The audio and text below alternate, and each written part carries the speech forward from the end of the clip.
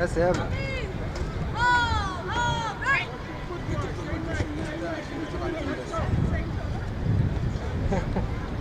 ولا مع السيد فوق. هنسجل على طول ولا؟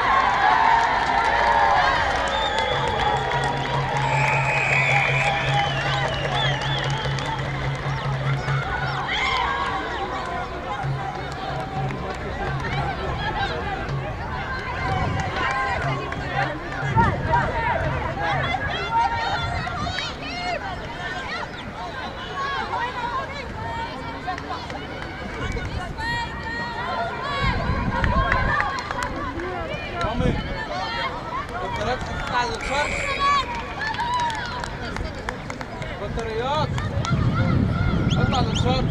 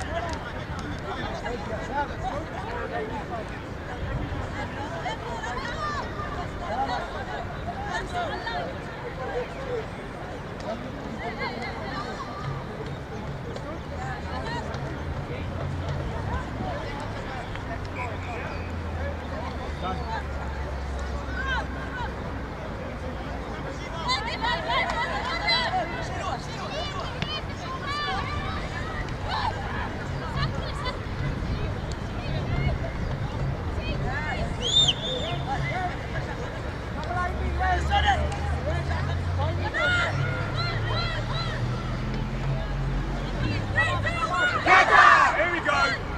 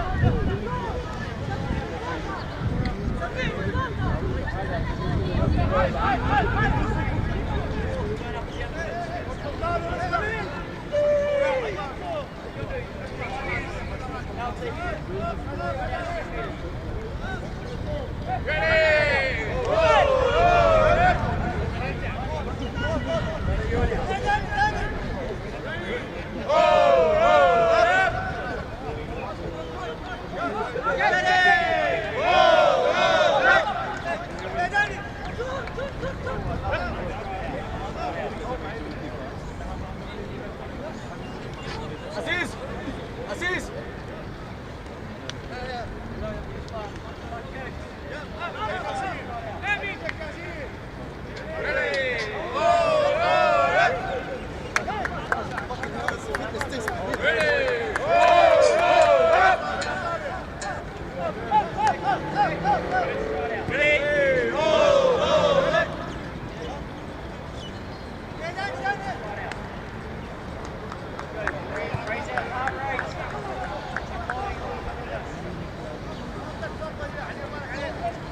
الو عليكم السلام. الحمد لله تمام.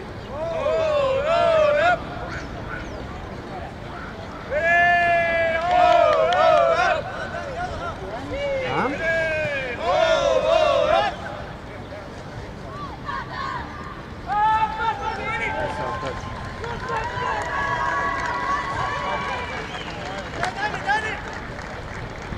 والله هو تقريبا كده انه احنا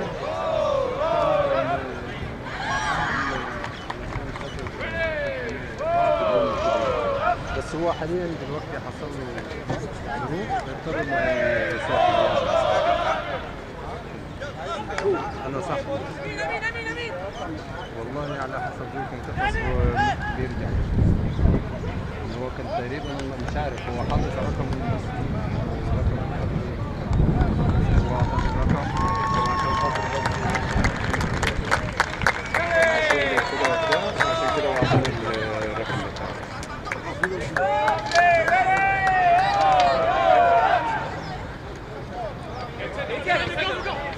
ان شاء الله.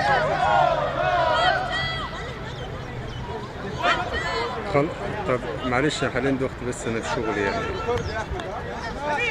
ماشي استاذنك.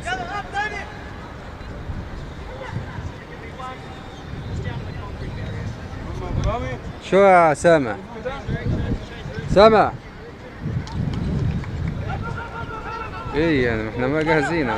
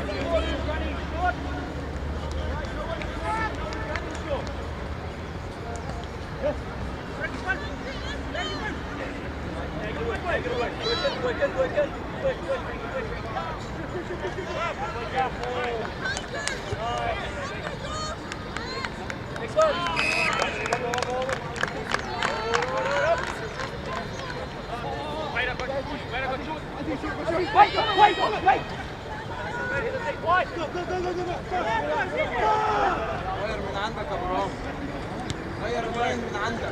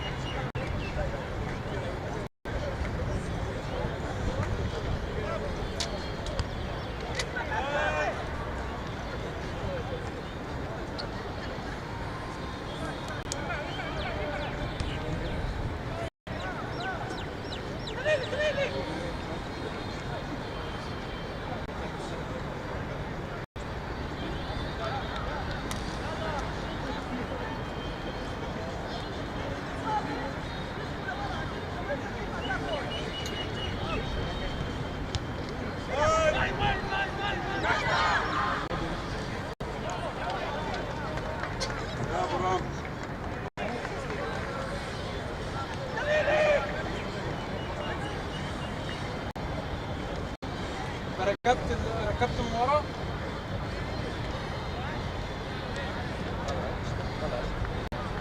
رامي ركبت الواير ده معاه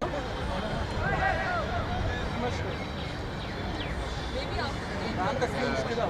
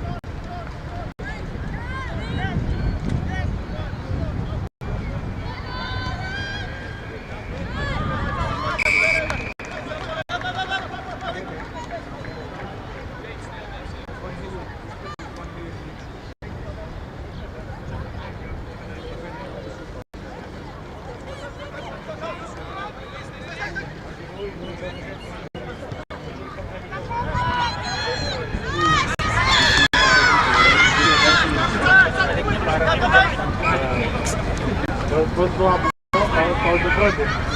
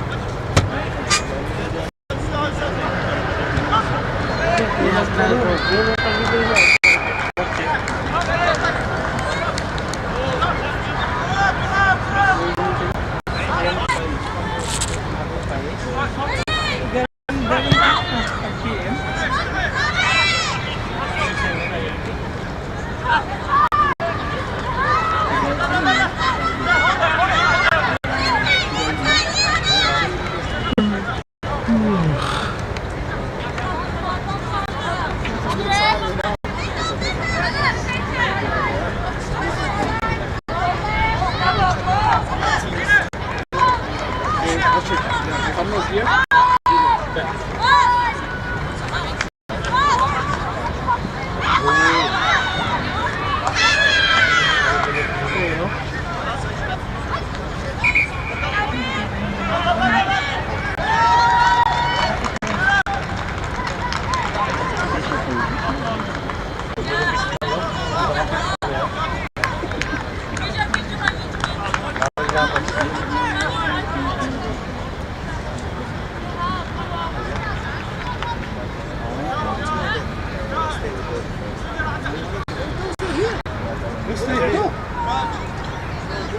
For Qatar in a game that's where they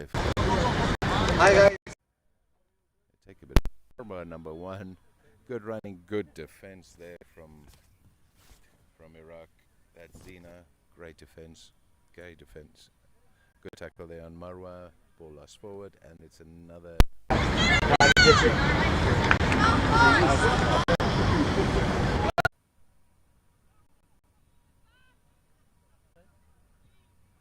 Interesting to see Iraq standing very flat. It seems that the first but Scruff takes it herself. Then she tries to link up with some of her opponents. The Qatar women are there in their faces, and they steal through the ball, but with a slight knock on there. And it's a referee's playing advantage for Qatar, for Iraq. And here's a break. Actually, this could be the first try ever for Qatar women in an Asia rugby competition. Salim from Iraq, brilliant under the post. She's going to make it easy. This is great to see the newcomers score tries. In the first game, we saw Syria score a try against the UAE, and now we've actually seen Iraq scored against Qatar.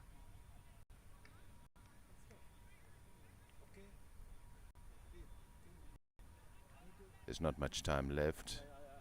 Let's just have a look. I think the referee needs to indicate to her, listen, you can't take your time. You only have 30 seconds. Okay, so let's have a look at this one. Good kick, but it's over. I thought it was going to drift to the left, but well done. So we've got 7 points for Iraq. This is the first 7 points that this Iraq women team has ever scored. Actually, first points that Iraq's ever scored in an A. So well done.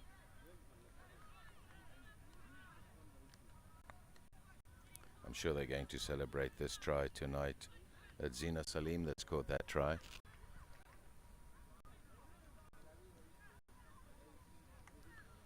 Kicker's making sure the players are behind the line. Let's have a look and see where she's going to place it. She's just going to be over the 10 meters. She just kicks it a little bit deeper, right in the middle, and it was a knock on, but it went back, said the referee. And Qatar does very well what they've been doing all evening, and they just run it, and there's always a support runner, but there's also always a defender. Well done to Iraq for defending valiantly, but they did not stay on their feet. And this is going to be a quick tap from Qatar. Unorganized defense there from Iraq. Now they need to drift, and that's going to be a score for Marwa. Marwa Tijani puts it down under the post. She just straightened up and went straight for the try line. So I think it's a little bit of inexperience shown there from Iraq. They did not really anticipate the quick tap from Qatar, and as we know in sevens, the quick tap, yeah, there's a good chance that the opponents would try to stop you before they retreat to 10 meters, and that could also give you another 10 meters. But the referee indicated that this is the end of the match. Ladies are shaking hands. I'm sure Qatar women are saying to Iraqi opponents, welcome. And this is your first time in an Asia rugby competition. So I hope you enjoyed it.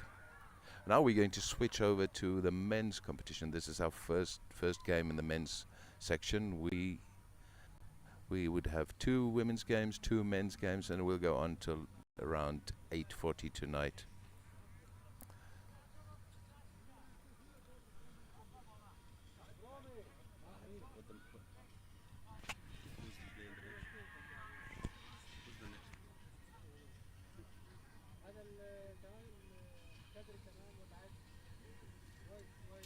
لا لا لا شوف شوف مساحة اللاعبين فقط يعني اللاعبين مساحة اللاعبين المربع اللي فيه الكورة واللاعبين واسع شوي ايه اوسع شوي مساحة اللاعبين لا انا باخد زوم واسمه باخد زوم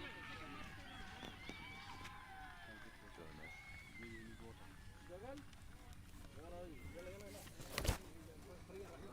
الفريق راح يدخل يا احمد يلا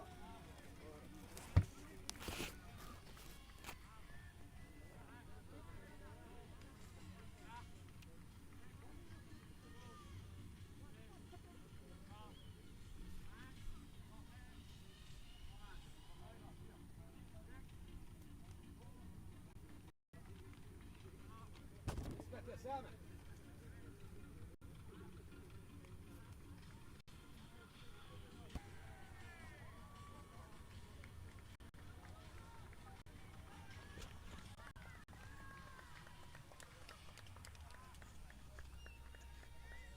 So earlier today we saw a historic match when Syria women played their first game in an Asia rugby competition. Then after that we saw Iraq women play their first game in an Asia rugby competition. And now we actually have Palestine on the pitch for the first time playing against the home crowd, the home team, Qatar, and I'm sure we're going to get a lot of support from the crowd for this Qatar team. This is their competition. They want to do well. They want to please the crowds. So we'll have a look and see how Qatar's going to approach this one with a short kick or a long kick. Just a perfect hanging kick gives their players an opportunity to get close to the ball. There was a knock on. And there's going to be a scrum. The referee in the middle is Tony Dumany. He's based in UAE.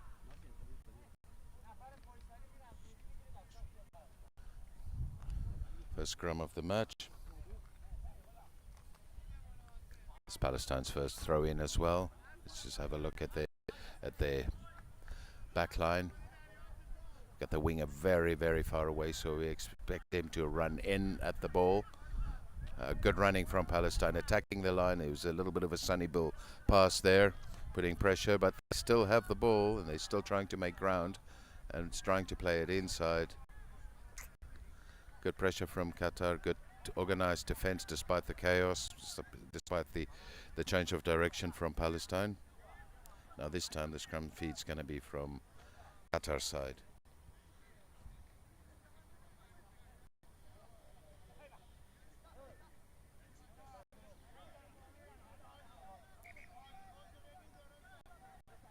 Both sides have big forwards.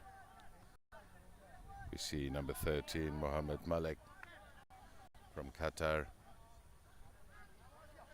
Under a lot of pressure from Palestine. And that's Francis Hughes.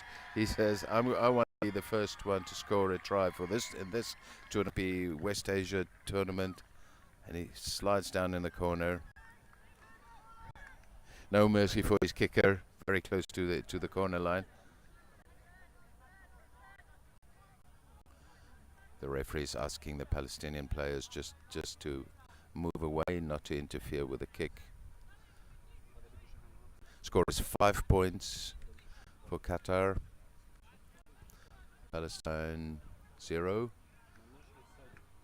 This was a very close one. The assistant referees had a look at each other and said this one was close, but it's not over. So score is 5-0.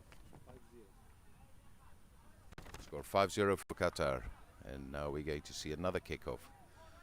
At this stage, the sun has just gone down just behind the stand, so it's not going to affect the kicks. There's no wind that's going to affect the kicks. Very good hanging kick. Good attempt from Palestine to tap the ball back, but Qatar has the brilliant play there from Qatar. Good defense from Palestine. It's a little bit of chaos. The referee says there was a high tackle. Let's just see what, and he says quick tap from Qatar, and that awards them with a try. And that is Elisa. Quick thinking there from Qatar. tries being scored close to the tries, or both tries have been scored very close to the corner flag.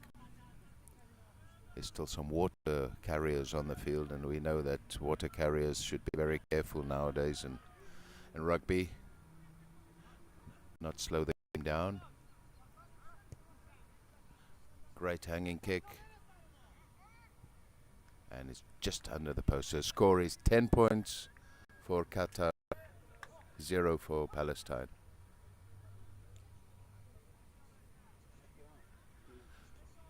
So score is 10 points for Qatar, 0 for Palestine. And the kickoff, is he going to kick to the same spot? This time it's not as hanging, but it just got grabbed there by Peter Tuolagi. It's very common name who follow the Tuolagi brothers.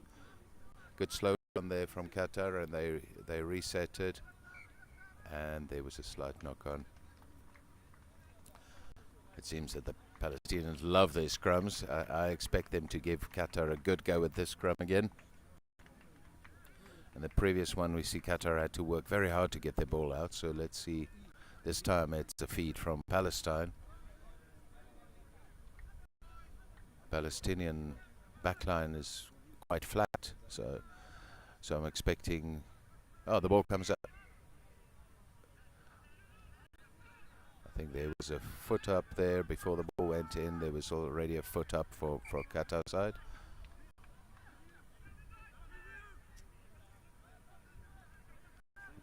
And now it's actually the first time that we see Palestine attack. Tackler, you need to release. That's Peter Tuolagi. And Palestine, they have faith in the rucks, it seems, and they do get the ball back.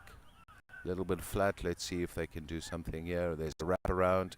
Good running there. He's looking for a supporter. Ball went back.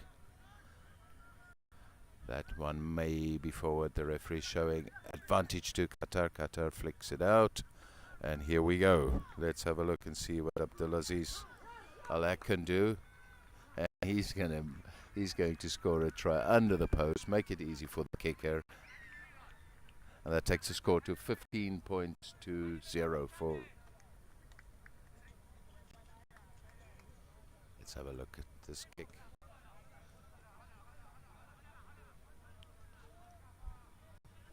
Elisa kicks it very, very high and makes sure that he gets the extra 2 points. Score is 17 points to 0.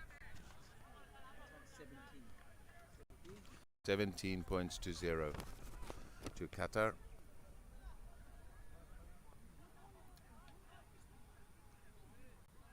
Elisa's kicked off quite a number of times today. This time he decides he's going to kick to the right side. Just going to get it over the 10-meter line and exactly where I think the Palestinians were expecting. Dominic Jason says, "Thank you very much, Elisa. You made it very easy for me. Grabbed the ball and dotted it down."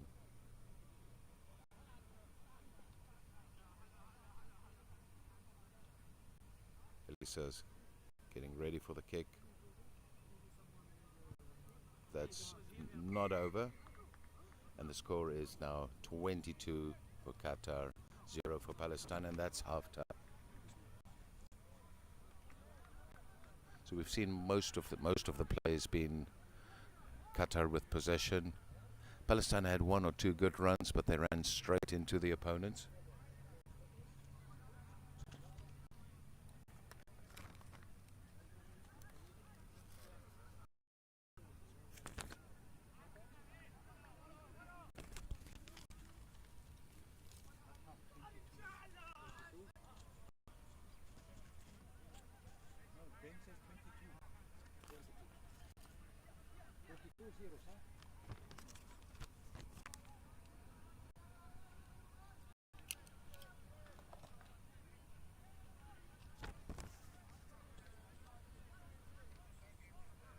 So there are many knock-ons, but in this game we've seen a couple of knock-ons. We have not seen many infringements. We saw 1 high tackle and 1 or 2 not releasing the tackler or not releasing the ball.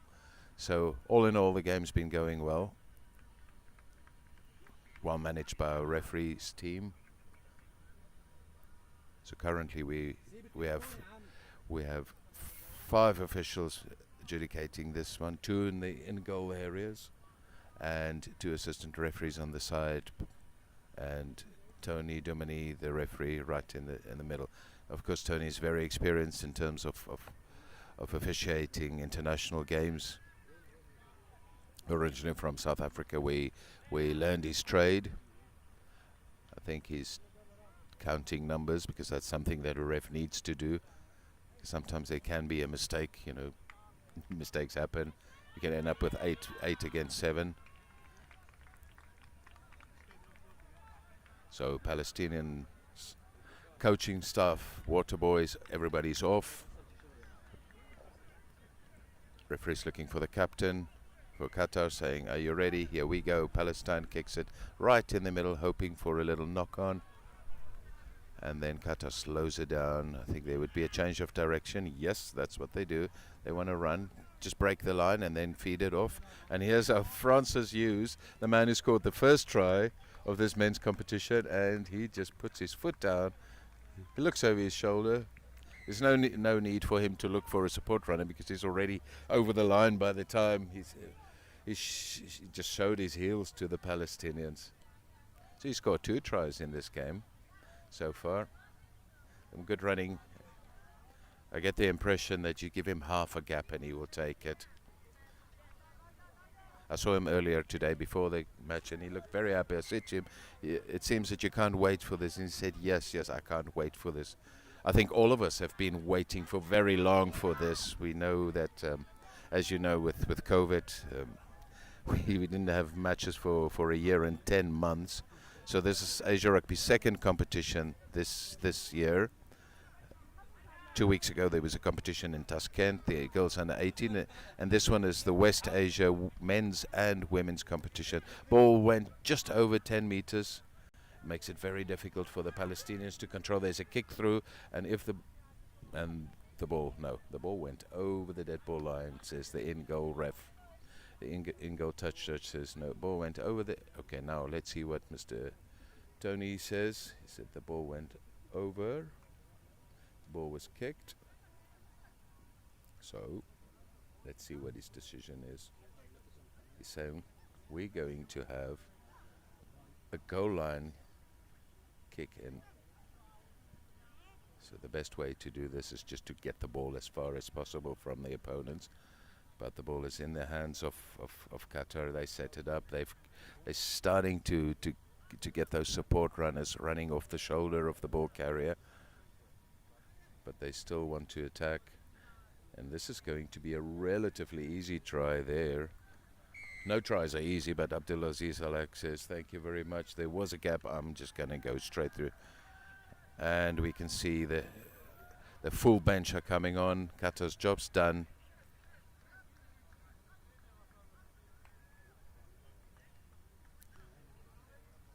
I'm sure the coaches believe that they've got it in the bag. Successful conversion. This takes the score to 29 points. Oh no.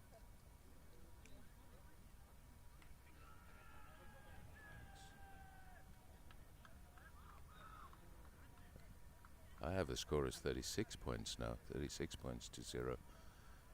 In the first 2 women's matches, of course, we saw some tries from Syria women and Iraq women. So hopefully we can see a try from Palestine as well. That would just be a celebration for them in their first Asia Rugby competition. But at the moment, it looks as like Qatar is just setting up one attack after the other. There is some incredible speed there shown by Bader. Bader, brilliant. 2 steps and he's over the try line. Bader Bakadori has just come on to the pitch.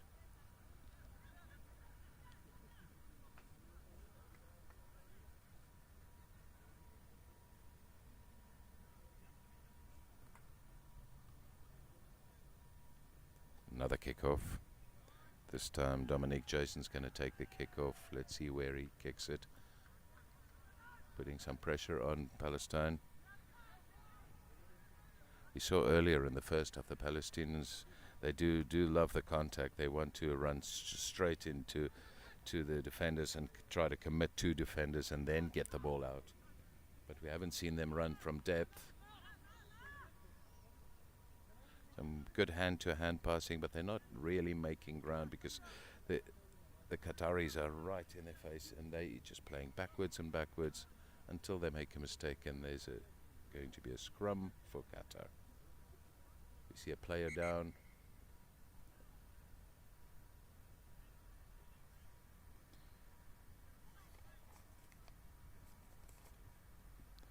Khalid Ali says, I'll continue play. Took a bit of a knock and he's ready to take a scrum again. As we saw in the first half, Palestinians are very strong in the scrum, so let's have a look and see what they're going to do, how they're going to organize this. Qatar attacking side, backline are all on the right hand side of the field, so we expect them to play it out wide. We just see number 8 Badr there on the wing, who came onto the pitch and just scored straight away. There was an offside from Palestine, and this is an ideal opportunity for Qatar. Quick tap, no defenders, and that is Wade Lotter scoring his first try of the tournament. I think in this case the Palestinians were really caught unaware of the intentions of Qatar. Conversion was good from Dominic Jason.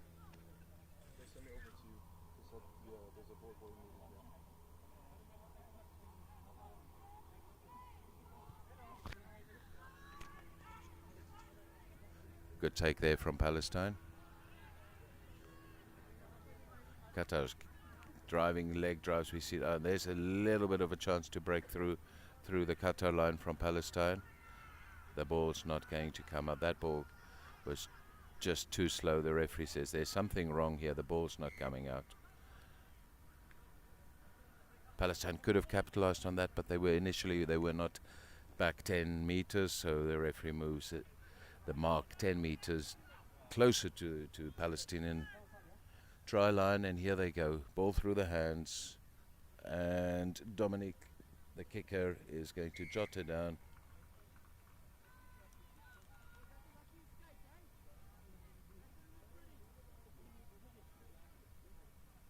I think Dominic is thinking by himself, why didn't I try to get closer to the post, because now I've made it very difficult for myself. But very good kick, hanging kick, but to the right.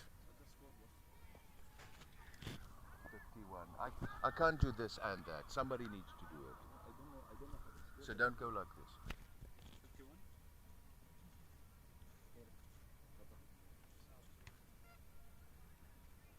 I don't think there's much time left in this game. Let's see if well spotted there, Mr. Tony.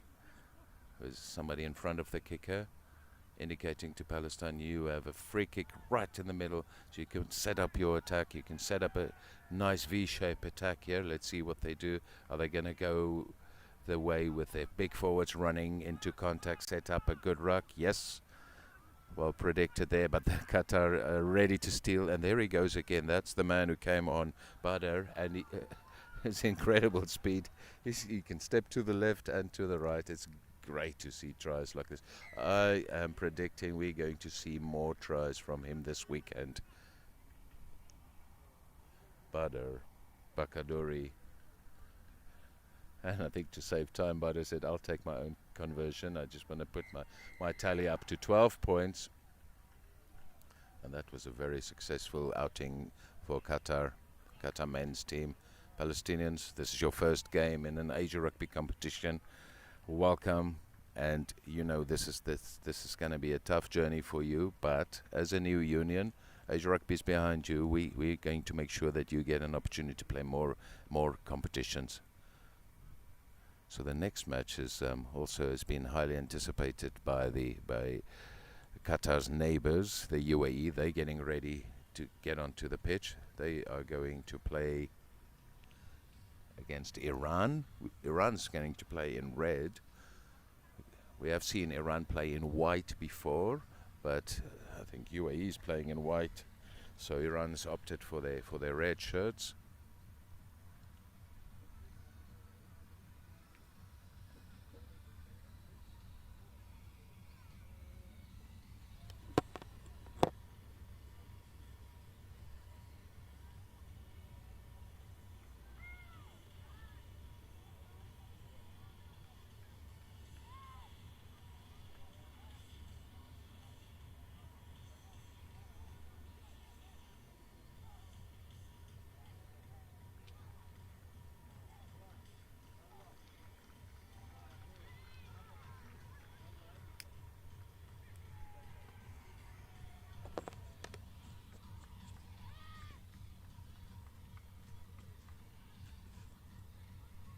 You see both teams are getting ready for this. UAE is lined up. UAE in their white and the green and the red and the black of the colors of their flag. Iran's playing in red. Red shirts, white shorts and red socks. Quite a festive atmosphere here today. The sun has just gone down, so it's cooling down a little bit. Basically no wind. Good crowd support, of course, for the local team, for Qatar, and especially after their 2 games, women and men's team running in very good wins in the first games. So yeah, as we know, this is a 2-day tournament. First game is very important to win and then build on a platform. If you do not win the first game, you've got some homework to do. So there are 5 men's teams, 5 women's teams, so that means that 1 team will not go through to the semi-final. Nobody wants to be that team, so I think we're going to see a battle there for 4th place.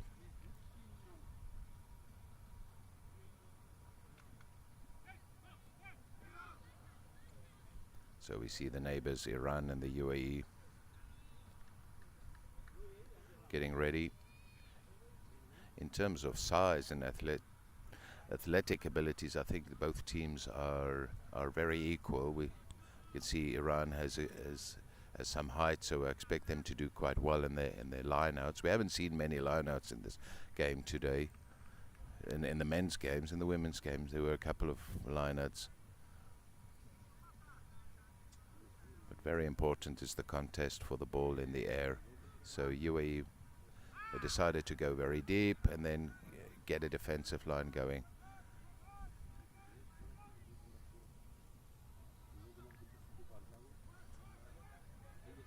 So UAE has managed to pin Iran down there in their own, close to their own try line, but Iran they keep their cool. They say we're gonna, oh, beautiful little switch there, and here's an opportunity for Iran for a breakaway, and we've got a winger with. And there was unfortunately a forward pass. The receiver knew he was getting a forward pass, and he was like, oh my goodness, if that was only a half a meter back, I would have scored under the post. Which of course was not guaranteed, because he had a UAE player chasing him. Okay, so this is our first scrum. This is where Iran and UAE are going to test each other's strength. From what I see, it looks like UAE may have a little bit of advantage in terms of height, and perhaps a little bit of advantage in terms of weight. So let's see if they can get a clean ball to the back line. Very clean ball, and the ball goes out.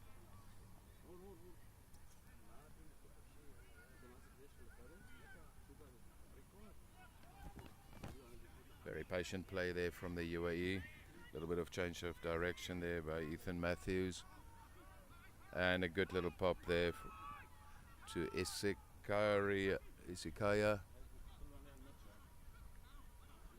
The UAE are very patient. They play through the phases. There was a dangerous tackle there from Iran.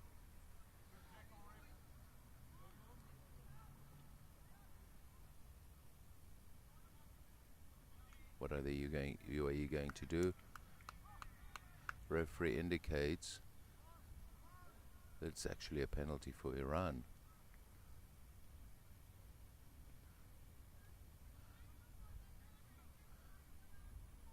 So Iran's still tucked into their own half, a little bit of a wraparound, but good defense there from the UAE. Good ruck set up by Iran. They want to run it straight. UAE's going to try to hold him up. Referee says release tackler. Somebody from Iran went over the ball, sealed the ball, ball couldn't get out. As we said, UAE quite patient. There's a forward pass, referee's playing advantage. No advantage, Iran's going to put the ball in. So Iran has not been out of their half, but they've defended pretty well because UAE came with very patient wave after wave attacks, ball, playing the ball to the left, playing the ball to the right, getting the ball through the hands. But good defense from Iran, forcing a knock on there, and now it's their feed. Let's see if they can get out of their half. I expect a strong scrum from the UAE. Yes, there it is, but the ball came out very well, very quick. And let's see in the midfield if Iran.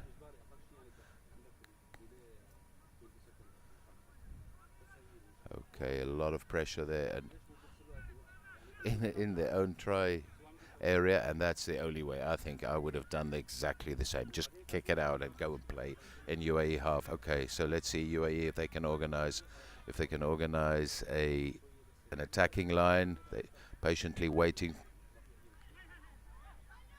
Ball comes out, and there's an opportunity. There could be an overlap here, but Iran is there. Iran defending very, very well. And as we said, UAE pretty patient. They know the gap will come at some point. And here goes Saki. Saki's number 12. He passes it. Good pass there to Luke. Luke Stevenson went down. And there was a penalty for UAE. Referee's still playing advantage. There could have been some offside there from Iran. Referee's playing advantage. Referee's on the spot. There's a try. I think I need to grab my binoculars to see who scored that try on the other side of the pitch. It looks like Isikaya that scored the try there on the other side of the pitch. So far we've seen UAE being very patient, playing through the phases, waiting for the opportunity. If there's an overlap, they would take it. Some good scramble defense from Iran. Referee's asking Iran just to come behind the kicker. Very good kick, but the toucher just decided this one is not over. So UAE 5, Iran 0.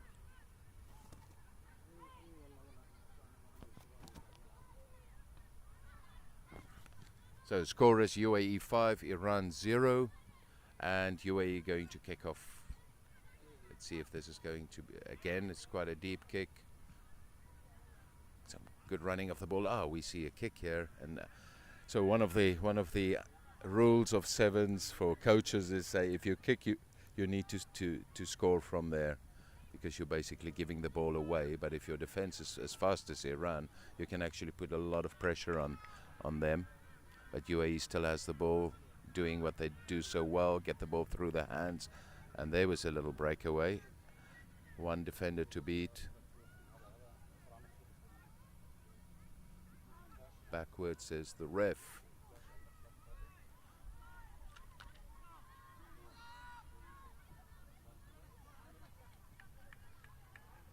That's not...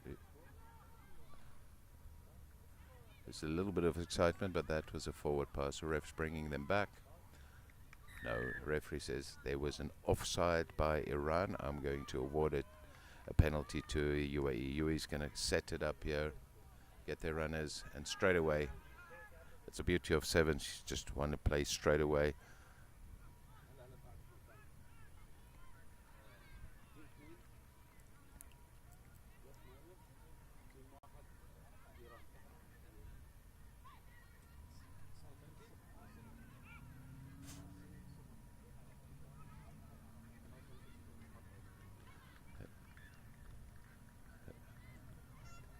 We see a flag up. There was a high tackle against Iran. flag was up, the ball went out, but let's see what the UAE can do with this one. Ball comes out. There goes Saki. Saki number 12. Saki Noso dots it down. This is UAE's second try. Makes it 10 points to 0 for the UAE.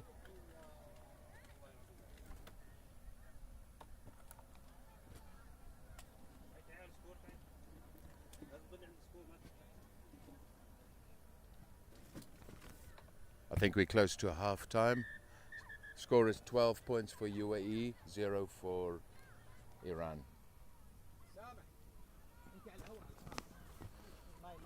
So first half we saw Iran being pinned down in their own half for at least 5 minutes. They managed to get out with 1 or 2 kicks, but the rest of the time they were stuck in their first half. Good defense from the UAE, good defense from Iran as well, because UAE had a lot of running opportunities, but there was always a red shirt on them. And then later on, when the gap started opening, we saw the UAE just score 2 tries, take the score to 12 points to 0. So we see the coaches talking to their players. We can see there on the UAE side, there's Coach Durant and Coach Yusuf and Coach Apollo,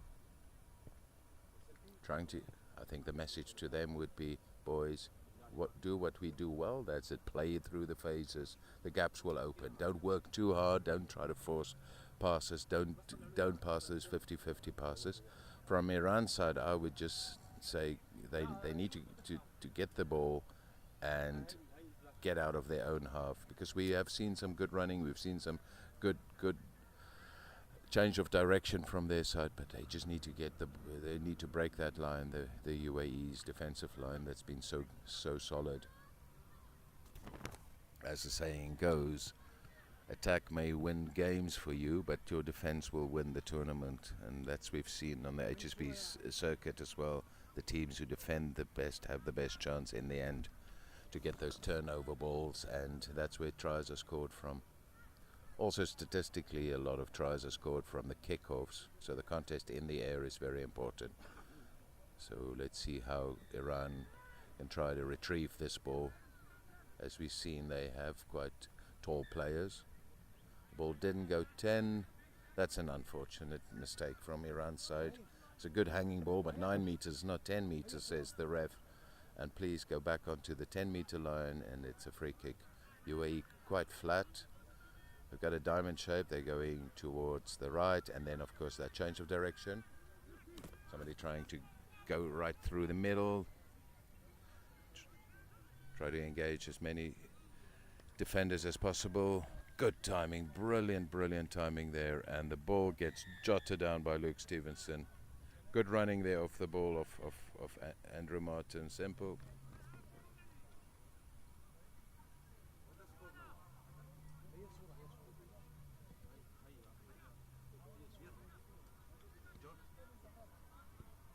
Score is now UAE 19, Iran 0.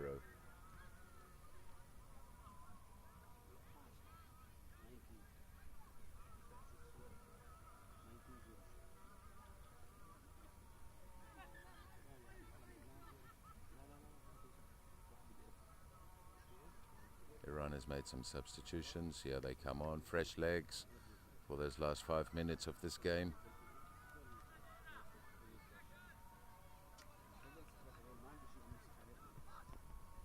Hanging kick, is this one going to be 10? Beautiful kick, good tap back there.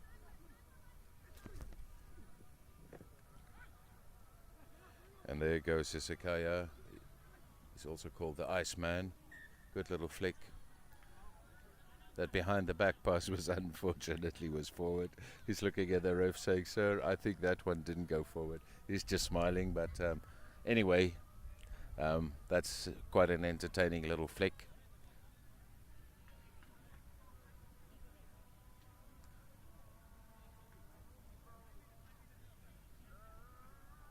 The referee was right on the spot, so yeah, forward pass, doesn't matter if it goes behind the back. If the ball travels forward, it's forward. So let's have a look in UAE's Going to contest the scrum, make it difficult for Iran. Iran puts it in. The ball comes out. Now they're going to try to go to the blind side. Try to get that little gap. Try to get the line break. UAE is doing very well at contesting for the ball. Referee's reminding UAE to stay on your feet. And Iran's asking, where's the mark, sir? And they're starting to run now. Let's see if they can get out of their own half this time. We've seen them. They do have speed. Ooh, good hands there. That was a real Velcro catch there. But they still they're still stuck in their own halves. Very good clearance there from Iran.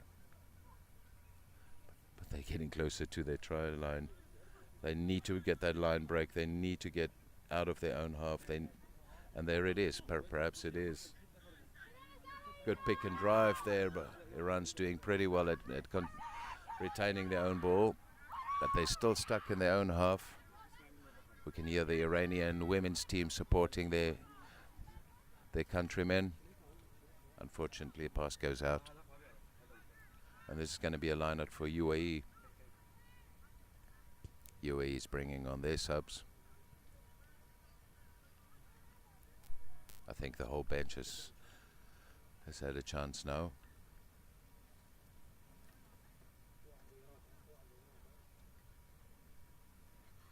Line-out throw for UAE.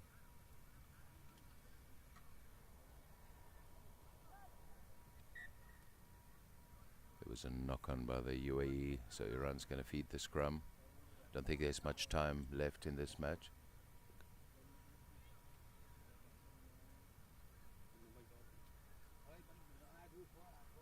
This feed will be for Iran, and this is similar to the first half. Iran gets pinned down in their own half. They do a lot of running, but they just can't get over, get that line break, can't get over the halfway line. Good change of direction. This time, this is their chance. If they can just get closer to the UAE try line, I'm sure they do have the skills to at some point break the line. Brilliant defense there from the UAE.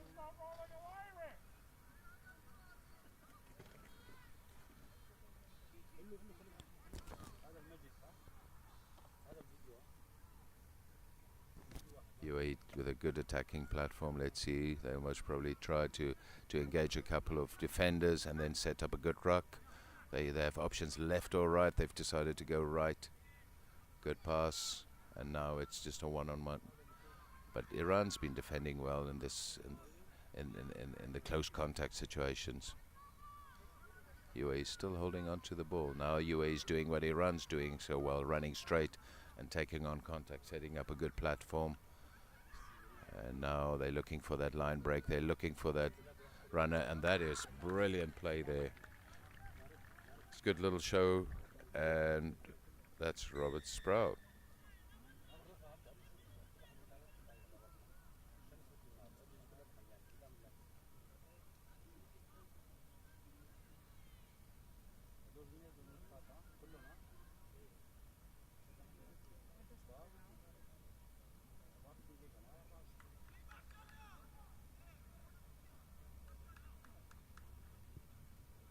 That takes the score to 33-0, and I guess we are very close to 33-0. 33 now. Yeah. 33-0. And this game is still not over. I'm sure everybody from the UAE side has had a run here. Beautiful little hanging kick there. Good contest in the air from UAE, but also good contest from Iran. They're still holding on to the ball. There's still a lot of rugby, but good tackle there from the UAE. Ball gets knocked on. That's Epeli, number 3 from the UAE, who's come on as a sub. Thumping tackle, and Iran player just lost the ball there. Scrum again. By the look of it, Epeli also likes scrummaging in sevens. Quite a solid unit there.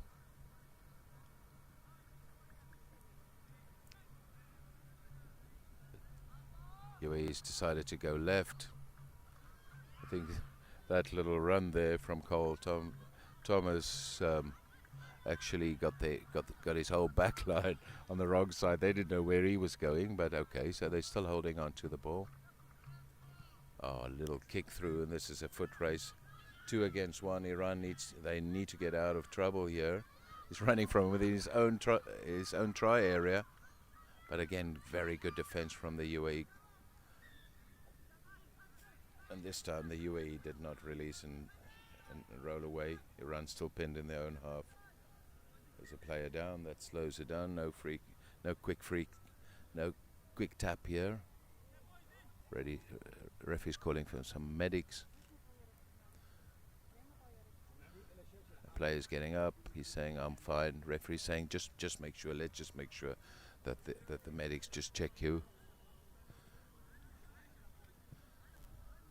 I think it's just a bump on the knee.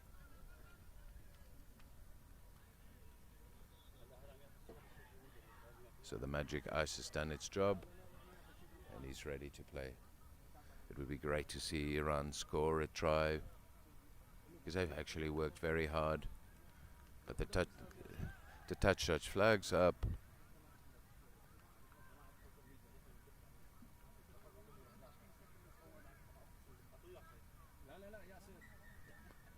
And that's the end of the match. UAE wins this match with 33 points to 0.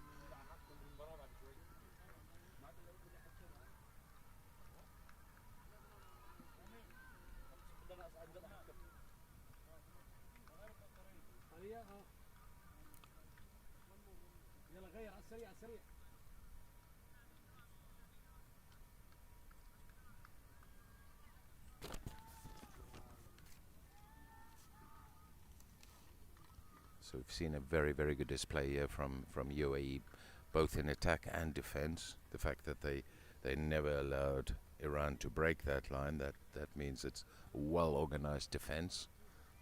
And we've also seen them play to the left, to the right, slow things down, and just play through the phases. So well done to the UAE. Definitely a team to look out for. Definitely a team that's got their eye on playing in the final. And so far I can also say that the local team, Qatar team, has definitely shown some talent there.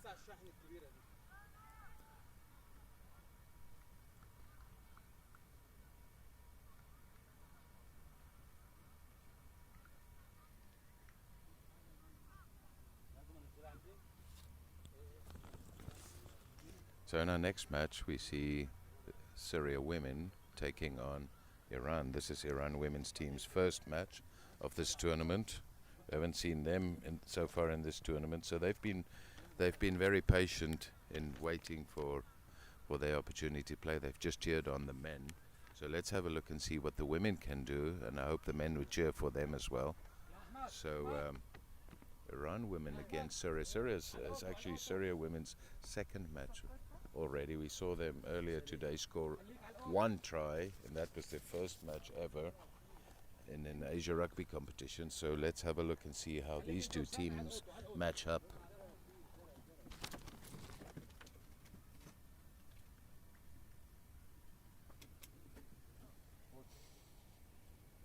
So both teams are ready. We can see the match officials just making sure everybody's is connected well, because they do need to communicate with each other through little microphones. So the ball is right in the middle, so at this stage we don't know who's going to kick off.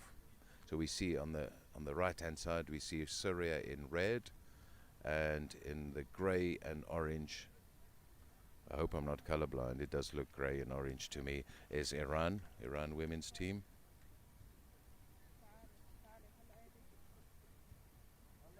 And here comes the ref. On the sideline we see Priya. She's from India. She's very experienced ref in the women's game especially. 2 weeks ago she officiated in Tashkent the girls under 18s competition.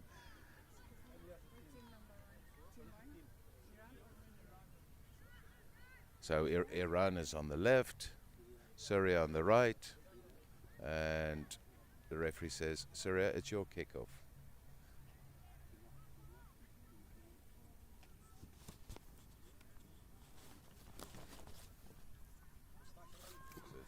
Syria women getting ready for the kickoff.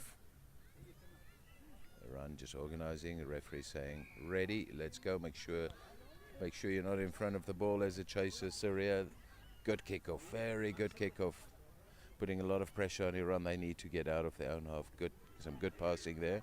Good confident play from Iran, getting the ball through the hands. And they have just made their intentions very clear. They are going to attack. There's some very, very good handling so far from Iran. Now, this is the first breakdown, and let's see if they can. But they're holding on to the ball. They're holding on to the ball. Referee's explaining, please release the ball. Okay, so let's see what Syria is going to do. There we see Syria's captain, Sarah Abdulbaki. She's calling the shots now. She's telling her players what she wants. She's saying, okay, what are they going to do? They're going to try to play it deep all the way to the right and then change direction. Beautiful play from Syria. Running into traffic there, well done. Good defense from Iran. And we're going to have a scrum. Iran put in very, very creative play there from Syria women. First going to the right and then change direction with a runner coming straight through the middle.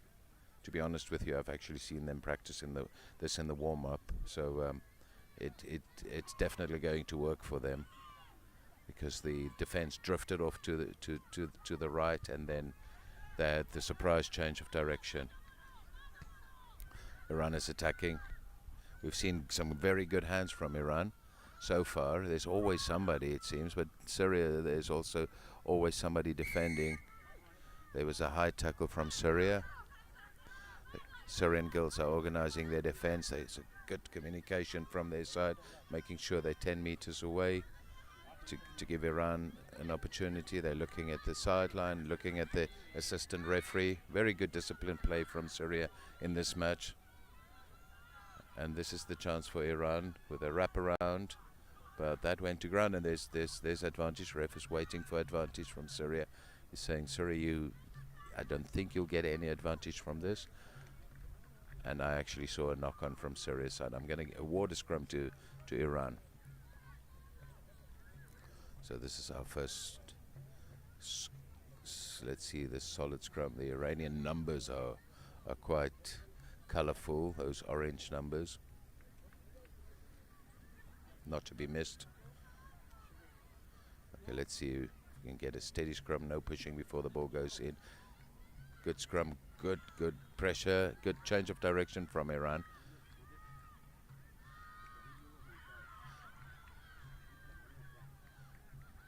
And they're keeping the ball alive. The ball is just flicking through the hands. Brilliant play from Iran so far. We haven't seen knock-ons, we've just seen hands, and through the hands there's a good chase and brilliant defense there from Syria. That was a great defensive tackle there. That's it looks like number 10.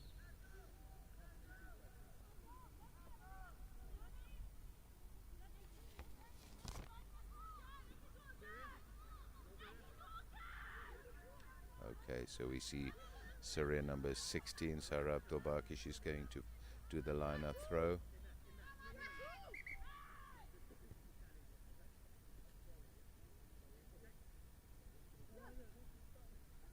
It's very important to get the throw straight. Beautiful play. This is textbook style. Unfortunately, there was a knock-on. Sarah looks at the ref and says, yep, I made a mistake there. No problem. It's going to be a scrum for Iran. Both teams look a little bit nervous at this stage because there's a lot to play for in this tournament. At least you want to get to a semi-final, and I think both of these teams want to get to that semi-final as easy as possible. So a win here would really help a lot. We've actually seen a lot of speed from Iran and some very tenacious defense from Syria. Now let's just make sure that they don't infringe. Now Iran is holding on to the ball. That's a bonus for Syria. And they take the quick tap. Referee saying you were not 10. He's playing advantage. And referees calling them back and say, Iran, you were not 10. And he's saying to Syria, please, here's the mark. And the girls are so eager. Both teams are very, very eager to score the first points. This is the first game that we haven't seen points scored in the first 5 minutes. So these two teams match each other very well. And congratulations to Syria for building up a women's program where we can actually see change of direction and wraparounds, and there's a good opportunity that battle on the ball there. One of the Iranian players not keeping to her feet. Again, quick tackle. Referee is going to give a card here and asking the Iranian player, number 9, and he's asking her, please go and take a break for 2 minutes. Her name is Sabah, and he's saying, please respect, 10 meters back. Okay, so Syria is just calming things down. They have a call. Let's see if they can do the same one where they go to the right and then get the impact runner right through the middle. Let's see, they go. There it is. Yes, it is exactly what they've been training so well, and they're really taking the defenders with them. Ball's gonna an infringement from Iran, and this is the best opportunity for Syria. If they can just get the ball through their hands, we can see their first try. This is absolute brilliant footwork there. Let me just see, who is that? That is number 11. That was an absolute good footwork. Her name is Rabah Refa. Brilliant. She puts it down under the post. Yeah, so far score is 5 points to 0 for Syria. Let's see if this conversion is successful. Referee's flag goes up. Well done, Syria. You're leading with 15 points, 7 points to 0. That was number 15. That's scored the conversion there. Yeah. So first score of this game, close to half time. This would most probably be the last play of this half. We've already heard the hooter, so the ball has to be kicked off now. Good little kick, just over the 10 meters, and as we've seen, Iran, when they get the ball goes through the hands. Some good running, and there's a line break, and good hands, but unfortunately a knock-on. Half-time, says the referee. Syria leading with 5 points to 0. There's not much between these two teams. Two different styles of play. What we see that Syria is playing a patient game. They love to change direction. They love to have that decoy runners, and they love to have that impact runner come through. Iran, so far, the ball went through the hands multiple times, running very hard at the ball, and unfortunately now we just saw a little knock on there. So both teams, there's not much in this match apart from the 7 points that Syria is leading with.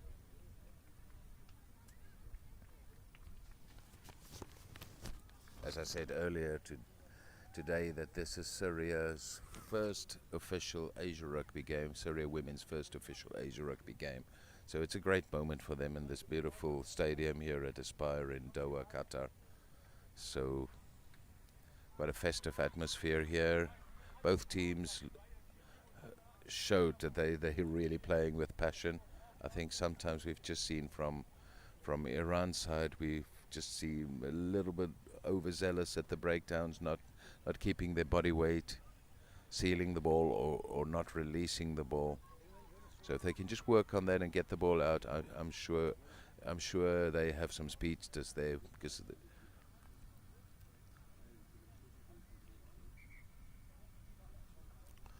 okay, referee indicating we're going to start the second half.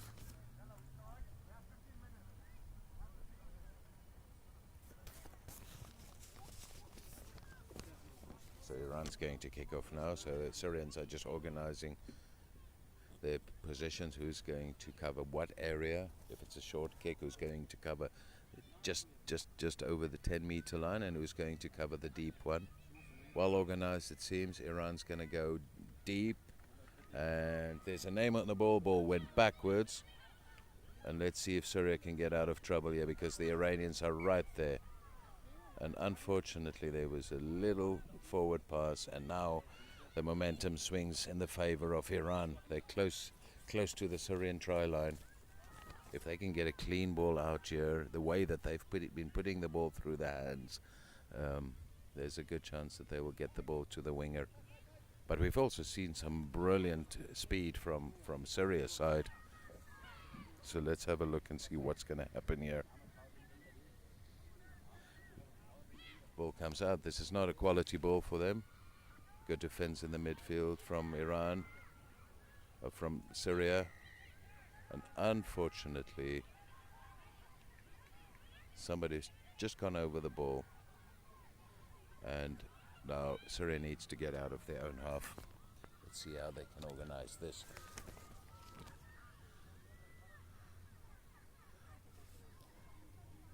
Ball goes back. And there was a knock-on, slight knock-on. So Iran's defense has been pretty solid. I think one thing that Iran just needs to work on a little bit is not to hold on to the ball when they go to ground. That's the first one. And secondly is not to go over the ball off their feet. So this is a good opportunity for Syria to get out of there.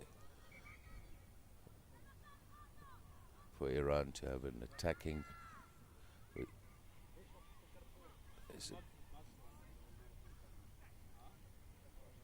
Iran gets the ball again, not a quality ball, but scrum off went around before the ball got out. So here's the opportunity for Iran. They're changing direction. There looks like there's an overlap.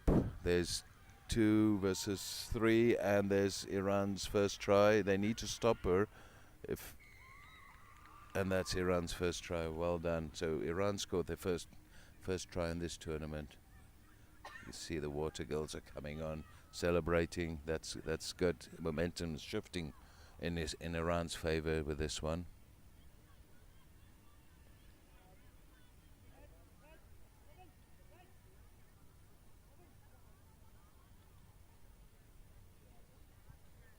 Good kick, and it's up, and the score is 7-7. Okay, so we've got a game on our hands with these two women's teams who are really having a go at each other. There is really not much between them. Iran, the heads are up now, the chins are up.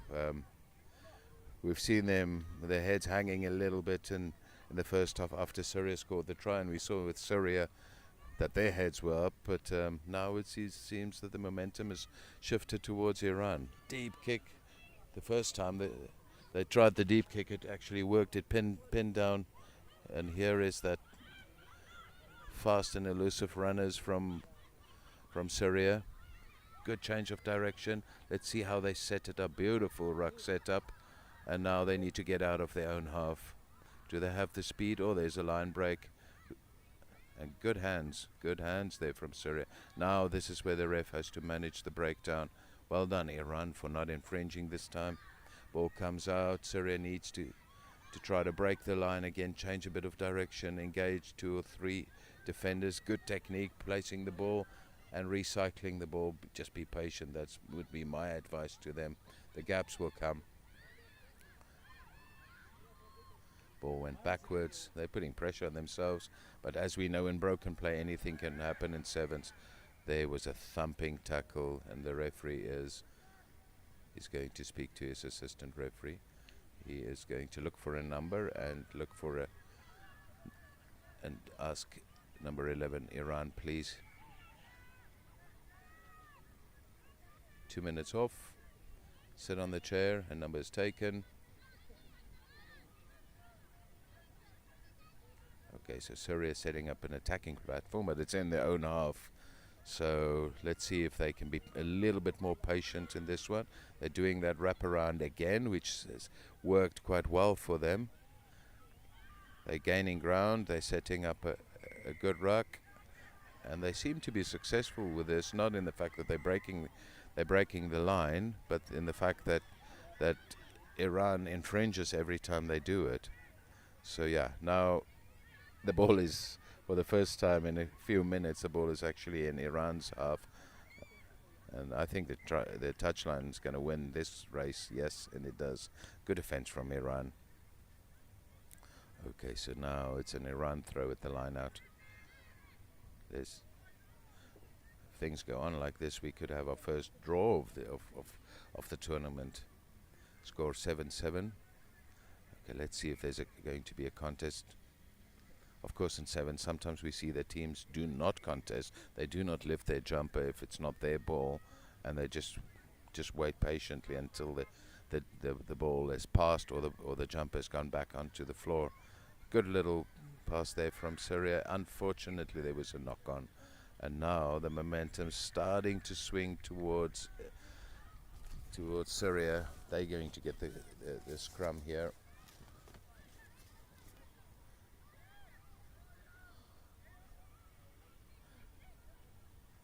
Some very good communication from where I sit. I can actually hear the Syrian women shouting the call, so they know exactly what they want to do with this, and then they send the speedster away on the far side of the pitch. Now they just need to calm down a little bit. I would say just calm down and play through the phases. And here's a chance. Is she going to outrun and perhaps win the game for her team? Yes, she is going around all the way. She's going around, and that's under the posts. That's Raneen. Raneen's just scored, and she's making it easy for a kicker.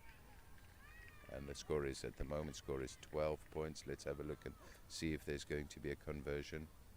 12 points to 7 for Syria.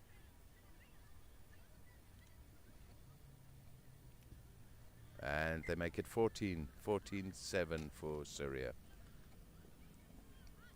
There's not much time left in this game if Iran wants to come back and perhaps get a draw in this game to score a converted try. But in 7s, you never know. I mean, if you have 1 minute to play, it's not impossible to score more than 1 try. So let's have a look. This is going to be very important firstly for Iran, just to secure the ball firstly, and then secondly to set up an attacking platform from there. We've seen them get the ball through their hands very well. So let's see where Syria is going to place this ball.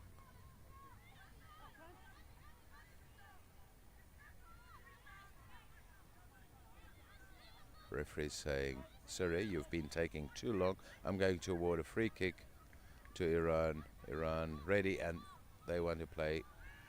And let's see, the ball goes through the hands. This time the ball comes out. Let's see if Iran can unfortunately knock on. And that's the end of the match. Heartbreak for Iran. Absolute heartbreak for Iran. And well done, Syria. You fought really hard. So final score, 14 points for Syria, 7 points for Iran. I think the takeaway from this one is that there was a very good turnaround in terms of Syria's performance after their loss earlier today. You can see the chins are up. We can see body language from Iran. It's disappointment. They were in it up to the 12th minute. They were still in it with a score 7-7. So each team will play 4 games in the round robin competition, and then the top 4 teams will play the semi-finals.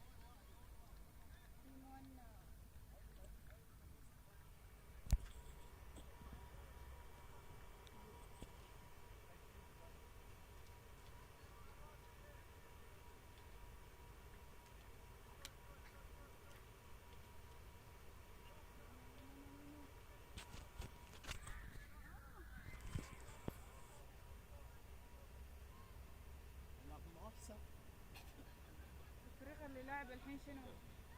الفريق اللي لاعب الحين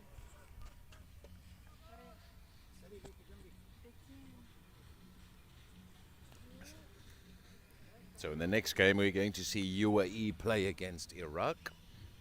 women's teams. You can also hear in the background some traditional music just to keep the spectators' toes tapping. Great carnival atmosphere here in Doha, Qatar at the Aspire Stadium. We can see UAE Reading. They're going to play against the newcomers to the block. That's Iraq. Iraq women, this is their first competition in Asia rugby.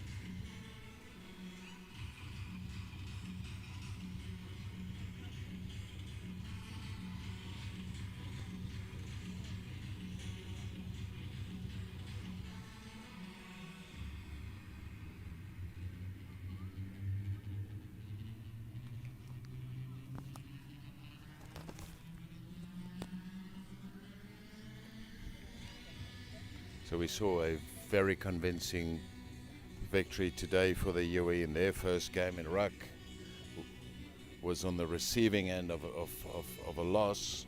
So I think in this game we're expecting some more power play from the UAE, and I think Iraq, if they can just keep their defense and keep the score low, because this is their first competition in an Asia Rugby tournament. So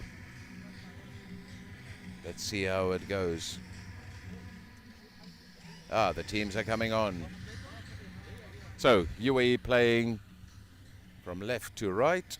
They're playing in white, and Iraq playing in the green and black. UAE is to receive the ball. You can see them pretty well set up. And now that the sun's down, there's actually a little bit of a breeze that may influence the kicks. So I think I would just recommend to the kickers just to make sure that they take the wind in consideration. So the match official, the referee in the middle, is Palak. She's from India, quite an experienced referee. An Asia Rugby panel. She checks with her assistant. She checks with UAE captain. Everybody's ready. Iraq, this is your chance. Get the ball. And the UAE ball's gone backwards, so UAE is going to set up an attacking platform. And good running there from the UAE. Breaks one tackle. Is she going to go all the way, or is she going to pass the ball? She passes the ball, and some good running. So we see our first try scored under the posts.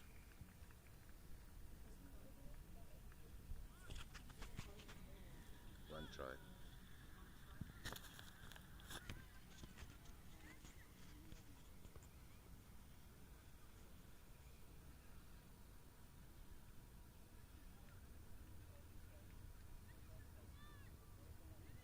Successful conversion takes the score to 7 points to 0 for the UAE.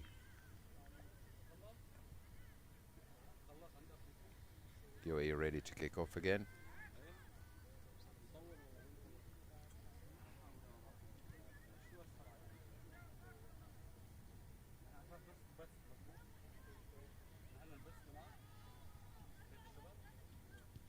This time that's a great kick, hanging kick. It makes it very difficult. Very, very difficult for Iraq. Unfortunately, UAE slightly over-eager, and actually two players went for the ball, and that caused the knock-on. So Iraq's going to feed this ball. Let's see what the UAE is going to do in terms of contesting at the scrums.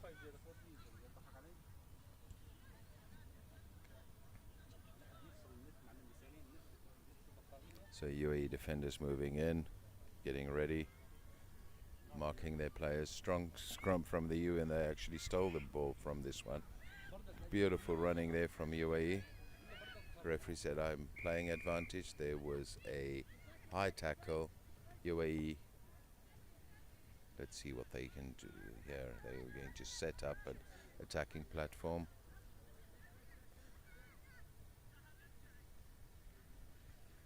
This ball would most probably go to the left. They're going to run hard and then try to get it right out to the winger. There's Tara Kearney. She's decided she's going to go all the way, and she's really having fun there behind the try line. She dots it down, makes it easy for the kicker. Let's just have a look and see if she can convert the 12 points to 14 points. Kicker's just checking where's the mark. She's asking.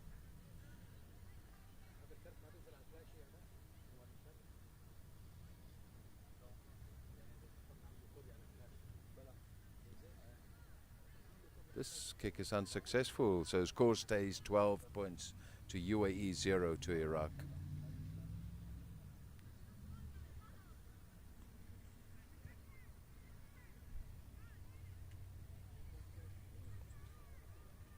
Okay, so previous kick that we saw, UAE contested pretty well in the air. This one again, you can see the wind's playing a little bit of a factor there, but again, there goes Tara again. She's just scored a try, and now UAE, they need to recycle the ball there. And that is some absolute brilliant play there from UAE. And the ball's going to come out to UAE. And that's it. She jots it down. That is Farah Al-Azri. So she takes the score to 17 points to 0.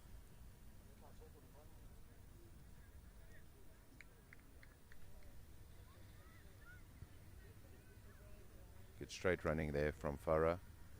Puts it down under the posts. This one is over, so the score is 19 points to 0.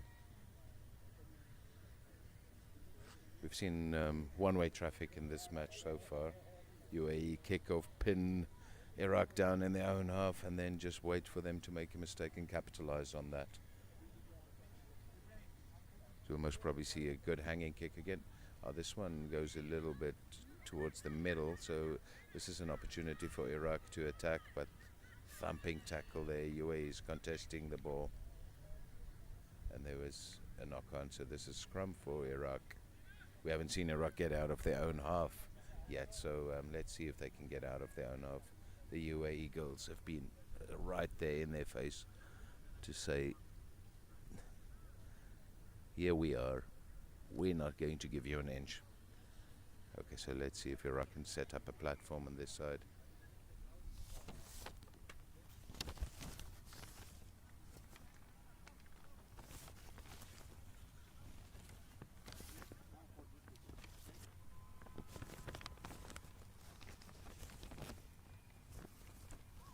Powerful scrum again. UAE just push them off the ball. Okay, so this time referee Palak says if you go to the ground, you need to release the ball, and then once you're on your feet, you can grab the ball again. Just a small technical mistake there from the UAE, but this gives Iraq an opportunity to do something with an attacking ball. The pressure is just too much.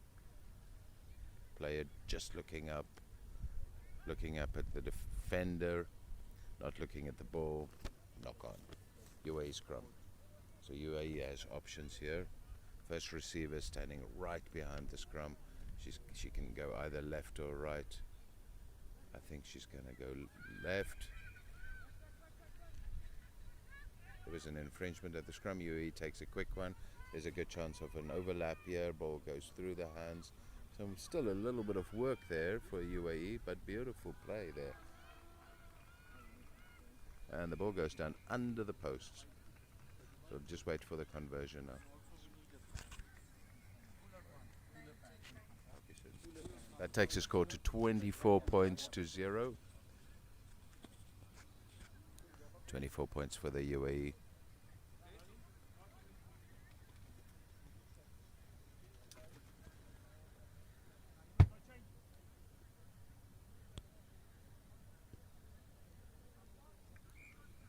Flags are up, and that takes its score to 26 points for UAE. And Iraq still has to score. So we've seen so many kickoffs in this game so far. We've seen the the 4 tries scored. And every time, of course, when you score a try, you get the ball to kick off to your opponents. Kick quite close to the touchline. Iraq playing the ball on the floor. They need to go back. UAE is not taking a quick one.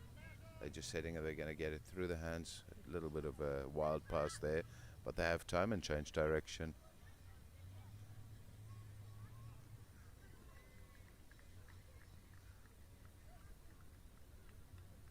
Ball gets jotted down.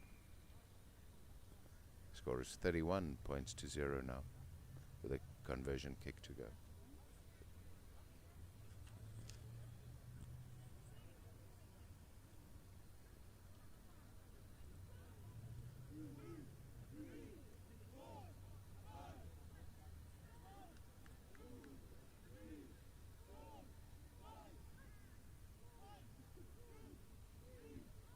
This one is unsuccessful, so score stays 31 points, and that's half time. 31 points to 0, UAE leading Iraq women.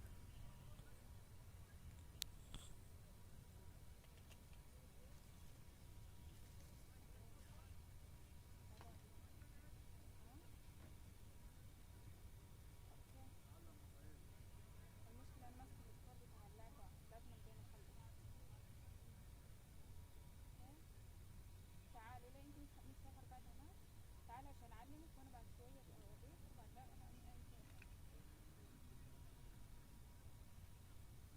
شفتي اسمها يلا لف كامل لف الملعب كامل بدي بشوفك كده لف كامل انا ملعب.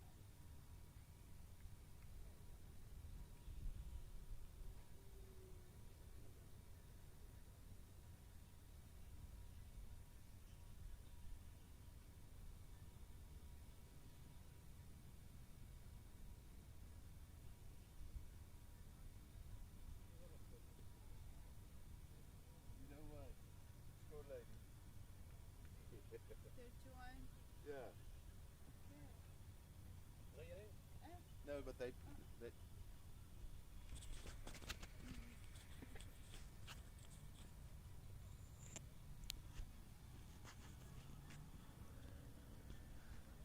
So yeah, welcome to all our viewers there, supporters from Iraq, supporters from the UAE, and just supporters of rugby.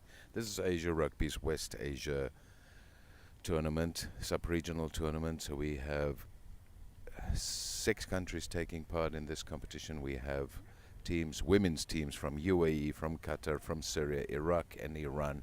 There are 5 women's teams taking part in this competition. Men's competition, we have, of course, the hosts Qatar, we have the neighbors Iran, we have the neighbors UAE, and then in the Middle East we have Syria and Lebanon playing in this tournament as well. And of course Iran and the UAE just finished their game earlier, the men's game, where UAE won. So UAE have done pretty well so far, both men and women's teams. This women's team's leading 31 points to 0 against Iraq. As we know, Iraq, this is their first competition in first Asia Rugby competition. So we welcome them and just enjoy every moment of this. Doesn't matter what the score is, just get the experience under the belt. So we've seen some good running from the UAE. We've seen some hard work from the UAE at the breakdowns. They're really very good in defense as well. They're right there in the faces of the Iraqi women. So UAE ready? Referee Ms. Palak, she's asking Iraq captain, are you ready? She's just making sure there's 7 players on the pitch. Hello.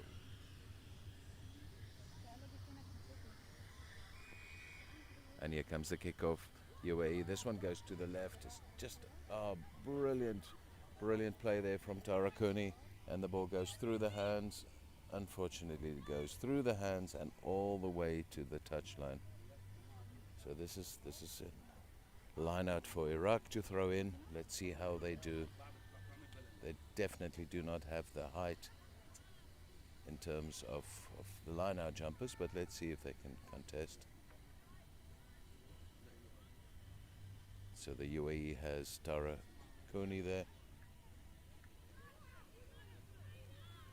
It's a little bit of confusion from the Iraqi women's side. They think it's a scrum. Now they're saying, okay, we're ready for a line out. Referee Palak's making sure everybody is 10 meters away, and if you're close to your try line, the try line can be 10 meters, so you cannot get over that line if it's less than 10 meters. So let's see if we can get a successful throw here. The ball did not go straight, and there's going to be a scrum for the UAE. Referee's asking, what do you prefer? UAE says, we want the scrum. They've shown that they're very strong in this scrum, so the ball's going to come out, and they'll most probably play it right to the winger.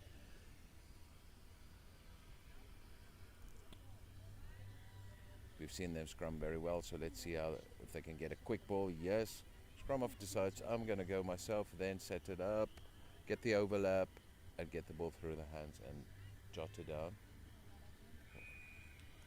Very patient play there.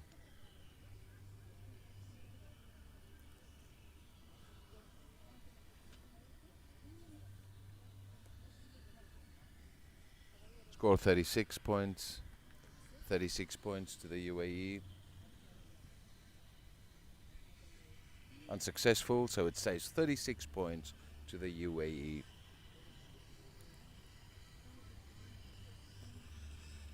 So UAE has scored 6 tries already. No, let's think. 5 tries.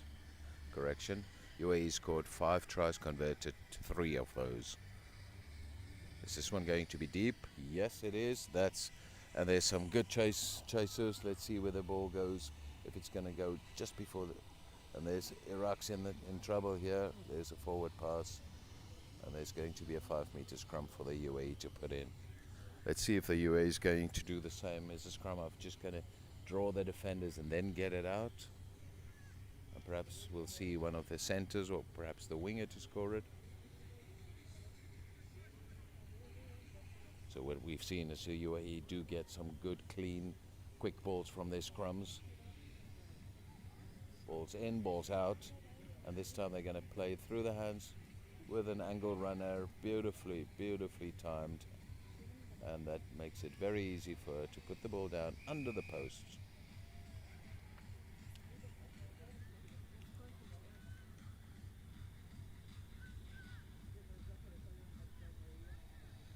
Takes the score to 38.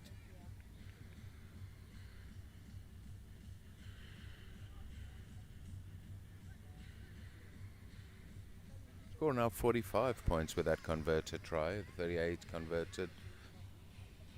45 points.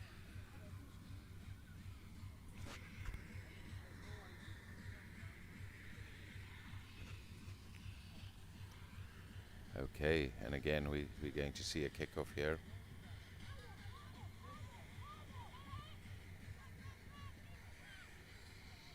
The UAE is making it very difficult with these kickoffs for Iraq.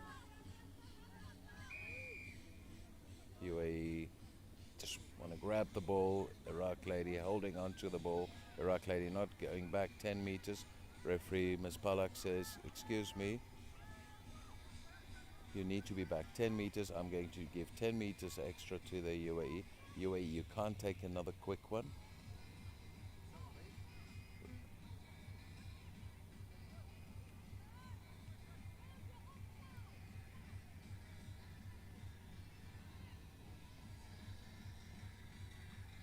Here they come, the UAE. They're going to play it right through the hands to the winger, and let's see if they can get a try there. There goes Asma. She's decided she's going to try to break the line, set up a ruck, and from there on another attacking platform for another infringement from Iraq. And quick tap and try time for the UAE. This takes the score to 50 with a conversion to come. So they've put the half century up against Iraq.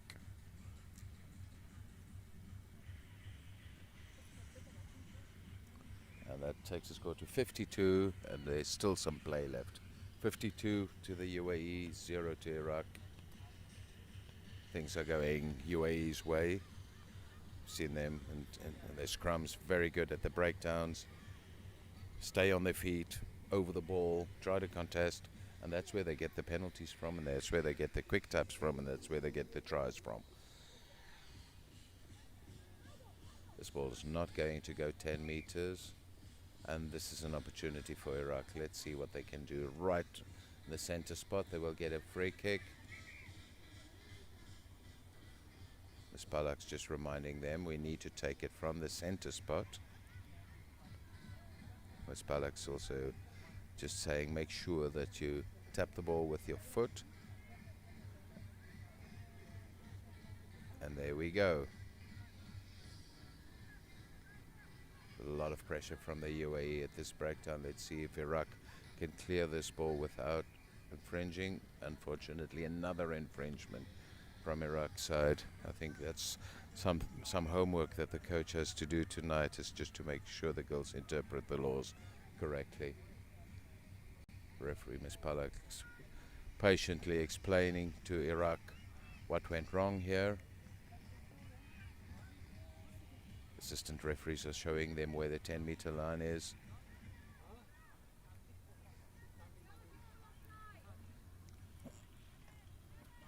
Seems to be a little bit of confusion. If they just look to their left and to their right, they will see the assistant referees showing them where the offside line is.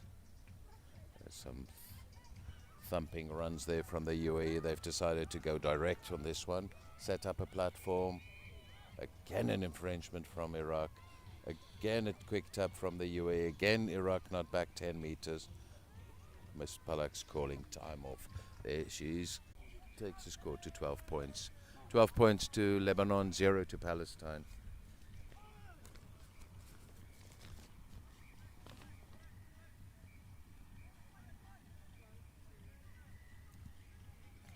Good hanging kick.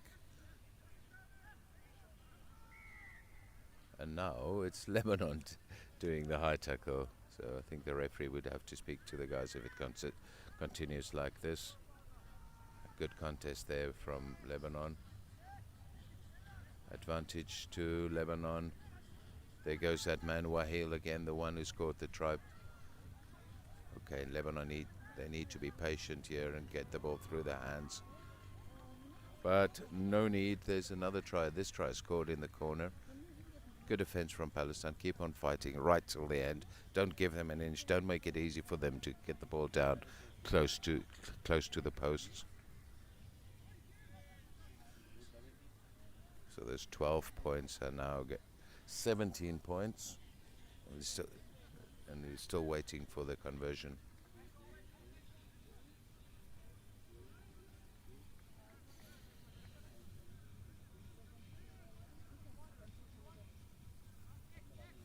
Good kick, and the flags are up. That's brilliant. So score is 19 points. 19 points for Lebanon, 0 for Palestine. Okay, so I think we have a new kicker and he's going to go to the right. He's going to test the Palestinians.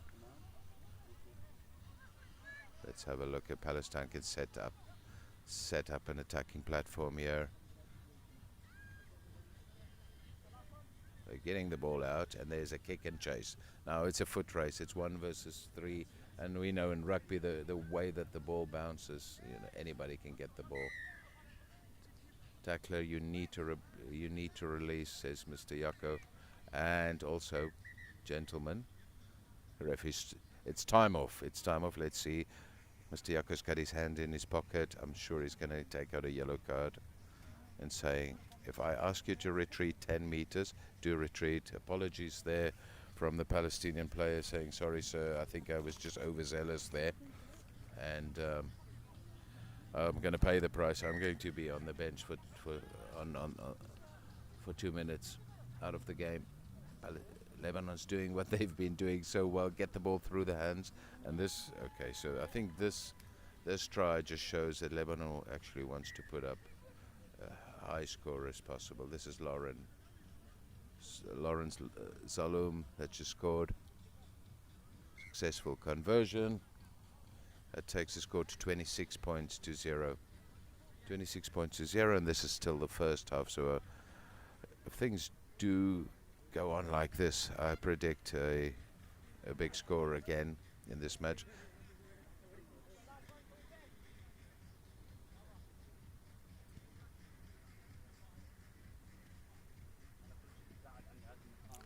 Advantage to Palestine. There was a slight knock on, but now Palestine is actually running with the ball for the first time. We can actually see them running freely. Lost the ball, there's advantage, but I think referee's going to blaze. Yes, he blows his halftime whistle. Gentlemen, take 2 minutes off. And as we've seen so many times now, the referees, the match officials are coming into the middle, just have a quick discussion on what they've observed. I think they will most probably discuss the amount of high tackles that we've seen in this match already, and there's still there's a yellow card as well.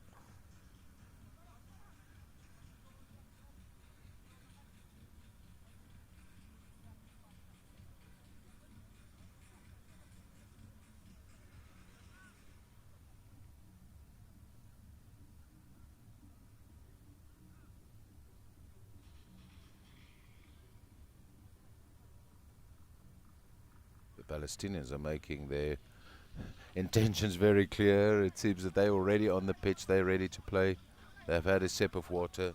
As we've said earlier, it's actually not too hot, it's not too humid, there's not much of a breeze, but although this is in the Middle East, we have to remember this is October, this is the time that the weather changes and things cool down a little bit. Of course it would be quite high, the temperature, if it's late 20s or early 30s in anywhere in the world except for the Middle East, people would regard it as hot, but over here these players are used to temperatures like this, so we haven't seen any fatigue. It's still early in day one, so we'll see how it goes by tomorrow night once every team has played at least 4 games. So there are 4 group games for each team, and then there will be 4 spots in the men, 4 spots in the women for the semi-finals. There's a knock-on from Palestine, and referee plays advantage. We have to remember in sevens, advantage over is pretty quick. That was brilliant power play there from Lebanon. And a try, good try. We also saw somebody being grabbed by the collar, but fortunately didn't pull the man down. I think it was good that he released before he actually pulled him down. These things do happen sometimes, you know. So ideally coaches should coach the players to go below the shoulders, below the chest line. That's where the ideal tackle or ideal legal tackle should be.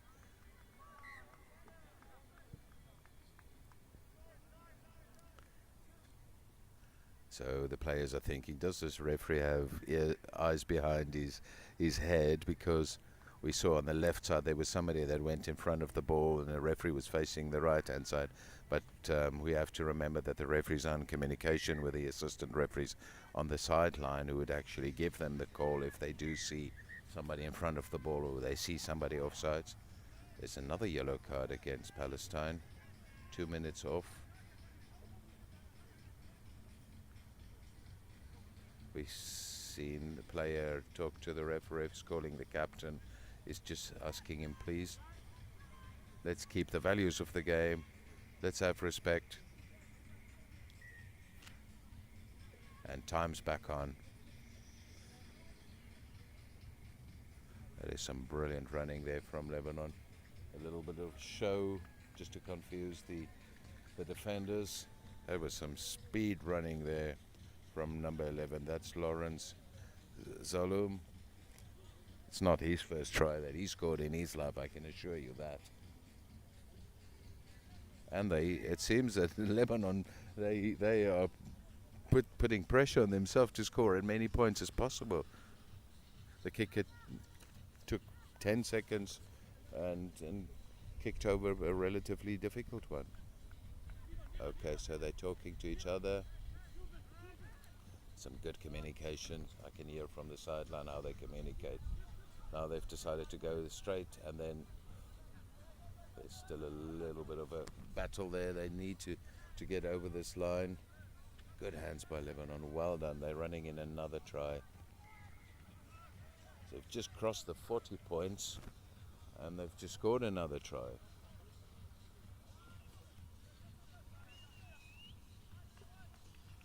So that takes the score to 45. We still have a conversion to go. Another good kick. Assistant referees look at each other and say, yes, we both agree that Wahil, you can add the extra 2 points. So we've seen some very good kicking here from Wahil in terms of his kickoffs. He alternates his kicks and he puts a lot of confusion in the minds of the Palestinians. And in that sense, they do take control. There goes Wahil again. Love to send his flyers away. But that is a flyer. If we've ever seen a flyer, his name is Raymond. Well done, Raymond. And I'm also sure that's not the first try that he's ever scored in his life. And this was the quickest conversion kick that I've seen in a long time. He jotted the ball down, passed it to his kicker dropped it, and within 5 seconds after scoring the try, they're already ready to kick off again. It also seems that Lebanon has more than one kicker. Is this one going to go 10? It's very clever. They leave it and the ball goes 10. Palestine has the ball, but they're in a difficult situation now because Lebanon's contesting. Referee says, Palestine, you're holding on to the ball. There's a player down. And Lebanon says, we're doing the same thing over and over. We're just going to run at you. The gaps are opening now. We can see a little bit of fatigue creeping in here in the Palestinian side. And the score is 59. And we've got a 60 on the scoreboard. Score is 61 points to Lebanon, 0 to Palestine.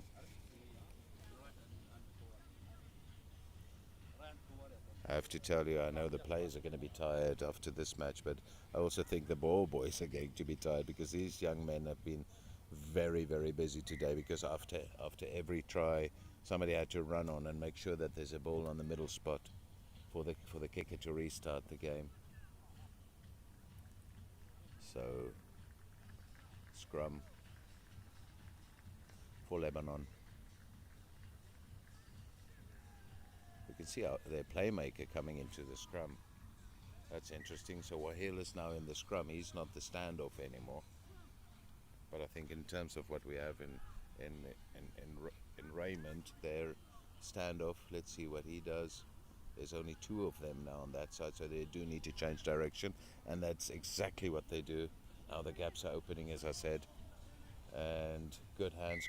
Unfortunately, that forward pass, they're looking at each other and said, man, that's unfortunate. We could have scored another try here. This is a bit of a relief for Palestine. Palestine's getting ready. There's some subs coming on.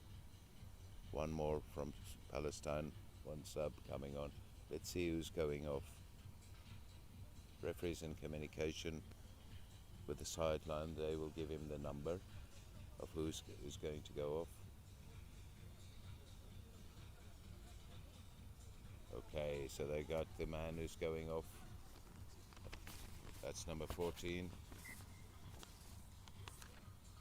I think the Palestinians are not really so sure what number is on the back of their shirts because there was a little bit of confusion of who's number 14. But okay, ball's out. As I said, this is Palestine's first competition and first Asia rugby competition. So yeah, it's so good to see them here. Let's hope they can build a solid squad for the future so we have more of these cross-border competitions. We've actually seen some good attacking, and there goes Lebanon again. Breakaway try. There's one thing that I can assure you, that Lebanon, I haven't seen a slow player in Lebanon's side. Ray Isikander scores it, gets the ball to the kicker, gives him the fist bump. Jad Al-Halam adds 2 points, and Mr. Yako, the referee, says the final score will be 68 points to 0, and we can see the players embracing each other, saying thank you very much. Doesn't matter what the score line is. Thank you very much for a good game. Thank you very much for a relatively clean game. There were a couple of high tackles, but I'm sure that nothing was intentional. There's some good brotherhood amongst these teams. So yeah, Lebanon has opened their account with a very, very convincing win against Palestine. And I'm sure the crowd's going to get restless because the next match is going to be a cracker. These are the two teams that have put up high scores in their first games. This is the home team, Qatar, against the UAE. And what we've seen so far, that these two teams, they do not make many mistakes, firstly, and then secondly, they do know how to play patient rugby and hold on to the ball. So UAE is playing in their white, red, green and black shirts, and Qatar is also in the white, but they've got the Qatar colors. I think for me it's maroon. I think people may call it something else, but I'm just going to call it maroon. Okay, so here they come, and then of course we can hear the crowd support from that side, from the other side, because this is the home team. Everybody wants them to do well. So they're getting ready. Mr. Gaif Jalajal, the competitions manager, just showing the teams where to enter the pitch.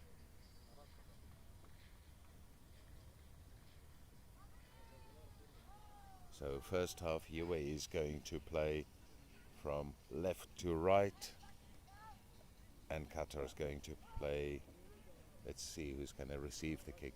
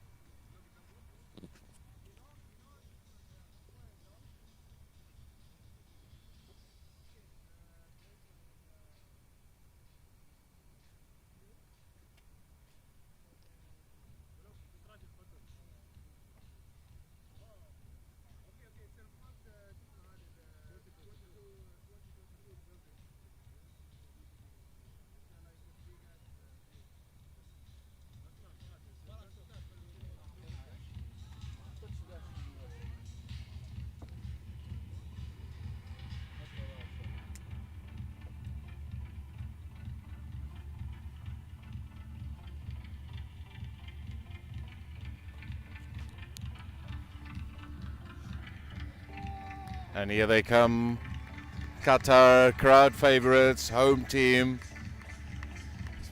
going to take the kick-off. This is a big match for them. This is where you need to stamp your authority, the UAE, making sure that they get in the final huddle, get those encouraging words in.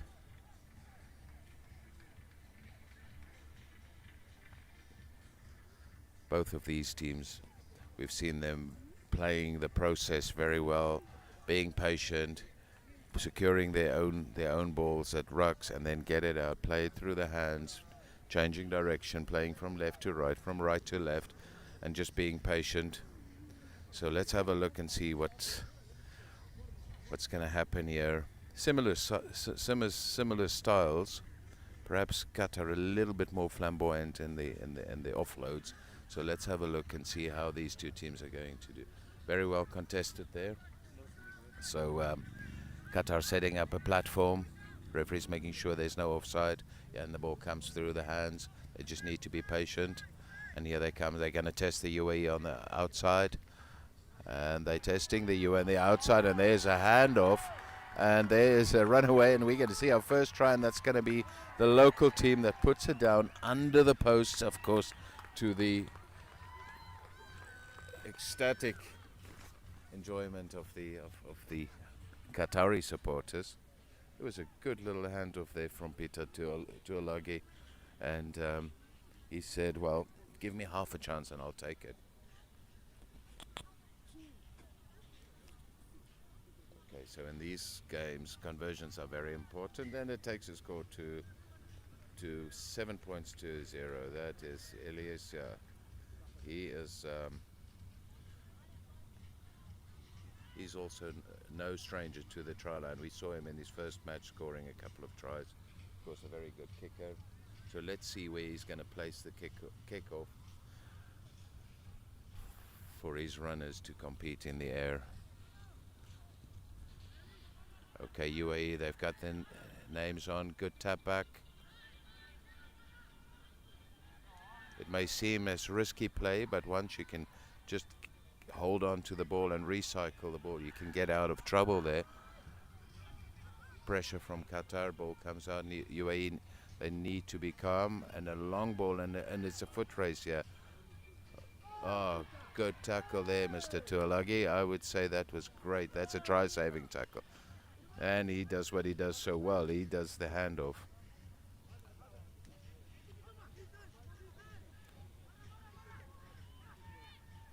And it seems that there's always somebody to take the ball. So well done, Qatar. And now, let's see, they're going to try to break the line and then get an offload. This is their style now. They set it up and get the offload or get the pop from the floor. They're getting their attacking line in order again. Now they're going to go left. Slow it down, slow it down. Look at your options, slow it down. He's keeping 2 or 3 players busy. Peter Tuolagi. Okay, Qatar's playing a very direct game. They want those offloads. They're making it very difficult for the UAE because you need at least 2 defenders to get them down. They're very, very strong on their feet, and also very strong in their upper body with those strong arms pushing the opponents.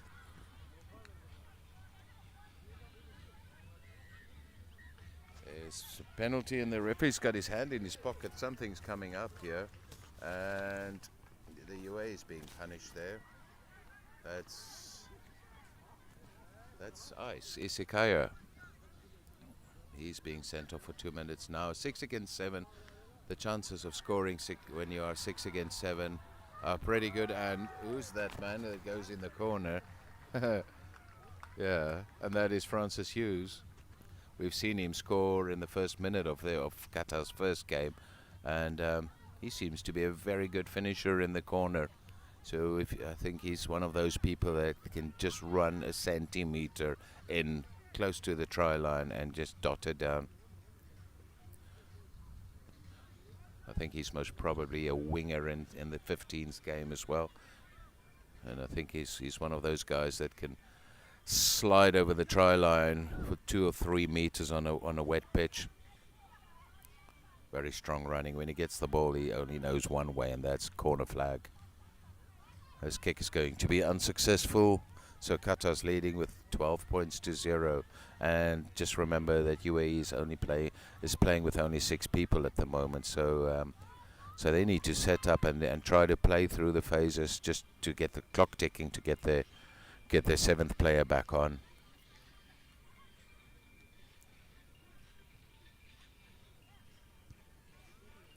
Very good kick, very deep, testing the UAE.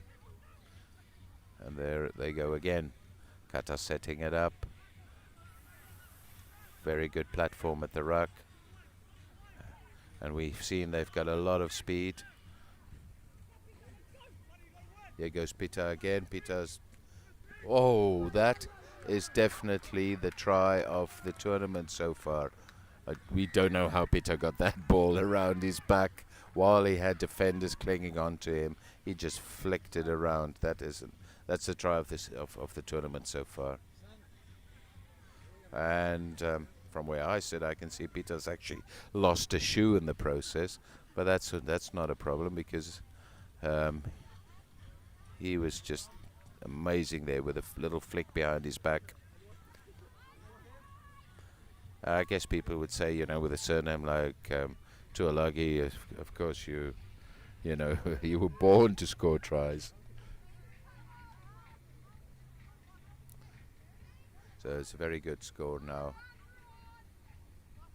It's about 1 minute left in this first half, and let's see if the conversion is over. Yes, the conversion's over. Score is 19 points 2-0 for Qatar. So I think Qatar's just going to do the same again. They're going to put pressure on the UAE with the kickoff and try to disorganize UAE's defense, and then just run at them, set it up, and then get their speedsters on the side. UAE's tapping back. The first one was not that successful because Qatar was right on them. Now this time the UAE has the ball. This is actually the first time that they've actually had the ball. Oh my goodness. That's what we call pressure. Well, it went backwards, so now we can see the UAE. They're doing the same to Qatar. They're saying, well, we're also going to play the handoff game.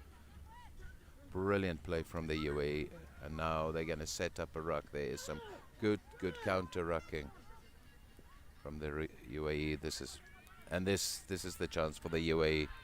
We see Iceman. He's back on the pitch.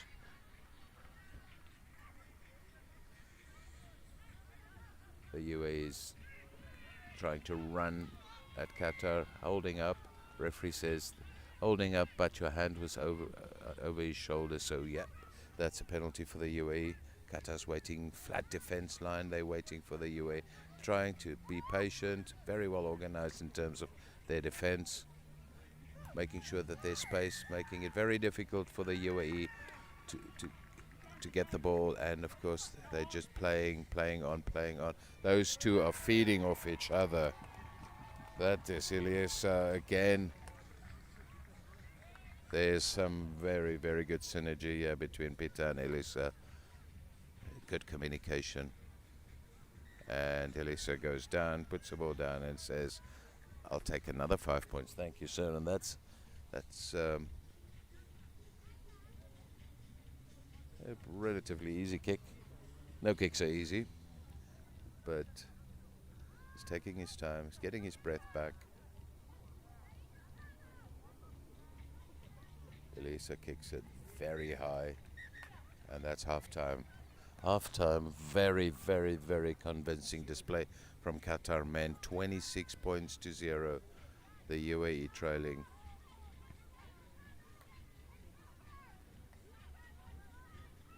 Judging on the first performances from both of these teams, I think this 26-0 score was not really expected by the UAE or by the crowd, but I think Qatar just saved the best for this game so far. Very physical, very good at the breakdowns, body positions, contesting. We can see the referees in the middle talking about this. Discipline has been pretty good in this match.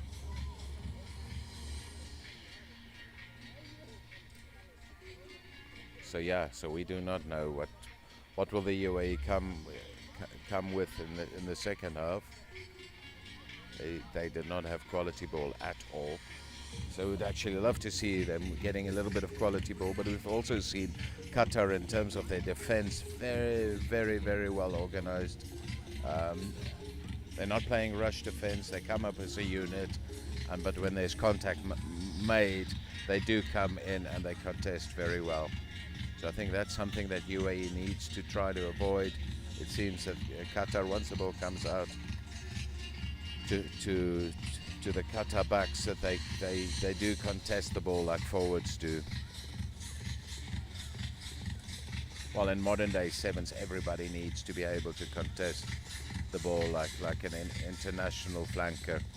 You need to get your body over the ball, stay on your feet, keep your balance, maintain your own body weight, and then contest. And that's something that Qatar's been doing very well. Okay, so the UAE is going to kick off and try to get the ball back from this kickoff.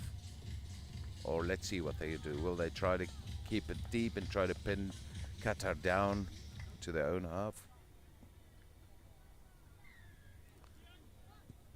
That's a hanging kick. They do want to contest this one. A good tap back, and here's an opportunity for the UAE. They know they need to do something, a little bit of a show, and then this is how the UAE played in their first game. They were very patient, waited for the opportunities, try to get a ball out wide, and then bring it back. But those thumping tackles from Qatar's side, just putting pressure on the UAE. And now the UAE is keeping calm. They playing the process, and there's a good little break. But good defense from Qatar.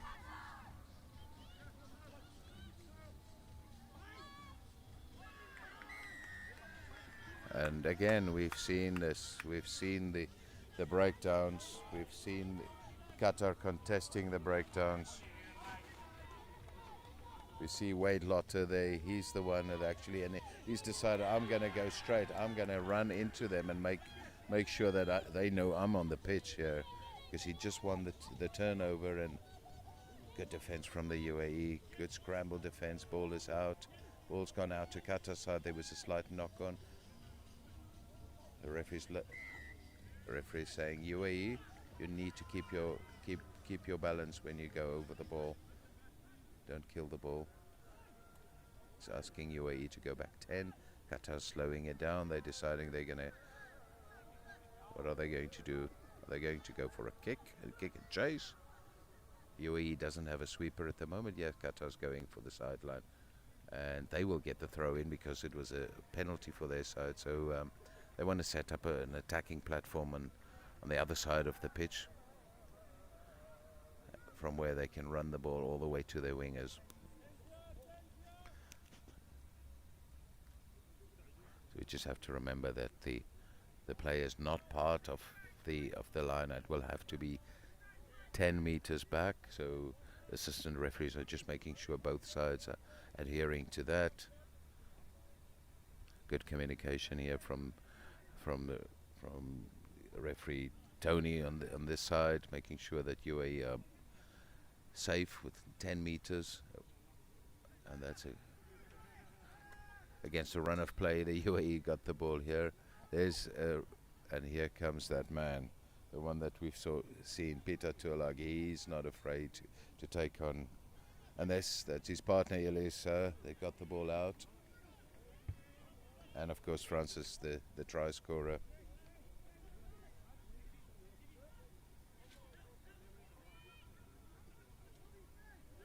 Okay, Qatar very, very confident in the breakdown, but the UAE managed to steal the ball. That was Epeli. Well done, Epeli. Got the ball out. And that's a turnover that pleases the crowd. And here they go again.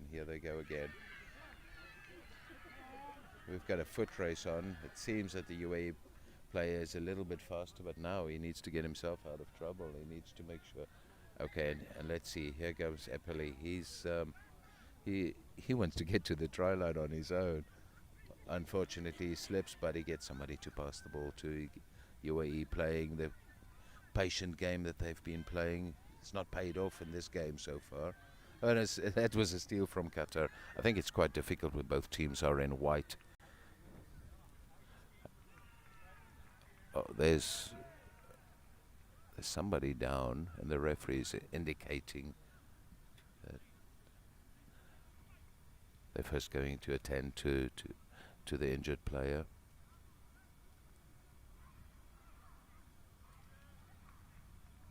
Medic is off. Play will resume.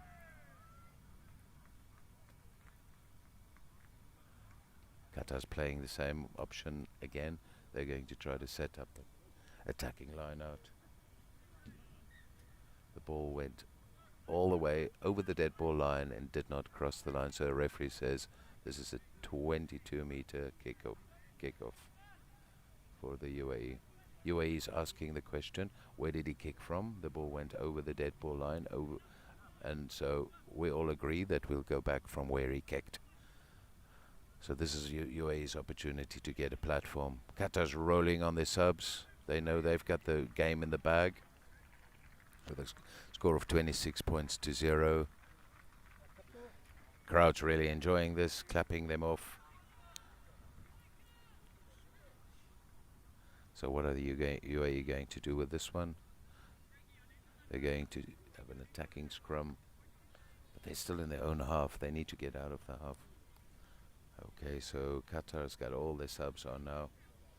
There we see Francis Hughes. He's going to be a forward now. He's the guy that scores the tries on the wing, and he's a forward now. That's the beauty of sevens.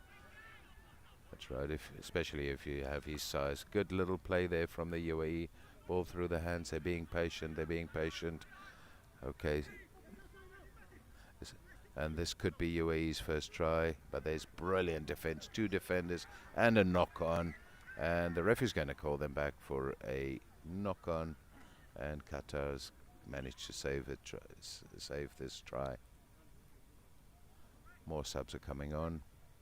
This is the opportunity for coaches to get fresh legs on. Last couple of minutes.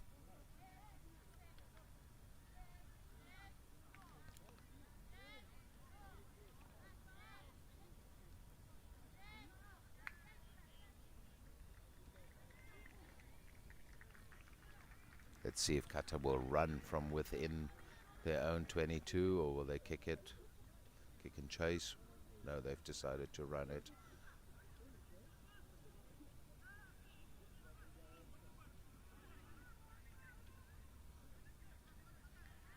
And the ball goes out. Crowd's very happy with this. There's a player down. The ref is going to stop time. So quite a pleasing result so far for Qatar, for men and women's side.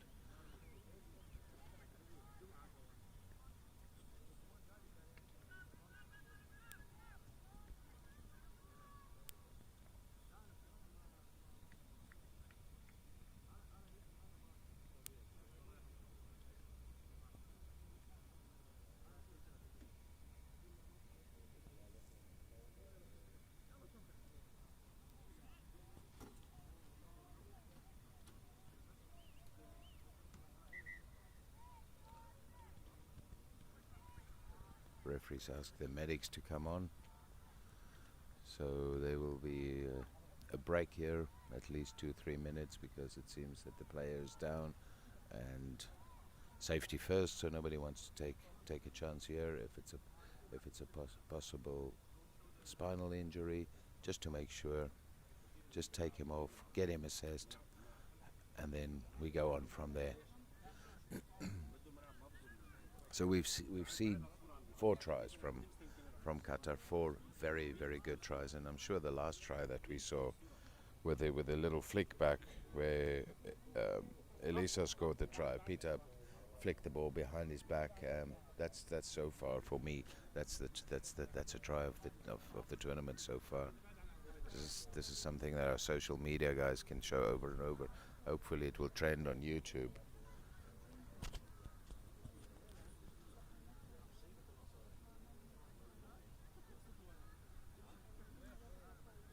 So for the first time today, we're actually starting to feel a little breeze, and it's a cool breeze. As I said before, conditions are actually perfect now for rugby. No wind, slight breeze from time to time. No humidity left anymore. We're just waiting for the medics to take care of the injured player. في مخارج هنا بتقطع. هو فين المخرج؟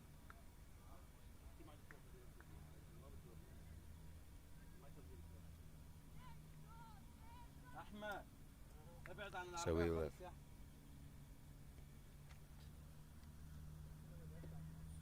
احمد. ما هي جاية في الفريم اهي. So just as a reminder, all teams will play four group games. So I think if you can get away with 3 wins after a day and a half, you definitely have a chance to get into the semi-finals. And then, as of course, the chance to get to the top spot where 1 plays 4 and 3 plays 2.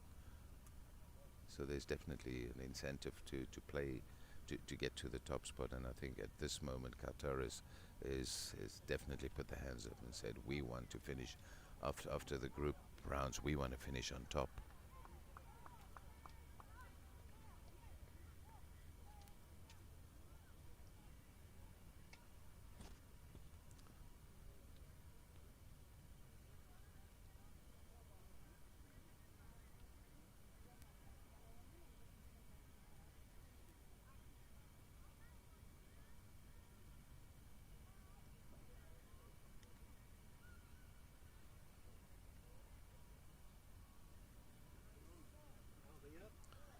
So you'll see the injured player going off and to be assessed by the medical doctors. At this tournament we have highly qualified, World Rugby qualified medical staff, so I'm sure he's in very good hands there.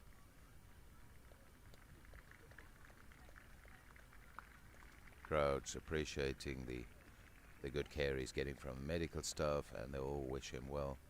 Let's hope that he's back on the pitch tomorrow.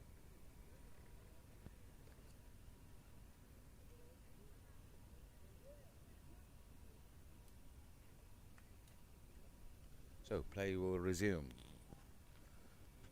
The assistant referee's flag is up. He's indicating it will be a line-out throw for Qatar. Referee's making sure that there's a meter between. Qatar only has 6 players on now. They've got their 7th player on now, I'm sure. And UAE is deciding, okay, we want to run at the try line. We want to set up a good ruck and have options to play left or right. But as we said, UAE's been very patient, and they were very patient in the first game, and there's their first try. That is good. That is great for them. This is good for team spirit. They've opted not to kick. Oh, are they going to kick? Let's have a look.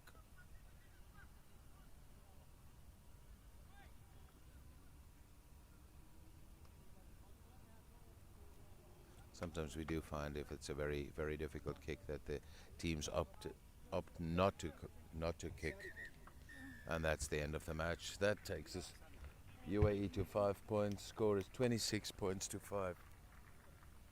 26 points to 5, to the delight of the home crowd. Qatar men's team beating UAE 26 points to 5, and now we'll have women's games again. So back to Qatar fixtures. It's a Qatar women that's going to come on, and they are going to play the girls in red, and that is Syria. Syria has actually managed to come away with a win against Iran earlier today. So let's see if they can keep the chins up, keep the spirits up, and give Qatar a good run. But we also saw earlier that Qatar ladies can score tries from anywhere, and that they are very, very good at the breakdowns. So this is going to be a tough call for Syria, but again, let's see what happens. We know in sevens, 14 minutes can go very slow or very fast, depending on whether you're in the lead or whether you're chasing.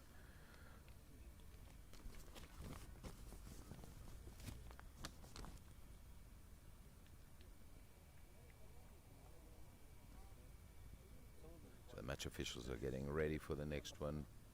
They're just exchanging the earpieces and the microphones. And there we see Mr. Gaif Jalajal, the competitions manager, making sure the teams are ready. The coin toss has been done. We don't know who's going to kick off, but they do definitely know who's going to kick off. So as we've seen with so many kickoffs, if your kicker can place the ball well, you have a good chance of pinning the opposition down in their own half, and then build a defensive platform from there. Keep them pinning them down, and then from there on, if they make a mistake, capitalize and score. We've seen it so many times today.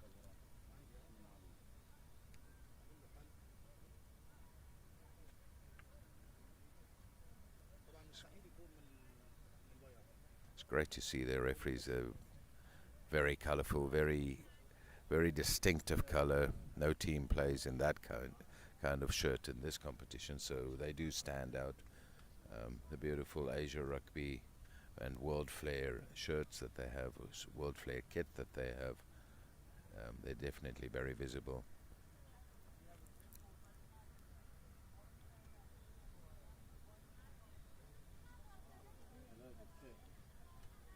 Both teams are ready.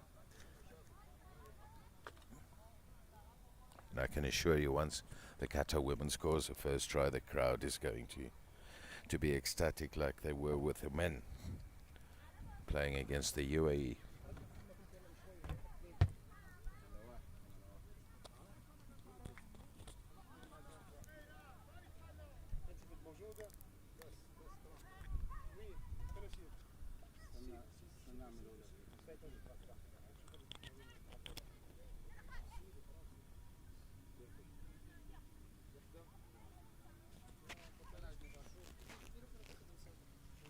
شغال ولا عندك انت 4 جي بلس؟ شغال اوكي بس بالنهار عندنا ما في ولا بالليل بالنهار ولا على فكره ولا واحد ذكروا كلام 5 جي و 4 جي لا لا لا لا في هذا عندك 3 جيجا بايت واحد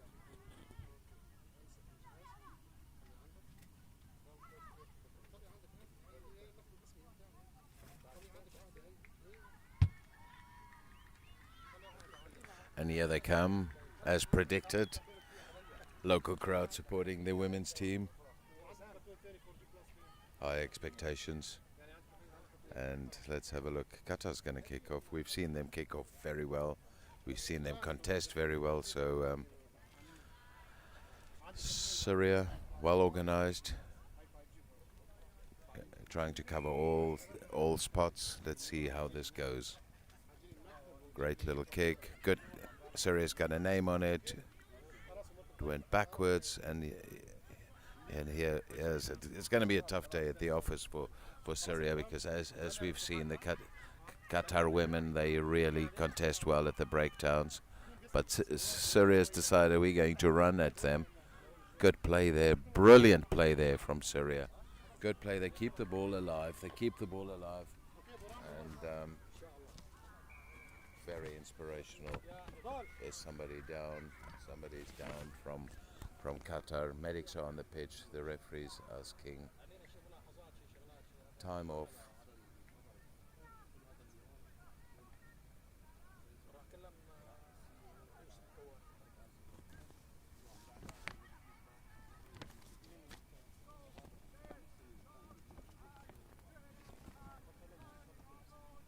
So some good running today from the Syrians. They do have some speed in general. It seems that they're all more or less the same height. They're all more or less the same size. But I think there's a lot of speed there. So we saw them in against Iran. Iran also had some speed, but the Syrian ladies were there, right there, constantly in their faces, defended so well, put some pressure on. So Syria's ready, but there's still somebody getting medical treatment.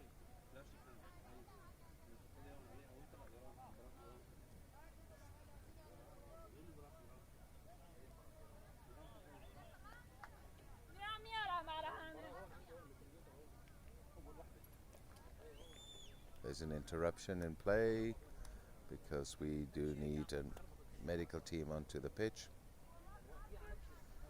just to make sure, do the assessment.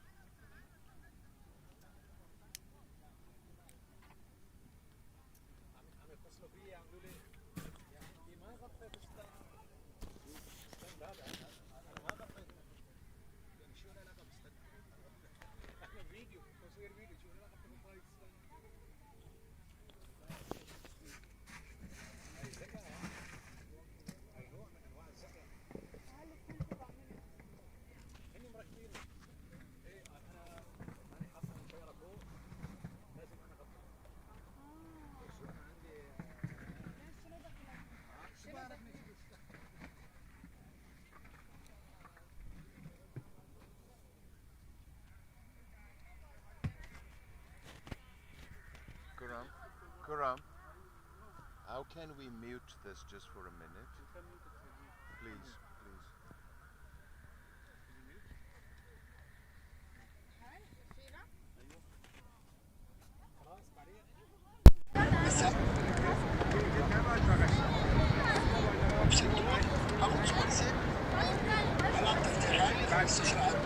مش لازم ازود الوزن في التحقيق العالي، بثبت الوزن عادي خلاص، واخر طول بس اللي العبه ضروب ست، ده طول في 3 عد 15 عد، ضرب الطول 15 عد، ده كده طول في 3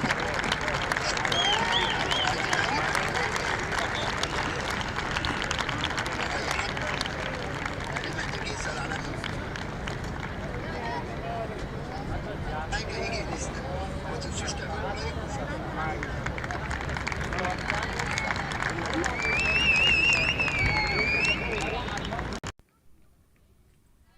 Okay, so players ready to resume. There is a penalty for Syria. Now, after this long wait, so let's see what they're planning. The ball went back. No, the ball didn't go backwards. Miss Priya, the referee, says that was a knock-on scrum, and this is an ideal opportunity for Qatar. We've seen them capitalize on scrums. They can play left and right. Let's see what they do with this one. Very strong in the scrums. I believe Syria is not going to just let them push over them. Yes, good contest from Syria, good hands there from Qatar, and good feet as well. A good contest and brilliant defense, scramble defense from Syria. They need to organize the defense to the left because there's an overlap, and then somebody needs to straighten the line to make it easier for somebody to score in the corner, and that's the first try of this game. Qatar women putting the ball down in the close to the corner flag, and this is what the crowd wants. This is what the crowd has come to see.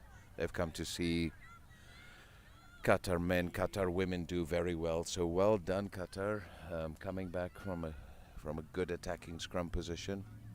They're ready to kick off. They've decided not to take the conversion, so the score stays 5-0. There's the conversion. I didn't see it because the kicker in the middle is already ready to kick off and restart the game. So they're wasting no time. Referee's getting the extra ball off. Quite a good kick there from referee Priya. I don't know if she's a fly half or was a fly half before she took up, and that's a good little play from Qatar. Clever little kick. I don't think the Syrian ladies expected any of that. It just went over the 10 meters, and there was a knock-on, unfortunate for Qatar. Syria is going to put the ball in the scrum. Good evening, everybody. I hope you're enjoying the stream right now. Ben, I must say, the level of rugby we've seen is quite incredible. Yes, the level of rugby we've seen, but also the spirit of which the game is played. And there goes Syria. If this is going to be a breakaway try, she's going to be caught. But there's somebody. Oh, unfortunately, she couldn't hold on to the ball. But this is what Syria have shown all day today. If you give them the opportunity, they will run. They will take the caps and they will run. Well done. The crowd's, of course, very, very pleased with that little knock-on. Or not little knock-on. A knock-on. No knock-on can be little. A knock-on is a knock-on, says the referee. And the ball's going to go in for Qatar again. We've seen them with very, very strong scrums. We just need to make sure that number 16, Sarah Abdelbaki, doesn't go offside. Good scrum from Syria. Puts a lot of pressure on Qatar. They need to get out of their own 22. There's a little bit of play off the ball. The referee is saying there was a bit of a shoulder charge from Qatar's side, and this is a great opportunity for Syria. We've seen them score tries, and here's an opportunity for them to put the ball down and get the scores level. Referee Priya's hand goes up and the scores are level. We can hear the Syrian supporters on the other side, not as loud as the Qatari supporters, of course, because we're playing in Qatar. But if this kick goes over, this would be one of the best kicks that we've seen. She's not giving herself a very good angle here. She most probably knows that there's a little bit of a wind as well. So let's see if the wind can assist her to get this ball over the crossbar. Good kick, great kick, but score stays 5-5. And now the crowd is silent. I can guarantee you the moment that Qatar gets a line break, you will hear the crowd on the other side as well. So Syrian water girls are on, picking up the bottles. Referee's looking at a watch, just trying to get the water carriers off so the game can resume. So chins are up. We've seen the Syria team growing as this tournament going on. Takes it very deep. Good catch from Qatar. So they're going to set up an attacking platform here. They want to run the ball, and let's see if their winger can get it out, or is it touchline going to win? Tackler did not roll away, says the referee. You need to enter from the gate as well. Good hands, Velcro hands there, and let's see what the Syria girls do with this one. That was almost a steal, but she did not enter from the right angle, says the referee. So the Syria team has definitely grown in terms of their organization, especially the defensive organization. They know how to mark the players. They look left, they look right. They expect Qatar to go left, and Qatar does. There's a good contest on the floor there. Syria with a counter ruck, and this is going to be a scrum. Although there was a counter ruck, there was a knock on from Syria's side. Qatar setting the ball up in a scrum. We've seen what they can do in a scrum, very strong scrum, and then they set it up from there and attack. In the previous scrum, we've actually seen Syria push Qatar back, so this is going to be a strong contest from Syria again. Beautiful.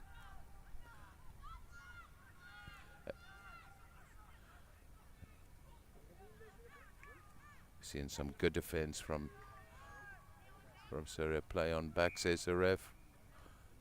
And you need to roll away, she said to the Qatari lady. Let's see what Syria does with this. Sarah Abdulbaki, captain. She decides, let's take our time, let's set up our platform.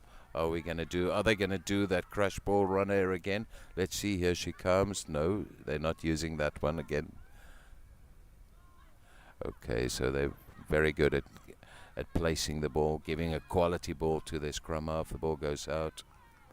A little bit static here. Good defense from Qatar. Good, powerful defense.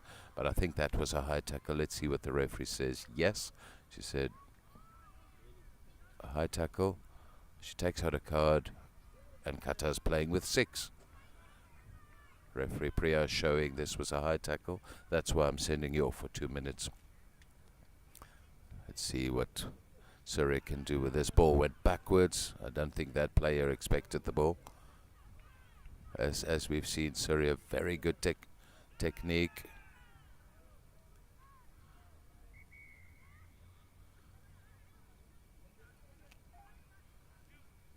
And that's halftime. Well, with the scores 5-5, Kuram, what do you think? Like you mentioned, I mean, I think we've seen it all weekend, even before the game started. The spirit that all these teams have really does reflect the real character of rugby. And to see the Palestinian team and to see the Iraqi women's team really was wonderful to see. We don't look at the score, but the heart they had, the spirit they had, really, it's really resonating, I think, for me, and great to see. Ben? Yes, for me, amongst the women's teams, of course, we've seen the UAE play a very powerful game. We've seen Qatar in their first game play a very powerful game. But this Syrian side that came after the first game with a big loss against the UAE, came back and fought back and beat Iran. And now it's halftime and the scores are 5-5 against the crowd favorites. So for me, that's the team that's really shown that they play with discipline, but discipline and passion at the same time. Very well organized we know that they have a coach, a Tunisian coach, that actually played in World Cups, that actually coached seven series teams, core team, previously when Tunisia still played in the World Series. So technically, yes. And that experience definitely is showing that for them to come back after a loss like that and play with this heart, and they kept their chin up, and they were there. That really does make a difference. I think that you have the coach that really gets them refocused. That's probably the hardest thing to do. Yeah, I guess it's self-belief. I think it's self-belief. Firstly, believe in what you do. And then secondly, just go through the process. Sevens is a lot about process. We've seen earlier today with the UAE men's side where they just played the process very well and they were patient. But then when they played against Qatar, that was totally a different story.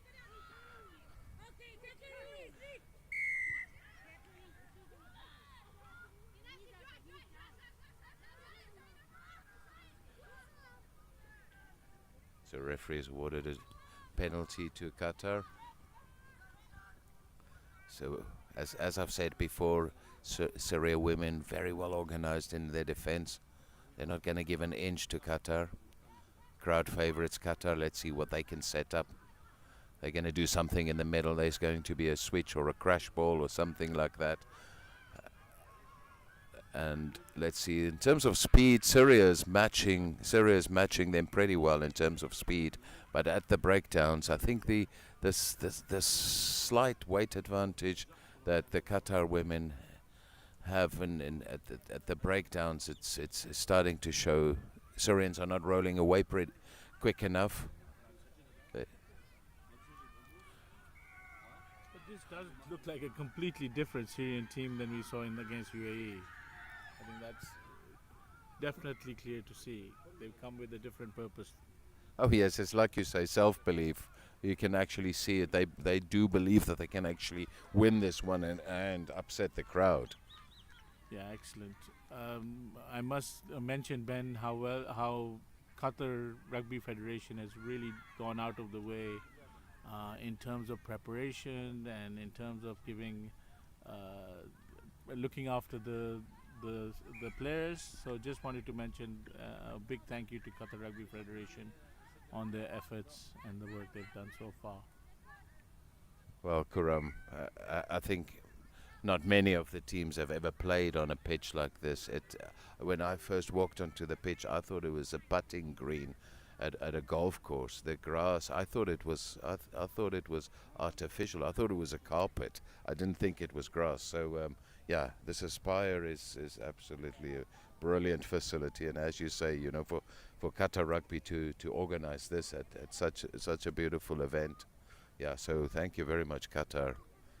I know it's still day one and there's still a lot of rugby to be played, but let's not forget of all the efforts that they've put in. Yes, absolutely. This is, I think the players are very comfortable and it shows, but also I think being in the hotel with all the players, it's great to see the close-knit community of rugby, and rugby's back. That's the beauty of it. We're back on a field.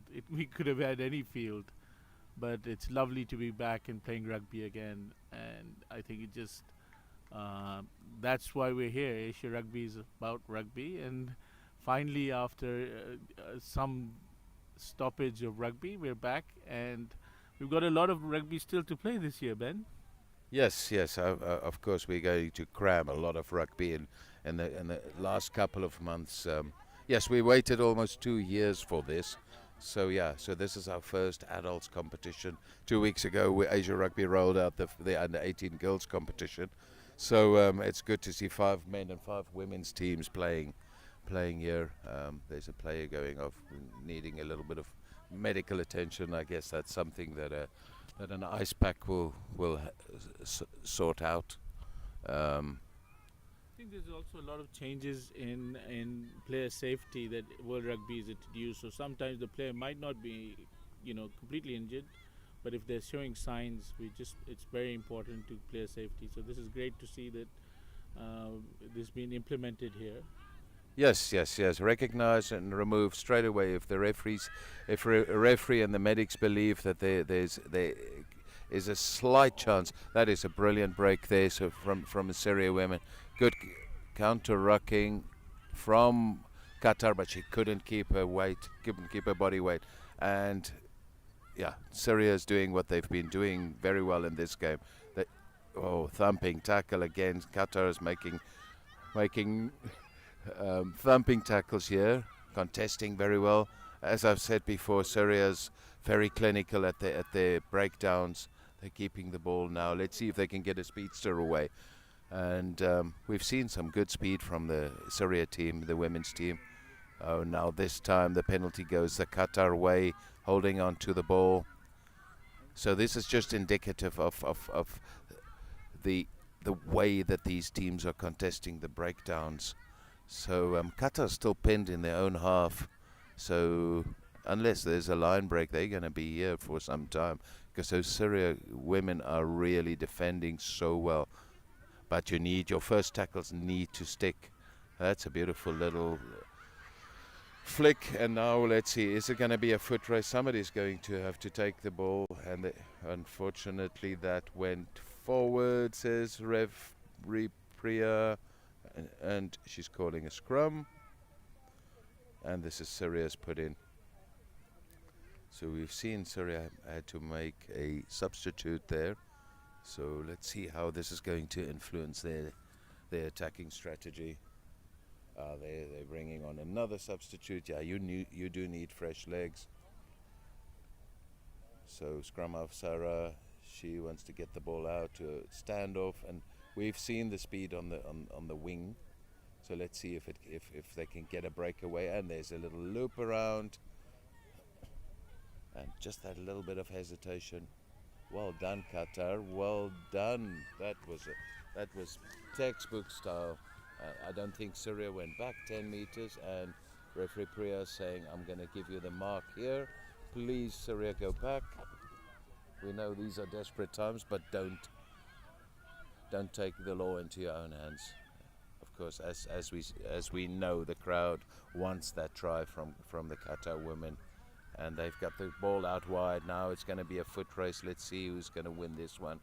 Qatar still has the ball. They still have the ball. There's a lady. Oh, she's going to get over the line. Yes. And you can hear from the crowd on the other side of the pitch. This is what they've come for. This is what they've been waiting for. Qatar women have really, really, really had to work hard for this one. Well done to Syria, not giving up, but this was brilliant play from Qatar. They kept their patience. And this is a very important kick, as we know all kicks are important. But if the margin is only 5 points, and it's over, that's it. So we do not know how much time is left in this game. Yeah. Syria is going to receive the ball, and I'm sure they're going to try to attack straight away.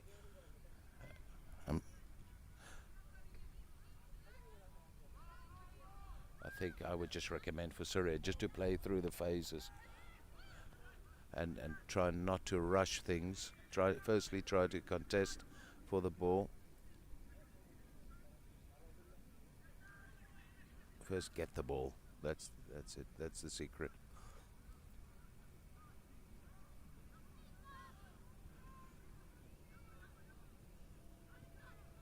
That ball doesn't go 10 meters, and this is an opportunity for Syria.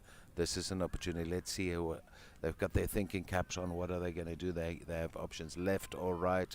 Are they going to do that crash ball runner again? Is she on the field? I don't even know if she's on the field again. But it was quite effective against Iran. Okay. Let's see. The ball goes to the left. They're going to play it through the hands. Try to straighten it up. Set up a ruck. There was a high tackle, and this is an opportunity for Syria to fight back. They do need a converted try. I heard the hooter go, so that means we're almost. The next break of play will be the end of the game. So Syria know it, and they know they have to score him, but they also have to score a converted try. So 3 Qatar girls on her, And there's a chance, there's a good chance they just want to keep the ball. That's brilliant play from Syria. They still have the ball. This ball has gone through many, many phases. And if Qatar can win this one, this would be to the delight of the crowd. The referee's going to blow the final whistle, and that's it. Well done, Qatar. You fought back. Well done, Syria, for giving them a good run for their money. There was not much between these two teams, just one converted try. So, yeah, Qatar still has a clean sheet. Syria's played 3, lost 2, won 1, but this one was with a very small margin. So we see the ladies shaking hands, thanking each other for a good match. And well, next is the UAE women's team. We've seen them with exceptional power plays today. They playing Iran. Iran lost with 1 try against Syria, so I expect UAE to be the dominant side in this game. But let's see if the Iranians can hold on to the ball firstly, and then secondly, just manage those breakdowns a little bit better. Don't go over the ball. Keep their body weight. Or when they do get into a contact situation in a ruck, do not hold on to the ball. That would be my advice to them. Yep. Those teams, I don't think these women have ever played each other, but it seems that they're going to swap sides. UAE is going to play from right to left, and Iran's going to play left to right. So we see a little bit of a fist pump there between the two captains. Good in the spirit of the game. Let's just have a look and see what the UAE strategy would be. Are they going to play the same game, or are they going to play a little bit tighter and get the offload game, because they alternated the games, the strategies. They did play it out wide, and then in some parts of the game they played the strong forward runs with the offloads. What we've seen from Iran is they can get the ball through the hands very quick. Some good passing, good handling skills from Iran, but against Syria we could see them. They could never really break the line because those Syrian girls were just on them. So let's hope that Iran gets some clean ball, and we can actually see if they do have the speed on the side, because there's such an urgency for them to get the ball out to the side. So normally if teams do that, it means that they have a fast runner, a Porsche or Whitman or somebody on the wing that can finish a run in a try from anywhere.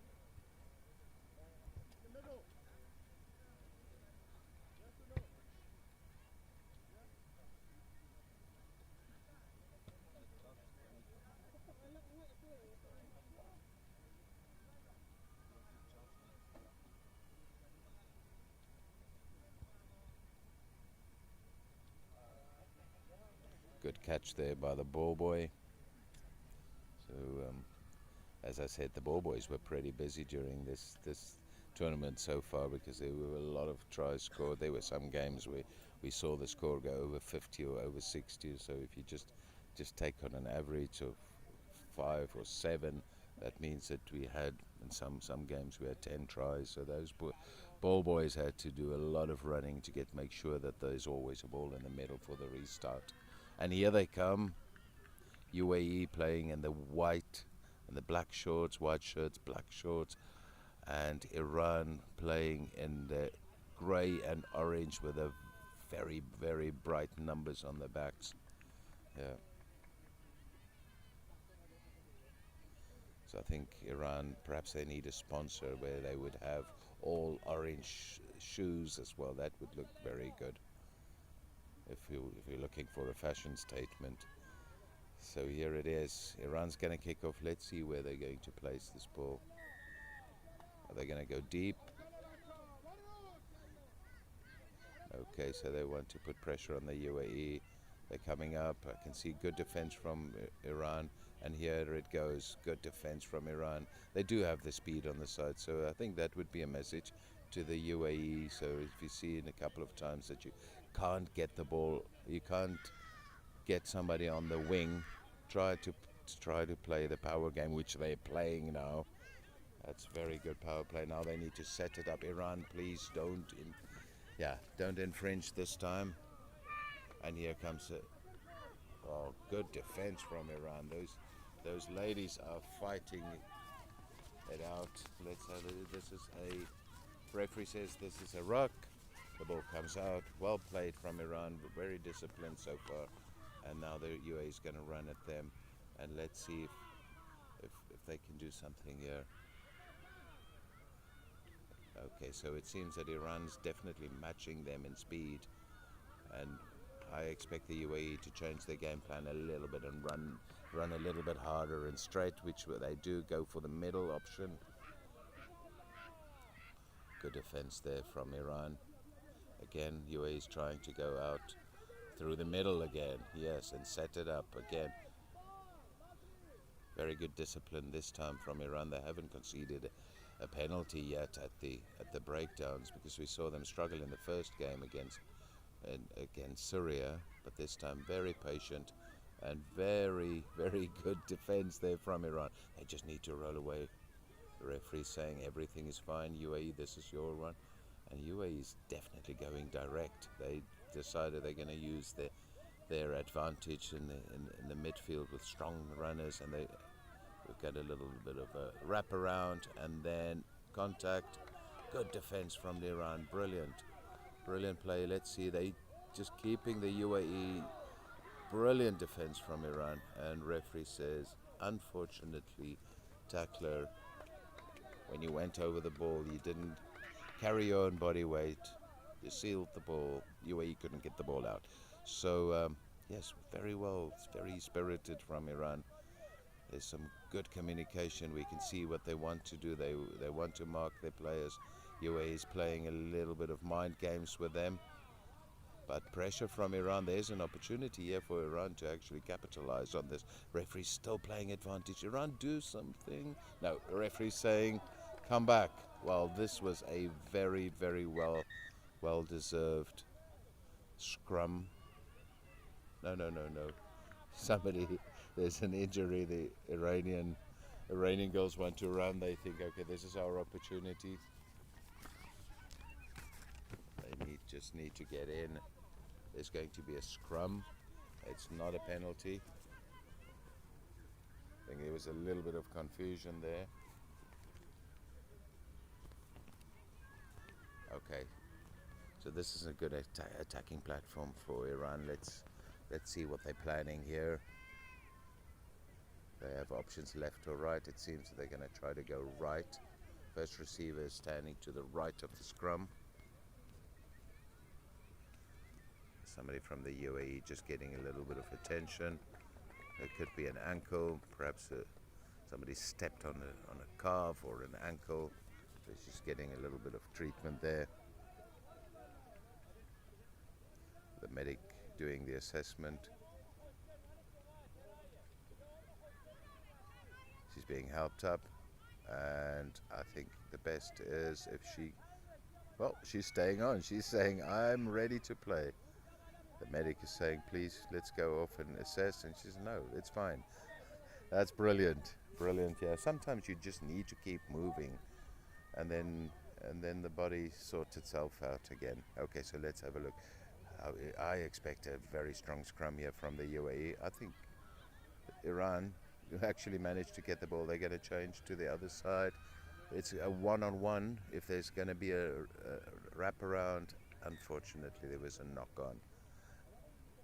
Good scrummaging from the UAE. We've seen them all day. They're so competitive at the scrums. The only way to counter that is just to go low and just hold your ground and get the ball out as quickly as possible. So Iran had a great opportunity there, but UAE just gave them a ball that they couldn't really use to attack. Okay, let's have a look now. This is UAE scrum. Are they going to run it from from their own try line. Let's have a look. Yes. And there's the little kick. I think that's quite good because there's a flyer coming in and she's unmarked. If she can control this ball, there was a collision there. Unfortunately, one of the players mistook the ref for a teammate, so I think UAE is going to contest and win. Referee's saying, I saw a knock on. Oh, the referee's saying no. He's saying, UAE, you need to release. Okay, so let's see what Iran's going to do.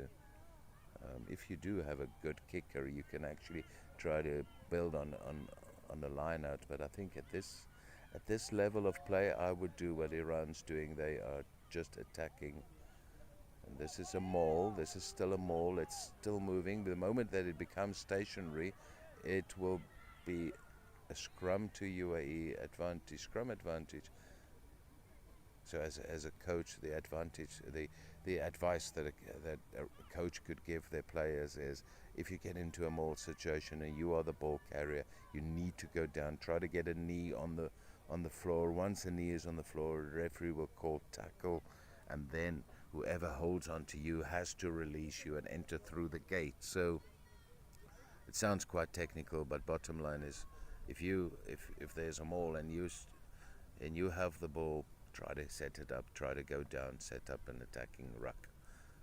Quality scrum from the UAE. A little bit of pressure there. UAE wants to go through the middle. Trying to attack on the right hand side, try to get a speedster away, but the Iranians are on them all the time. Now this time Iran's holding up. Let's see if they can force a turnover ball here. Unfortunately, there was a little bit of a high tackle there. That's unfortunate for Iran. They're retreating 10 meters. They've learned very well because they didn't do that against the Syrians. So well done to their coaching staff and getting that ball was out. Good defense now. Here's a chance for the UAE, but the Iranians are there. At some point there's going to be an overlap if they keep on going like this, and there it is. It's not the best pass, but there's a strong runner from the UAE, and yes, that is Farah Al-Azri. She puts the ball down.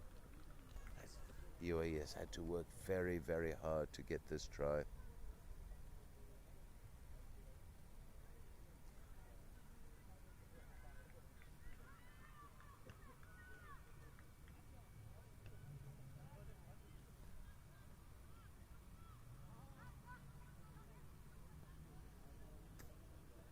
So we've seen some good attacking play from both sides. It's interesting to see how the UAE alternate their game plan, from running wide to running straight. Pretty well at that one.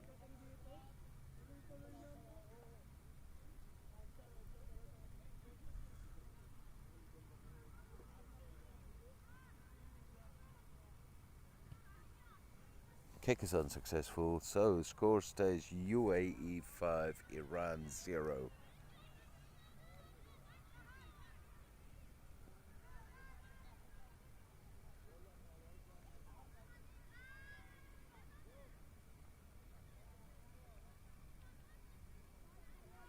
We're going to see a kickoff from UAE. There's actually a strong breeze now in the back of the UAE, so let's see if that goes. That's fine, it did go 10 meters. And there was a knock-on from the UAE. Iran can capitalize on this, but the referee says, no, I don't see you getting any advantage from this. Why don't we take a 2-minute break? So Iran's definitely in this game. UAE had to work very, very hard for their try. And in the previous game, we also saw Qatar had to work very, very hard against Syria. So, yes, the teams who started off with a bang, they really have to work very hard against these opponents now. So, I expect quite a battle for the third and fourth place. Okay, so if we have a look at the standings at the moment, so let's have a look. So Palestine have played 2 games, lost 2 games. So Iran has only played one game, and they have lost that game. So right at the top with the standings, of course, it's Qatar played 2, won 2. UAE played 2, won 1. Lebanon played 1, won 1. And Iran played 1, lost 1. So yeah, so the 2 teams that have only played 1 game are Iran and Lebanon. So we will most probably see them on the pitch very soon. If I look to my right, I can actually see them warming up. I can see Iran warming up. So they're definitely going to be ready for the next game, following their women's team that are playing at the moment, playing against the UAE. So what we'll see now is, I predict that we'll see the UAE coming even harder at them in the middle, and just be patient as they've been in the other games. Patient, build up a platform, and then hope to get the ball out wide. We've seen some good running from Iran, and very, very, very good spirited defense from Iran. We'd actually love to see their runners in space, because I do believe that they have the speed. Referee saying, guys, 2 minutes is up. We need to play. Water boys, water girls off, coaches off, please.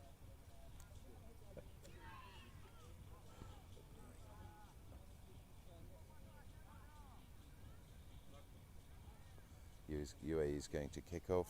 Iran's receiving this ball.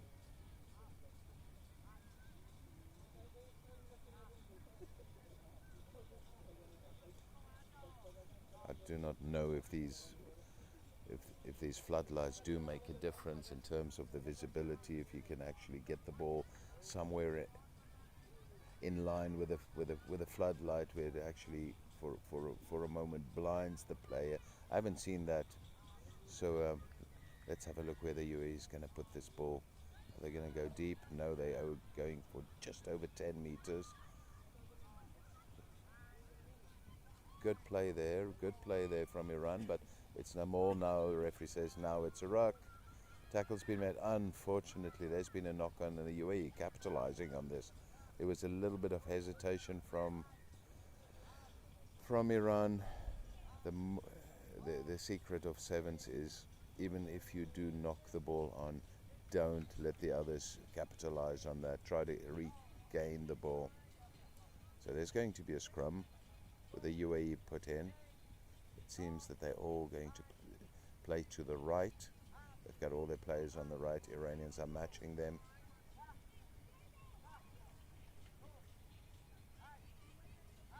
Ball goes out. Good defense there from Iran. Ball goes out. Now the UAE has to go to the left and then change direction to the right.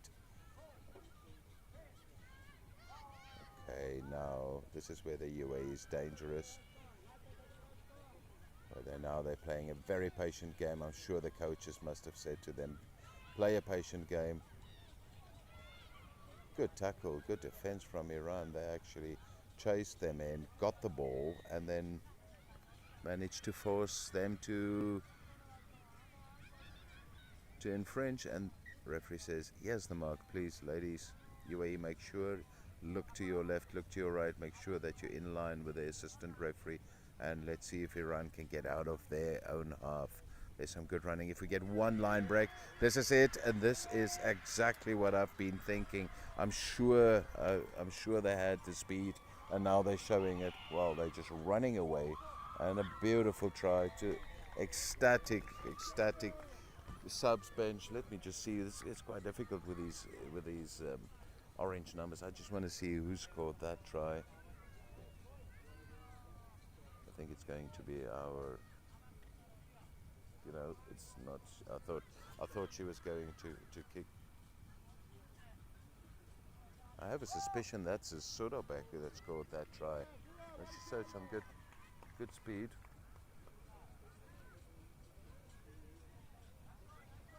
Conversion was unsuccessful, so scores are level. Scores are 5-5. this reminds me of the Iran-Syria game. The scores were level for very long, and the previous game that we saw, Syria against Qatar, that we also had the scores level for long. So yes, this is it. I'm sure that these Iranian girls are fired up now. The UAE know that they just need to hold on to the ball. That's quite a good kick from Iran. It's putting a lot of pressure on the UAE, getting them quite close to the sideline, but Iran's infringed. This is where the UAE is dangerous, where they do take the quick tap. Well, Iran has definitely learned from the first match against Syria. They're not infringing. They do respect the 10 meters. I remember the previous game, the ref spoke to them, and they've definitely learned, okay, here's a foot race. But the Iranian girls are there, and it's in touch. Assistant referee Palak shows ball went into touch.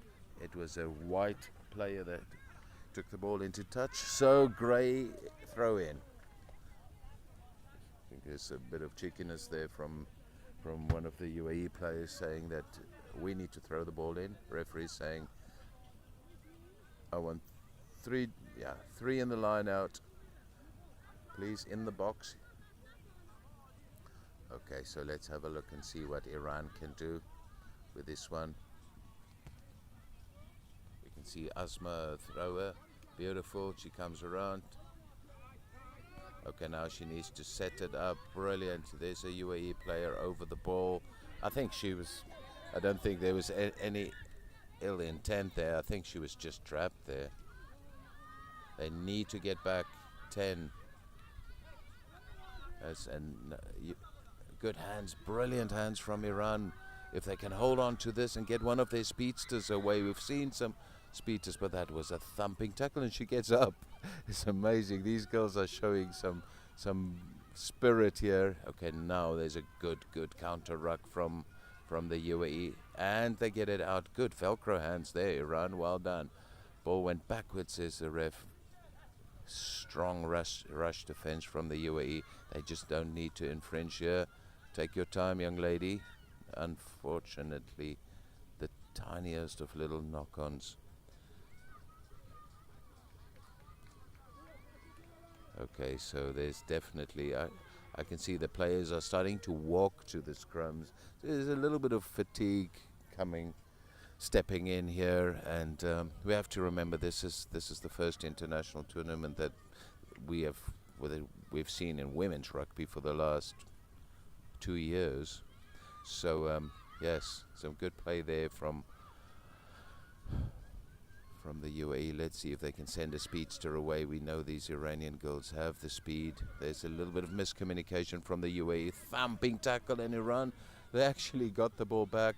Oh, the referee saying you need to keep your body weight. Don't seal the ball off. He's talking to number 9, Asma. She didn't retrieve 10. The referee's got his arm out. And let's see if he's going to give the penalty. And now there's a chance he's stopping. He's put his hand in his pocket. Normally, if a ref put his hand in his pocket, it's definitely not to see if his cards are there. He puts it in his pocket to take out a card. Okay, so he's asking UAE, go back. You are 6 players only, but you still have to go back 10 meters. And now, if Iran can capitalize on this, oh, good hands, unbelievable good hands. But well done, UAE. They're not giving him an inch, even though they're only 6 players on the pitch. They are making it very difficult for them, and they're forcing those knock-ons. Well done, UAE. Well done, Iran. So we're going to have a scrum. UAE put in. I do not know how much time there's left. I take it that there's around 2 minutes left. So I would say whoever scores now will most probably win this match. UAE in their own half, 6 players on the pitch. They have a scrum. They're pushing before the ball goes in. This is going to be a free kick for Iran. And if they ever wanted a better attacking platform, then this is it. I think there was a little bit of individual play there from Iran. I think she actually surprised her teammates. And here's a chance for Iran if they can just get the ball out. And they've got a speedster there. Assistant referee Palak indicates to the referee there was a forward pass. Well done. This is the beauty of it. The referees work together as a team, and that's the final whistle. We've seen our first draw. Well, both teams actually had opportunities, and yeah, I think both teams have a good platform to work on. I'm sure the coaches are going to have a good planning session tonight to make sure that tomorrow we don't make the same mistakes or we capitalize on our strengths. Some handshakes there. 5-5. It's perhaps the best reflection of this game. Very good team, very good sportswomanship there from both sides. Handshakes, claps, high fives, low fives, fist pumps. Yeah. So we're moving over to the men's side again, and now we're going to see the team in red, Iran, and who are they going to play?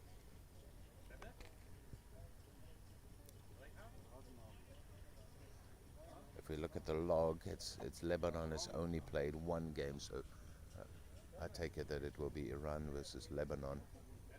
Let's just have a look and see who's going to line up. Iran is ready. They want to play straight away because they've only played one game, and I think they're quite inspired by their women's team. Oh, this is Iran versus Palestine. Palestine had a little bit of a longer team talk there. I'm sure the message was, let's just give everything. This is our last group match for day one, so let's just give everything. And I'm sure Iran is going to say, listen, we know that we lost against the UAE, but we're going to bounce back on this one.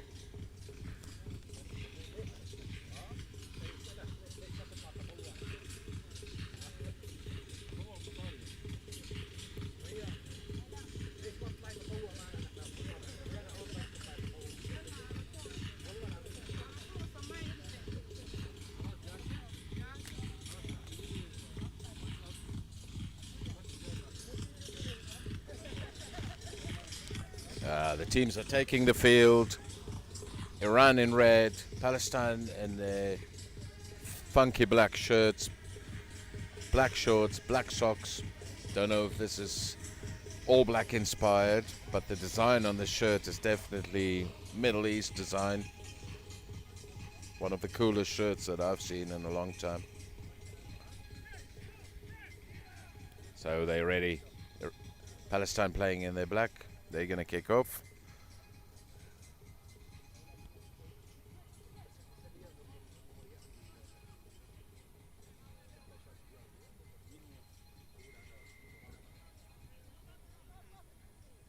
It was quite a surprise from Palestine. So the Iranians are running from their own try line. Ball through the hands. And there's some speed. And there's a good chase. And it's a very good chase, but he's going to win this foot race. So number one, Iran puts the ball down. Number two, Palestine. And number three was the referee. Some good speed from all three of them. Yes.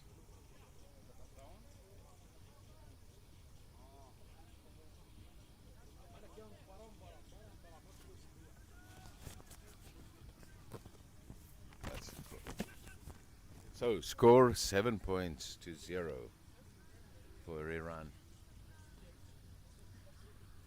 So they made their intentions very, very clear. They're going to run every single ball that they get.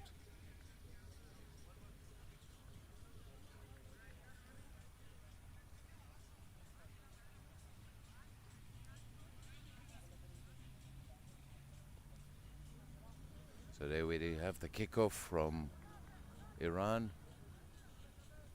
We've got a chaser, and the chaser is a try scorer. Unbelievable. So, under the post again, make it easy for the kicker. I think he should just take the kick himself. He's going to put it up. And it takes the score to 14 points to 0. And as I said, the ball boys have been very busy, and I take it that this is, by the way things are going now, I think it's going to be a game where the ball boys are going to be very busy. And Iran's ready. Kickoff. Oh my goodness, I think the kicker's thinking by himself, what happened here? But sometimes these little things happen.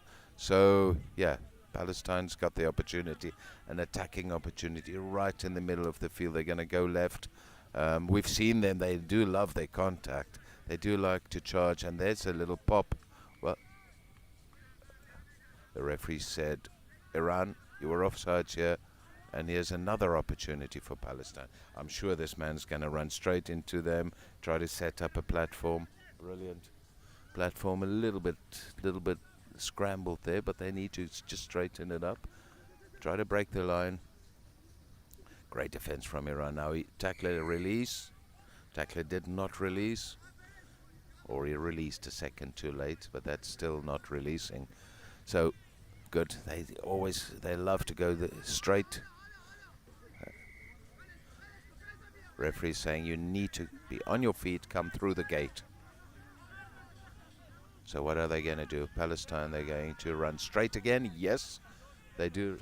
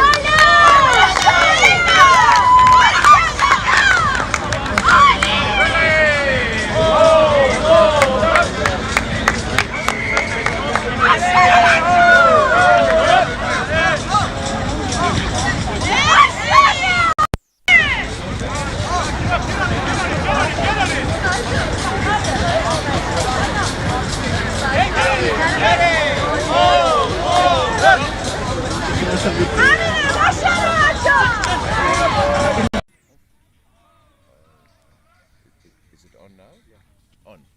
Okay, so we've got the score 21 for Iran and 0 for Palestine. I think the Palestinian dream at this moment is to score a try, just one try that will get their heads up and get them back into the game. That kick may have gone too far. No. But what I love about the Palestinians is they want to attack from anywhere.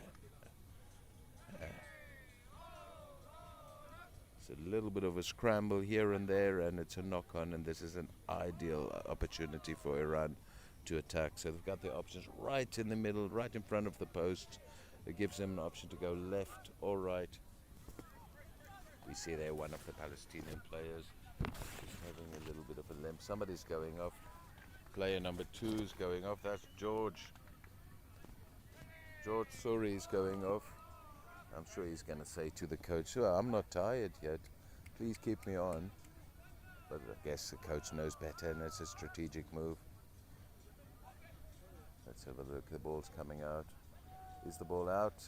Well, good discipline there from Palestine. Not playing the ball, giving the Iranians an opportunity. Well, that is really a fast try. Ball went through a couple of hands, and he dotted it down in the middle. So the referee is just going to double check with his assistant referee if the ball was grounded. Yes, he awards the try. They both agree it was a try. So this is not the easiest of kicks, but let's see what they can do with this one. This is their 5th try now.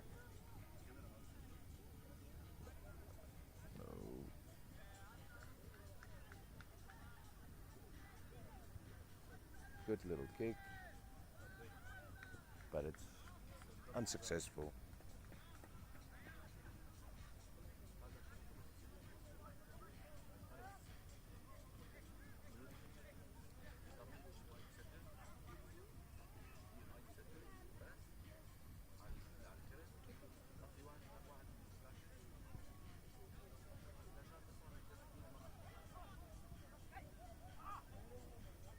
just need to correct. That was actually the fourth try. That was a yellow card straight away, high tackle. Referee makes no secret of that in saying, please get off.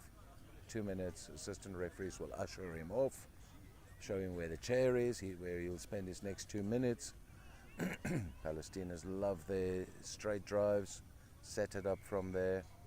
But unfortunately, straight drive and not keeping your body weight gives the ball away to Iran. Iran's going to do what Iran does, and that's get the ball out to the winger, and that is speed with a capital S. But there was a knock-on, well picked up by the assistant referee Mr. Surajid. There's another sub coming on for Iran. I think this is the time now to get the subs on. It's quite a big score, so give everybody a chance to play.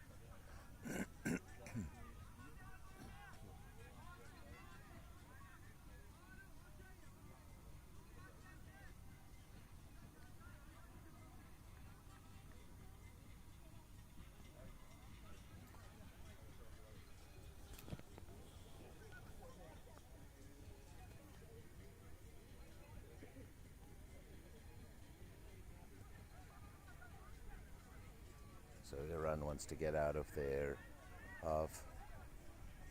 There's some brilliant hands there from Iran. The ball is out. I don't think Iranians saw that the ball was out, so here it is now. It's the big battle, the wrestling battle in the middle of the field. This is what the Palestinians love, because it gives them, it is a pick and drive. This is actually, we don't see many of this, but the ball was ripped out, and it's going to be a scrum for Iran. But the referee says, go and take 2 minutes, have a drink, talk to your coach, see you back in 2 minutes.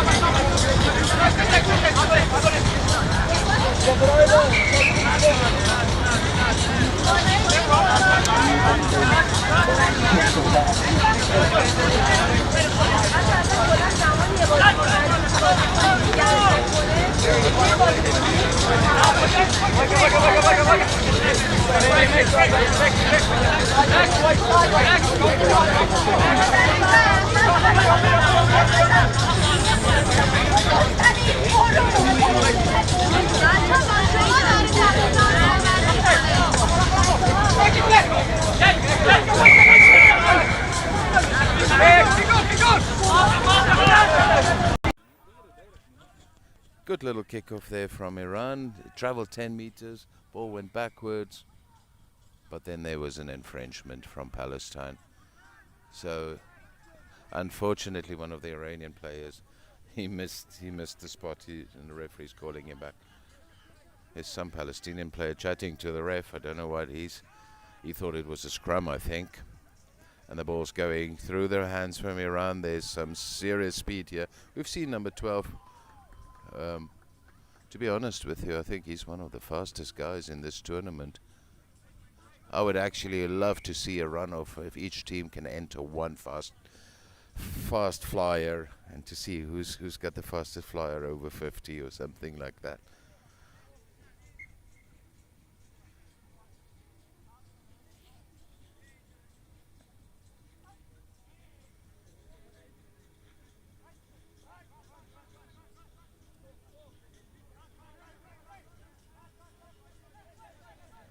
See, the game has slowed down a little bit. Referee's waiting for the teams.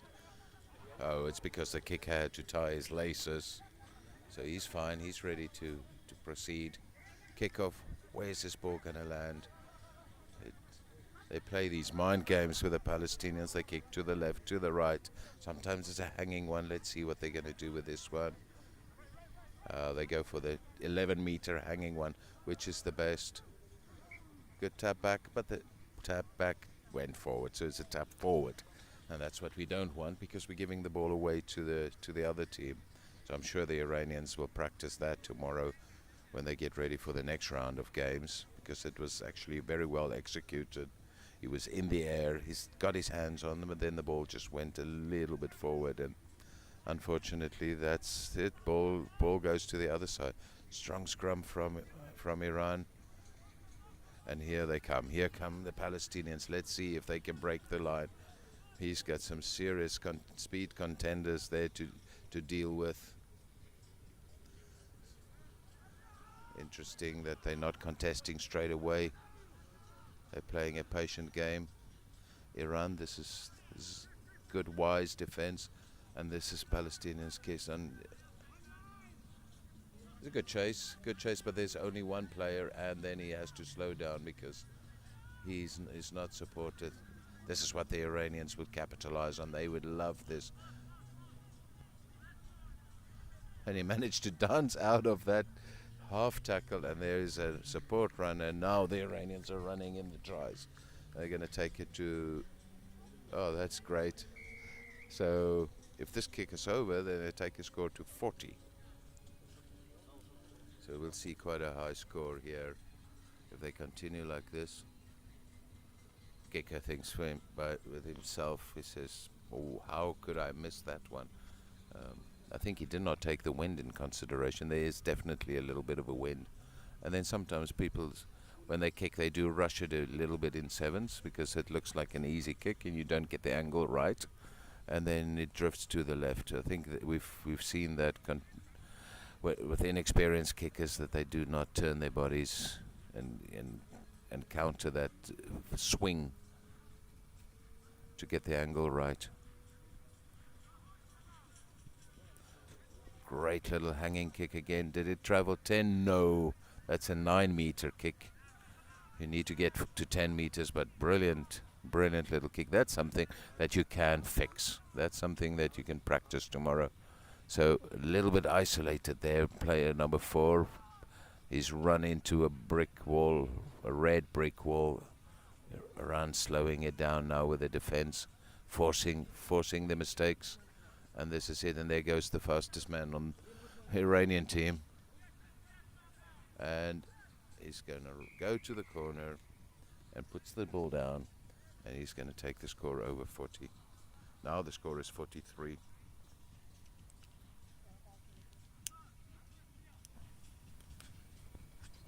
I think I prematurely jinked the kicker in the previous one because I thought it was such an easy kick. So I already said it's going to be 40, and then he missed it. So I will not make any comments about kicks anymore.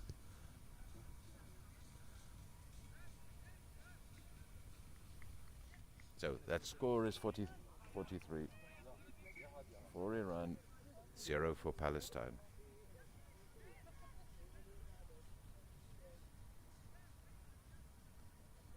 Referee's just saying, wait, I think there would be a sub. Somebody's going off.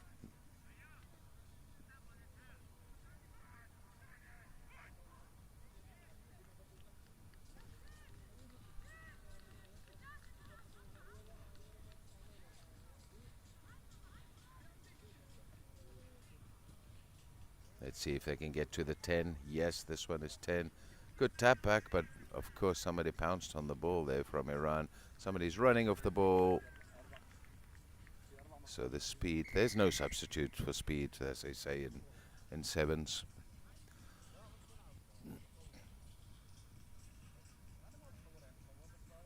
Technically, Palestine did very well, tapped the ball back, but unfortunately there was no player in a black shirt to grab the ball, and somebody in the red shirt grabbed the ball and decided to go all the way to the try line, score the try. That's the 50. That's a half century. That's how Iran has scored 50 points now. 50 points, and it looks as if they want to score more straight away.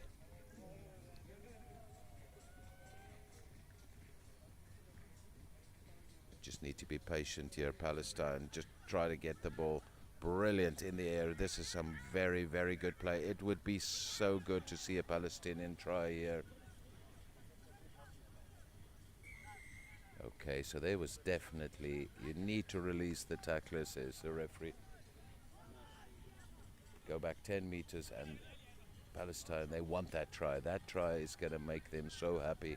If they could get a try as a knock-on, referee says, no advantage for red. I'm going to award a scrum. But some of the players did not hear. And that's last play. We heard the hooter go off. It's going to be a scrum, and let's see if Iran wants to put up another try, or they just kick the ball out. Judging from the passion that they play with, they're definitely going to run it from there.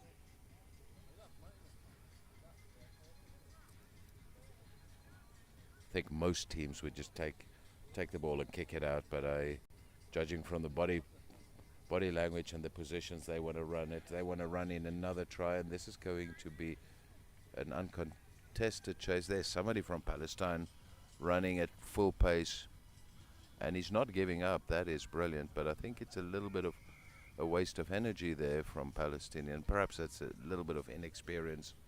I think that's also something that the coach could say to the guys. Once you see the flyers are away, don't chase them. Stop, preserve your energy. And this is going to be the end of the game.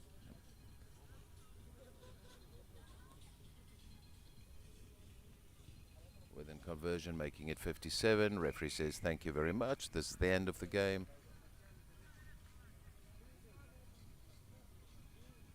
It's been a very, very tough day at the office for Palestine. But we nearly saw a try, so that means the spirits are still up. Great sportsmanship there from Iran, making a little tunnel for them, just respecting the opponents. Doesn't matter what the scoreboard says. And then Palestinians make their little tunnel and saying thank you very much. I think they're basically saying thank you very much for being good sportsmen. This game was played in good spirit. On the pitch we see Lebanon. They're ready. They are ready to roll. They're waiting for their opponents to come on.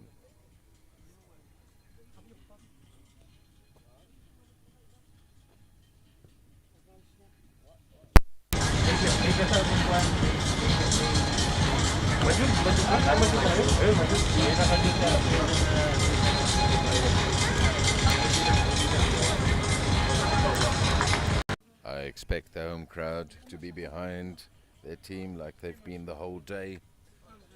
This is Qatar coming on against Lebanon. We've seen some good play from Lebanon. They've only played one game so far today. And Qatar, they have done very well. They've beaten the UAE very, very convincingly earlier today. So let's have a look and see what Qatar's going to do in this one.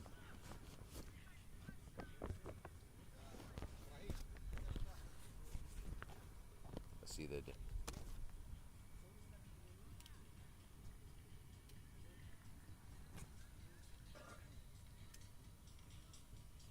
Here comes the referee, Mr. Yakudevet, from all the way from South Africa, now resides in the UAE, originally from Prince Albert.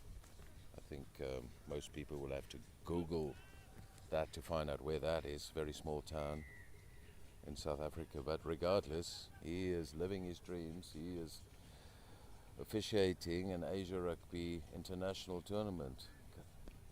Qatar changing direction, and they saying we want to do what we've been doing very well, and we are contesting at our rucks.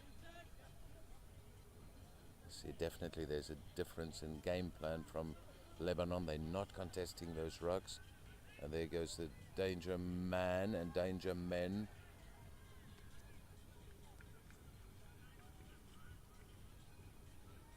saw Francis Hughes do his break, and he nearly scored a try again in the first couple of minutes of the game. He's done that before. Good defense from Lebanon, good rush defense. And now let's see if Qatar can set up a good attacking platform. Go to the blind, one-on-one, no, change direction. Very good play, and there's one of the danger men. And there goes Francis. He managed to get the ball out, and as we know, number 14, he's a regular visitor to the try line. That's Peter Tuilagi. Definitely a crowd favorite here. Some good intelligent play there between Francis and Peter. You can definitely see that these guys have been playing together for some time. We've also seen some very good play there between Peter and Alicia.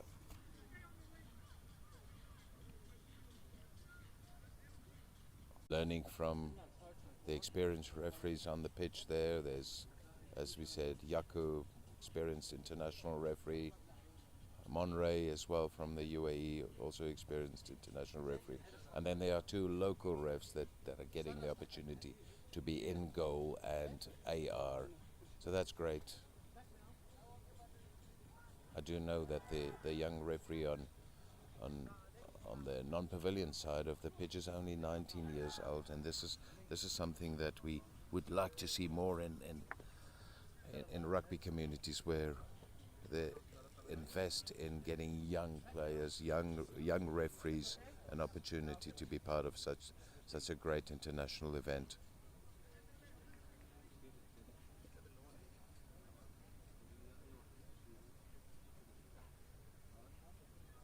The second half is going to start with Qatar kicking off.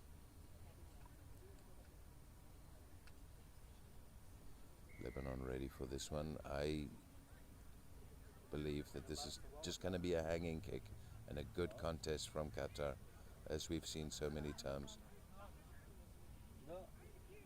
Very well organized defense, but Lebanon is breaking the line here, and there's a chance here, left or right. He's going to go left or right. Now he's running into trouble because there are some good contesters there. The ball's out. Well done, Lebanon. And they've decided to slow it down and then look for opportunities and perhaps try to go for a break. But this is where Qatar is so good. And there goes Mr. Tuilagi saying, I'm going to push you down, and good luck to whoever's going to try to catch me. He's deceptively fast.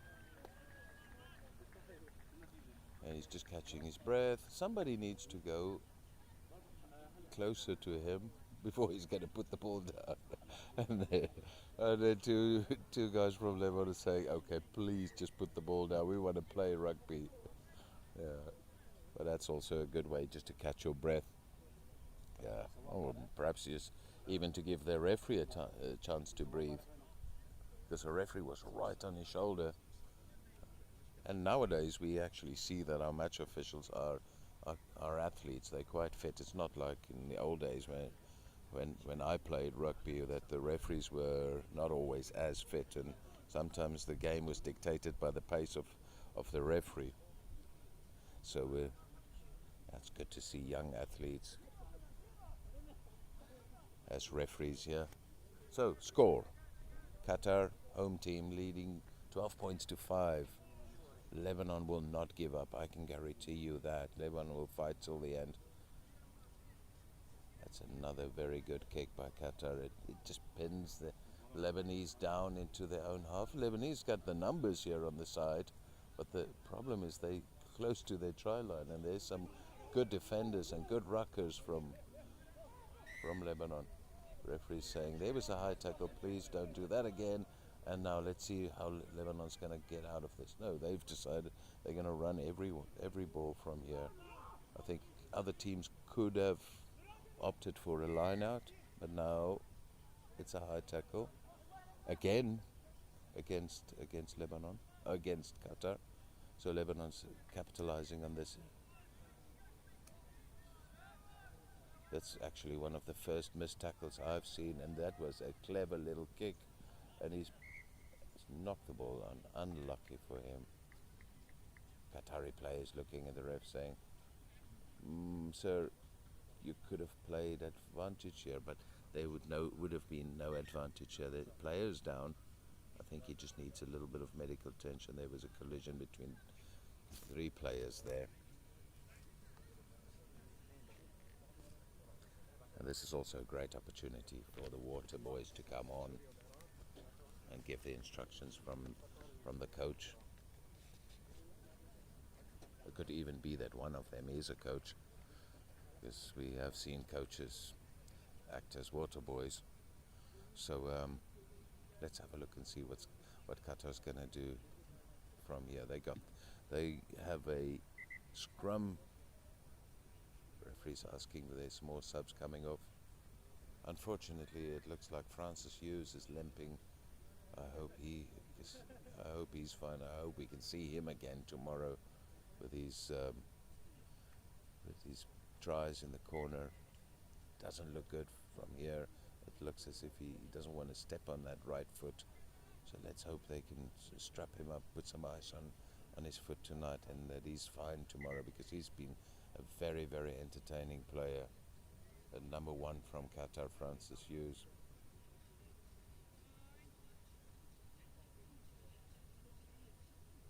Will we see a kick here from Qatar? Oh, they slow it down. They slow it down. They're looking at their options. They're playing it to the right, and here they come. Oh, that's what we call a 50-50 pass. Well done, Lebanon. Play a quick throw-in. We haven't seen many quick throw-ins today, and Lebanon's doing pretty well.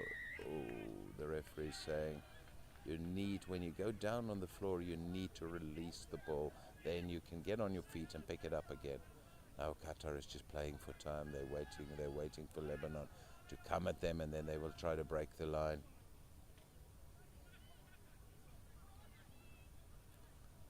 Let's see if we have another speedster, and this is going to be a good foot race.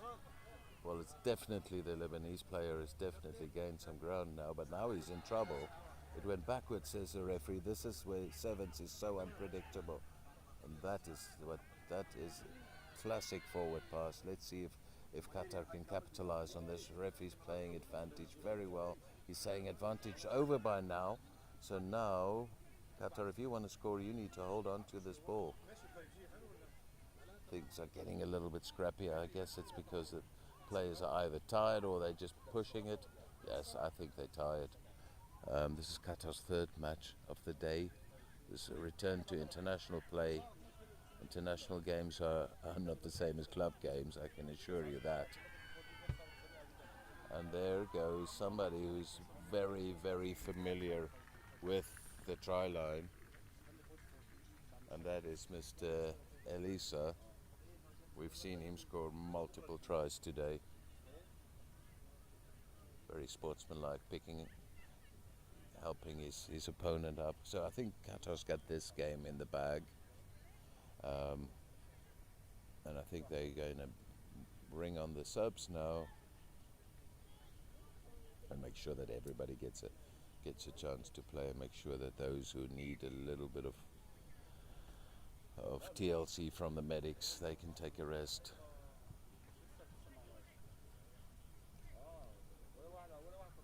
So, as I said, I think Qatar's got this one in the bag. So let's see where this kickoff goes. This kickoff is, they're kicking with the wind. We've actually have a relatively strong wind now, but they're great hanging kick. Okay, there's a good breakaway try. That was just brilliant play from Qatar. That's Dylan Peters. He goes over in the corner. So you can see the disappointment and body language of the Lebanese players. They're saying, man, we were in this game up to a minute ago, and this is how brutal and how cruel sevens can be. So you're still in the game, and then next moment you find yourself trailing with 17 points. So score stays 22-5.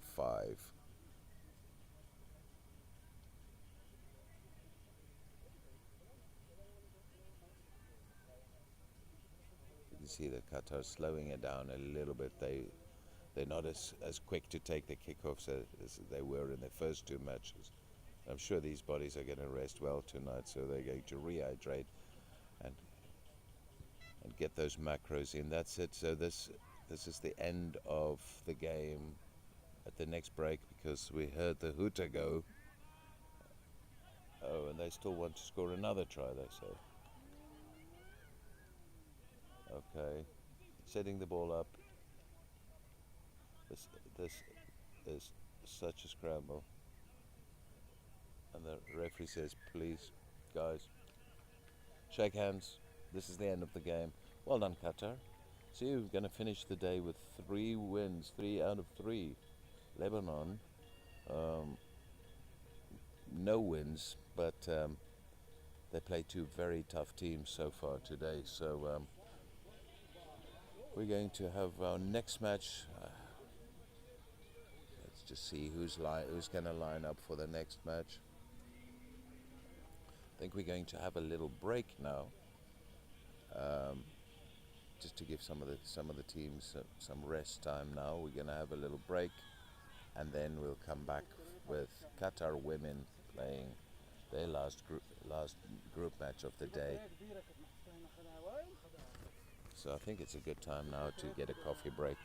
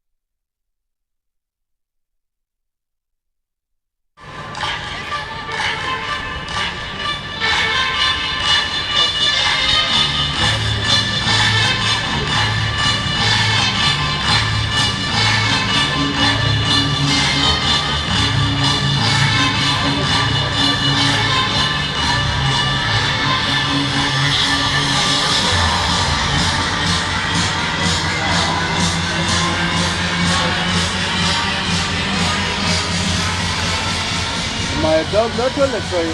يعني لو سمحت لو سمحت هيبدأوا دلوقتي ولا شوية؟ ها؟ هيبدأوا دلوقتي ولا شوية؟ شوي بس 5 دقائق 10 دقائق. آخر مباراتين صح؟ آخر مباراتين يعني.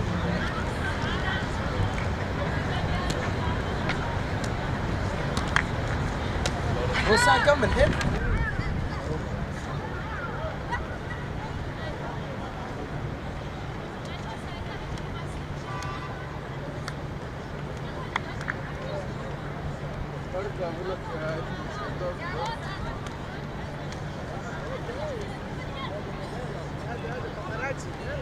انا اقدر اكلم الناس كلها.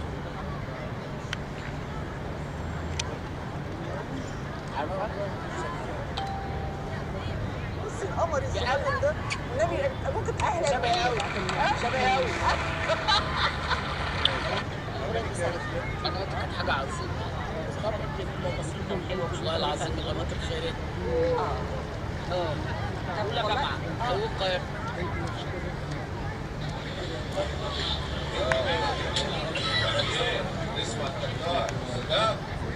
بسم الله بسم الله الرسول صلى الله عليه وسلم.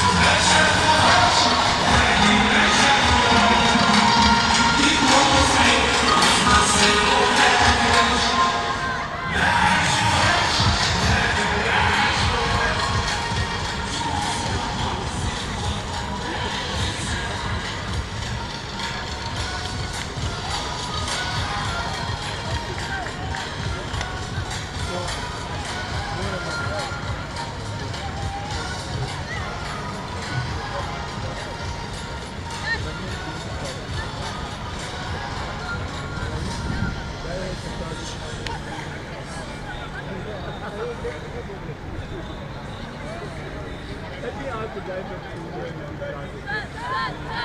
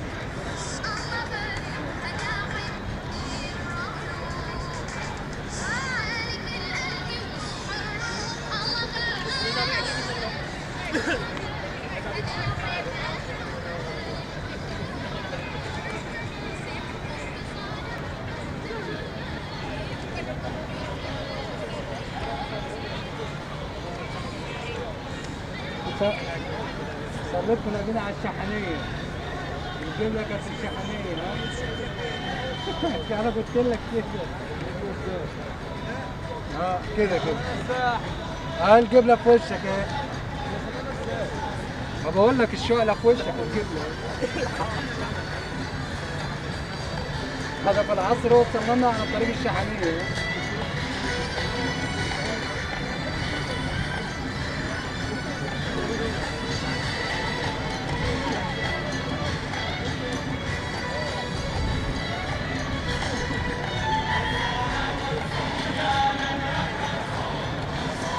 سامع؟ هذه آخر مباريتين يعني.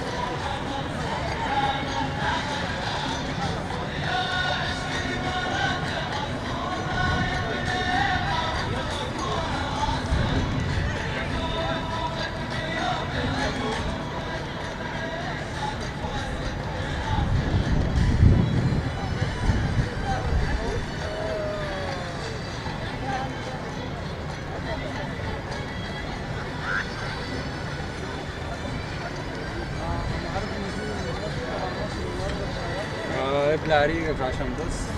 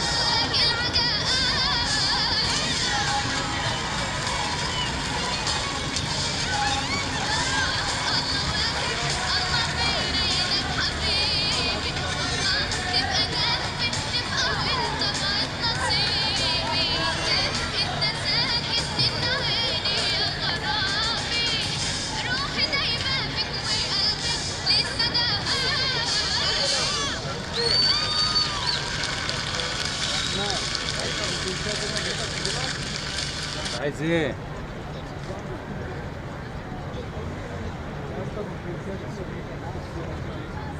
علي صوتك شوية. عايز تاخد فيه جنسية تانية، جنسية أجنبية. عشان ايه؟ تاخد الجواز الجنسية. ايه يا عم ما تستخدم الجنسية دي انت عارف؟ 160 دولة فيه. ها؟ 160 دولة. ما انت ما شاء الله هتروح ل 160 دولة.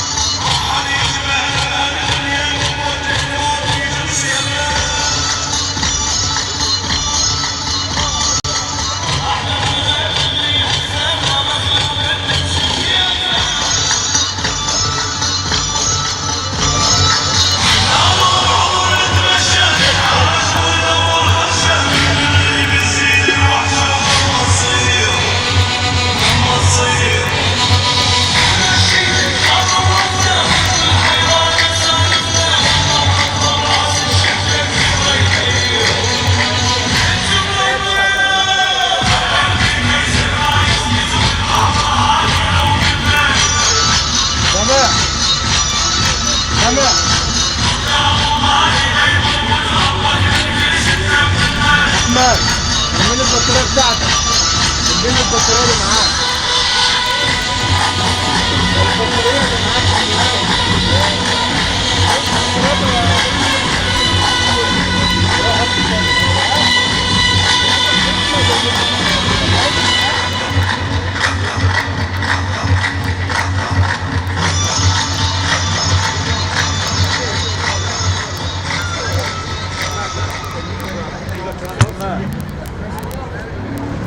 كويس.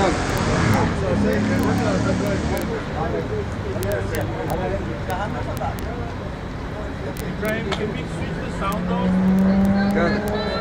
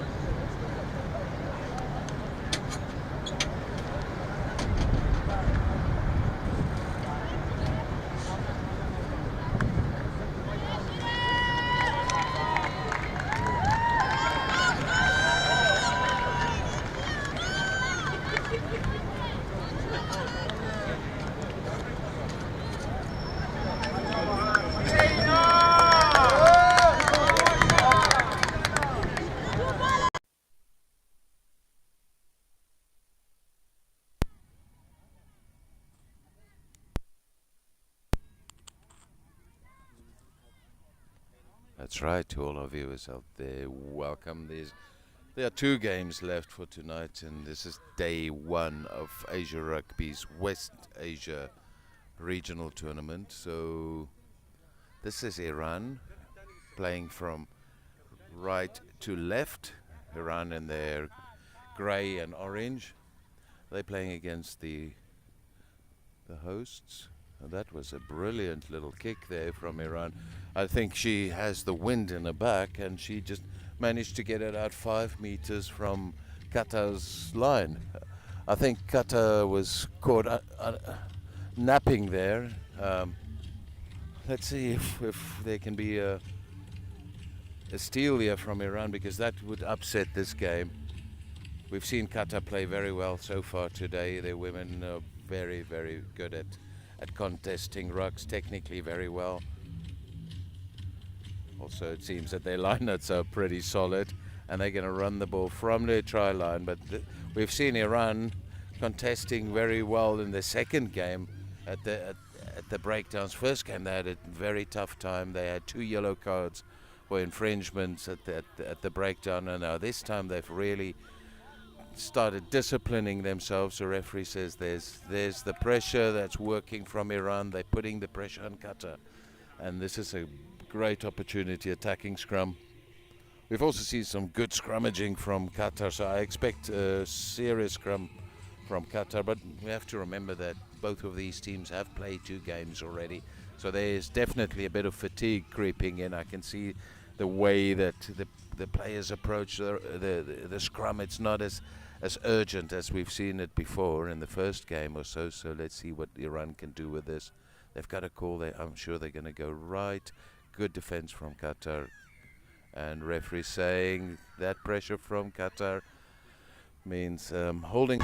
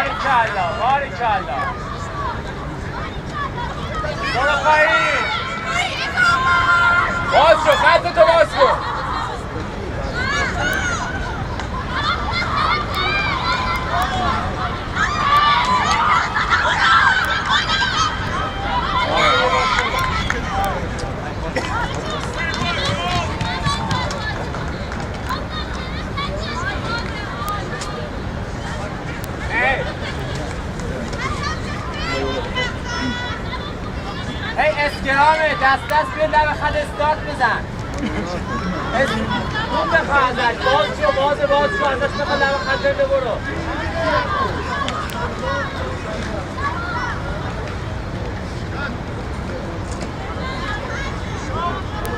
سنتر پاس رو رد کن سنتر پاس رو رد کن سریع شروع کن باز کن به چپ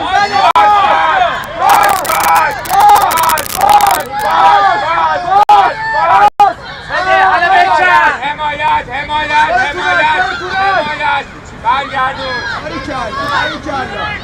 برگردین تو شماره 5 برگرد آفرین اوق بگیر اوق زیاد راک بزن راک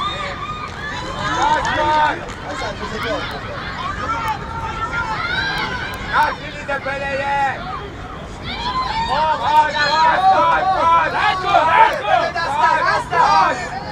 پشت بگیر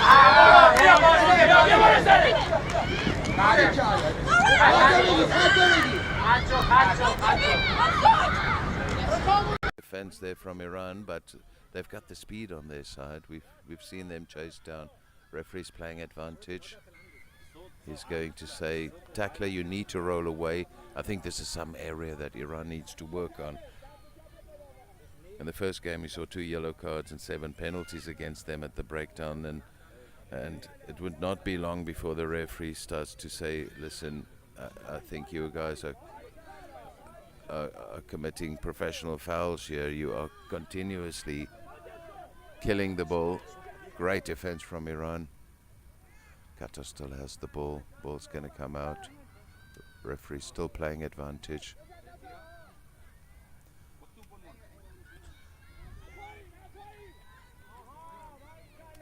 Referee's still got his hand out. His advantage being played.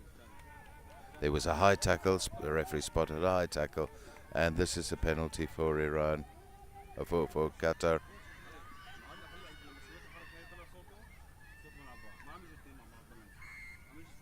And the referee's got his hand in his pocket. So unfortunately, one of the Iranian players are going to spend 2 minutes on the bench. There she goes, number 7. Now this is where Qatar can capitalize. They can definitely capitalize from here. They're playing 6 against 7. Here they come. Quite patient. Another high tackle. So Iran has to be very careful here. We don't want to see them play with 5 players.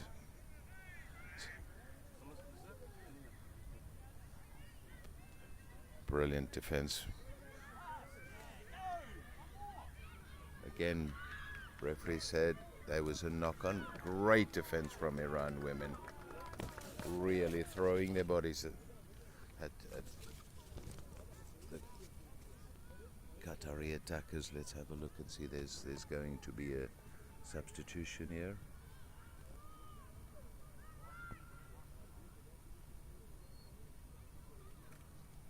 I guess that's a strategic substitution, because Iran still has a player in the sin bin.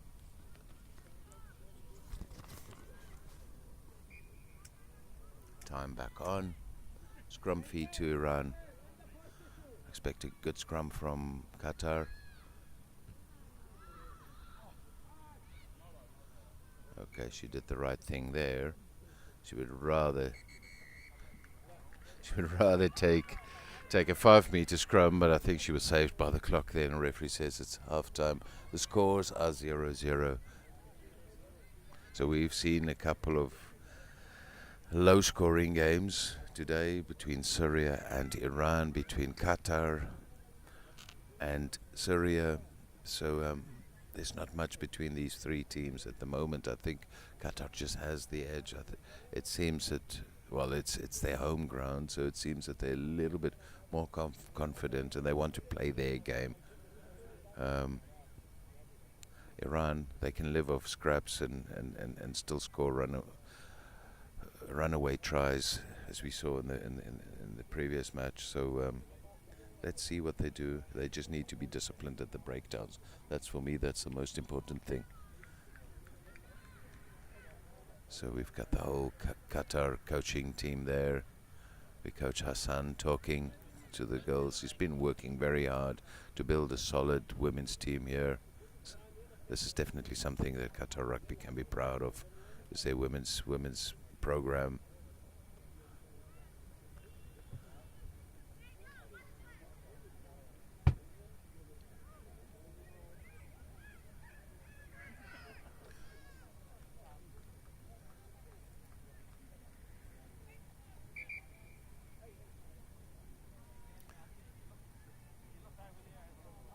So we'll have a look and see if there's any fatigue creeping in here in the second half.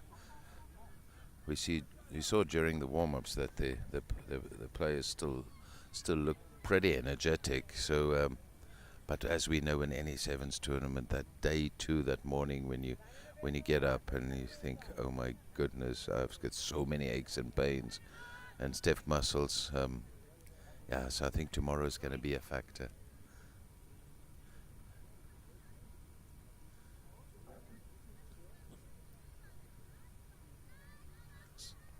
So Qatar ready to restart. That's Noor. Let's see where she's going to kick the ball. She's going to kick the ball deep. I think this is quite a good option. She wants to emulate what Iran did in their kickoff in the first half, is try to get actually to force a line out close to the try line and then apply pressure from there. Oh, against Qatar, Iran needs to take it quickly and try to get the ball through those hands, something that they've been doing so well. Good steal there.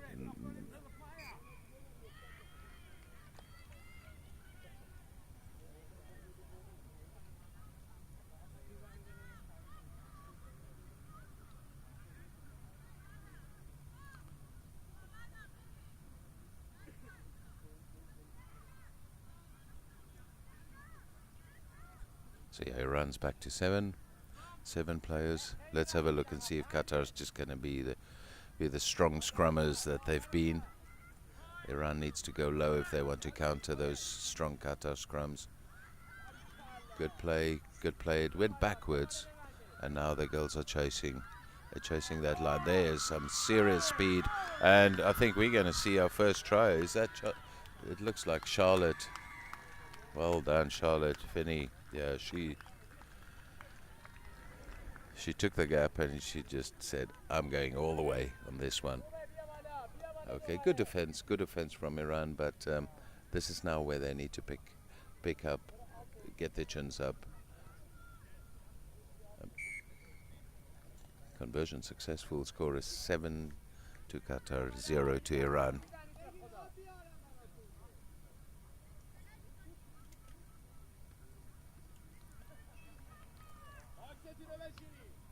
So if advice to Qatar could be do another deep kick like you did previously, because it seemed to have worked.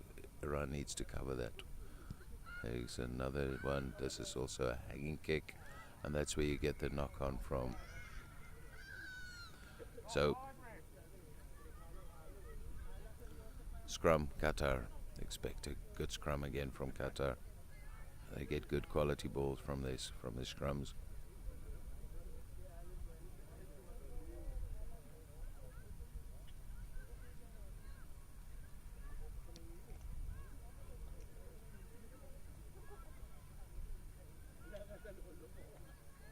Oh, there's a very good counter scrum there from Iran.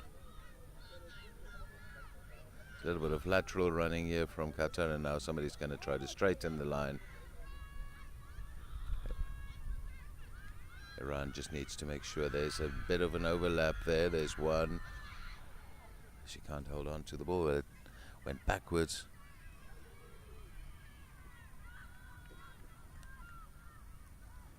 Okay, Iran's not contesting at this one.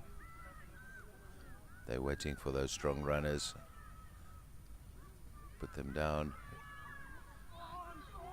There's a little gap and she took it. So that's Charlotte.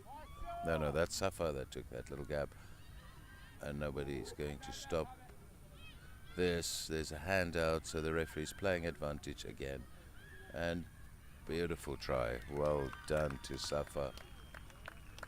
Puts the ball down. Okay, so now the tide has turned. I think Iran, they need to play at their strengths. You need to try to get the ball out wide, but if you don't get the ball, if you do make mistakes or you do get penalties against you, if you can't hold on to your own balls, then I would say, especially in the scrum, Qatar, that's turned the game so far.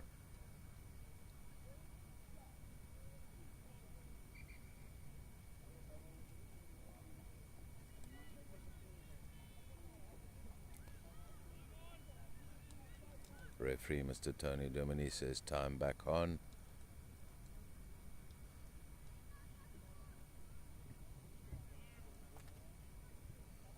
Unsuccessful, so the score stays 12 point to Qatar, 0 to Iran.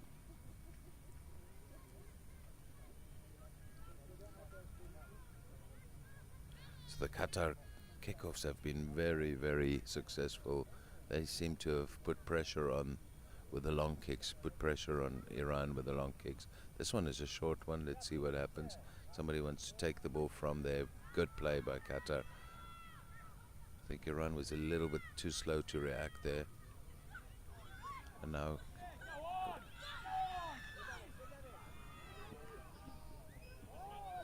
that was a good steal there from Iran. Now they do what they do well. They get the ball through their hands. But good defense from Qatar. Referee's giving a penalty to Iran.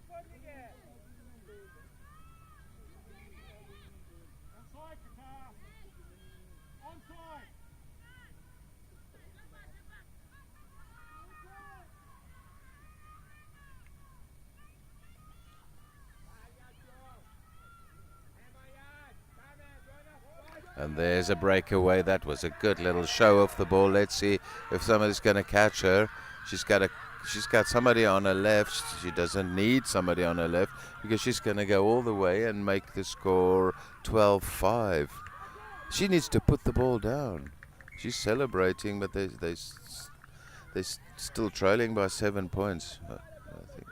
I think just to score a try is such a great moment for them. So let's have a look at the kick. The kick is. I'm not going to say anything about the kicks anymore. I don't want to jinx anybody. So let's have a look.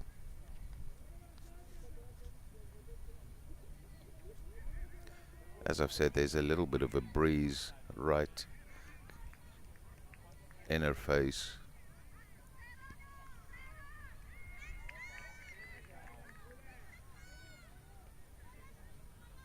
The score stays 12-5. 12 for Qatar, one converted try between these two teams. So now it's Qatar's turn to receive the ball. So let's see where this ball's going to land. So far, Qatar's been very well organized in terms of receiving a ball. There's always somebody with the ball. That went back, said the ref. Okay, so now this is the last play. So Qatar just needs to hold on to the ball. But there's a breakaway. The hooter has already gone off. So basically what's happening here is this is the last play.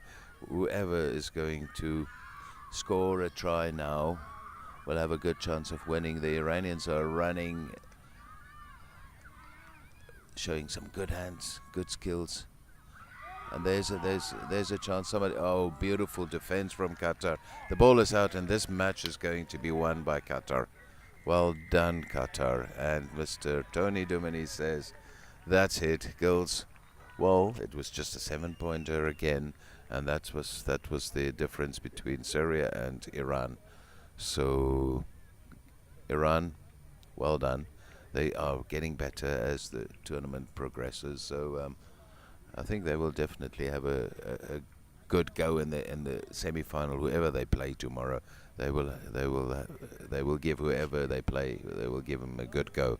So let's have a look at the last match of the day. That is Syria. Syria is going to play. They're going to play Iraq. As we know, Iraq is a relatively new team. They've only started playing women's rugby 1 year ago, and now they're already playing in an Asia Rugby tournament. So that is, for Asia Rugby, this is great to see the women's rugby grow. It's also Syria's first Asia Rugby competition, so we can understand the great excitement for these teams, for these women to come out here and play in this beautiful Aspire Stadium. So this is the last game of the day, and then tomorrow we'll start again at 4 o'clock, finish off the last group matches, and then we'll have a look and see who's going to play who in the semis, and then of course the third place playoffs and the finals. So still a lot of rugby to be played tomorrow. So this is the game 14 of day 1. So I think most of the crowd came to support Qatar, so you can see people leaving. So let's have a look and see if some of the Syrian supporters can stay on and cheer on their team, or Iraqi supporters.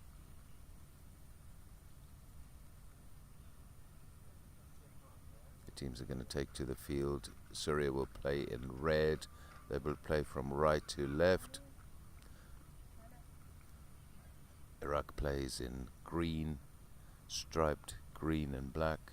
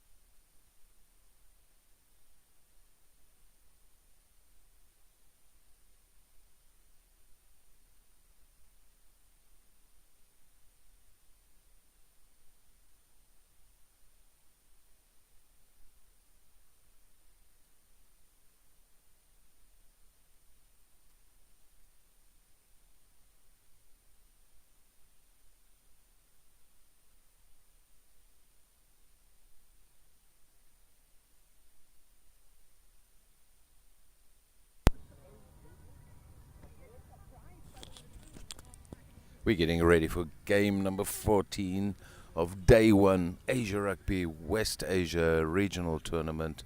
This is the women's division. This is Syria playing in red, Iraq playing in black and green.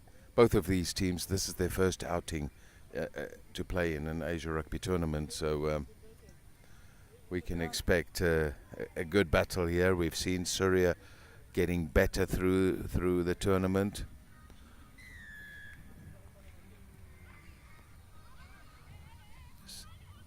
So defensively, Syria has been very well organized, and there was just an unfortunate knock-on. Sometimes when you just start the game, it takes the mind a little bit of time to switch on, but I'm sure the girls will be switched on.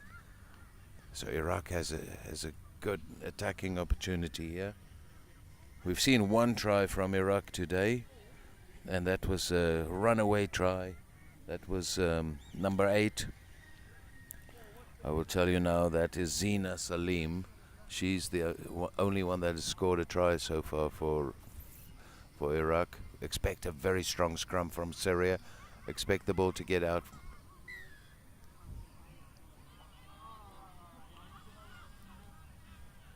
So we can see Iraq not back 10, but that doesn't matter because there's a flyer and she's gonna go all the way, and she's being chased. Well done by Iraq number 6, Rueda. She chased her and made sure that she was not going to give her a try under the posts.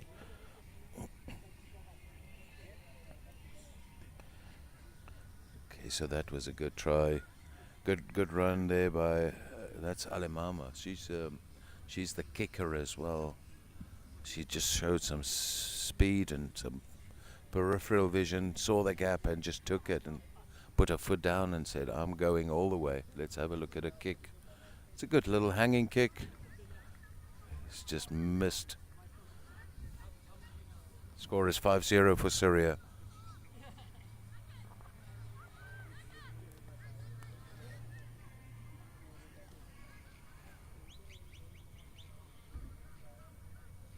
So Syria is getting ready for another kickoff. Let's see where this ball's gonna go. She's looking at the pitch. She wants to put it somewhere where she can put a lot of pressure on Iraq. She's decided to go for the deep one. We can see the red shirts chasing. There's a good chance that the ball will go over the dead ball line, and that is good for Iraq because play is going to come back all the way to the middle, and it will be a free kick to Iraq. You can see the Iraq girls don't really know what they were gifted.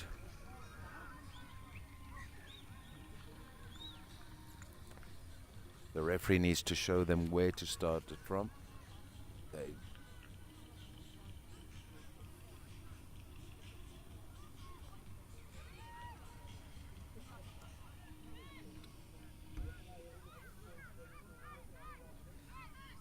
So this is a good attacking opportunity for Iraq. Let's see how they capitalize. They're not very deep, so I expected direct run. And there goes the ball straight in. Now they're going to set it up. Ball comes out. It's a bit of a scramble there. Ball managed to come out. Good steal from Syria, and let's see if they can get their flyers away. We've seen some flyer tries here from Syria. That's Hala, number 21. She's still holding on to the ball. She needs a support runner, and there's the support runner. Brilliant play there, and good try. That's Mary Abdu Zayda. Yeah, Mary Abdu Zaydan. Brilliant. That's good support play. Well done to Syria women. Let's see if this kick can stick. This one does. Flags up. That takes the score to 12 points to 0.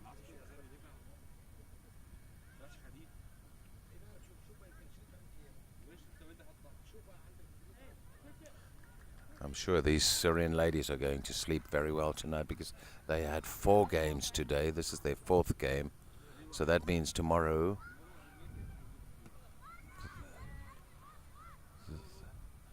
this position tonight will be determined by some of the other group games tomorrow. And again, she goes for the deep kick. This one could be close to the try line. And there could be a gifted try.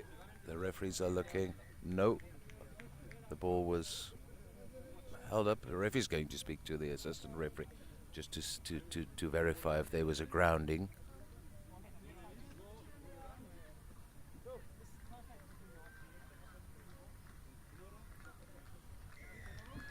From the assistant referee side, there was a grounding was spotted. Try is awarded.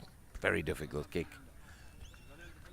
for the conversion, but 3 tries already in the first half from Syria. We've seen them grow in this game in terms of their defensive lines. Very good. Their scrummaging is just be very strong. And as I mentioned earlier, these girls are all more or less the same size. They do not really have tall girls, but they seem to have speed, and that's why they've scored three good long distance tries.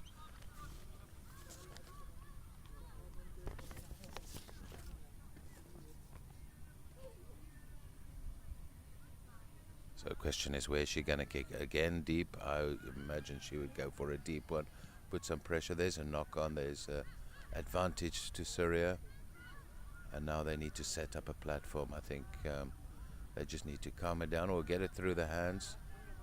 Get it through the hands. They've been placing the ball very well. They slow it down. They've got options left or right. They go for the option on the right. And I guess that is because she has some real speed there on the right. That's Rosa. Rosa's going to go all the way. We've seen Rosa score tries before. Well done, Rosa. Good decision making there. I think Standoff realized that just get the ball to Rosa. She will beat her opponent. Although they had 3 on the left, they went for the right side.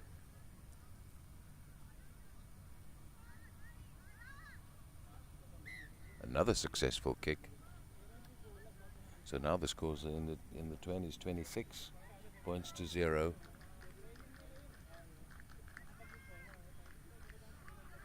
It seems that Syria has some support here. We can hear a crowd cheering on the other side, on the stand. Referee saying time off. There's time for substitutes.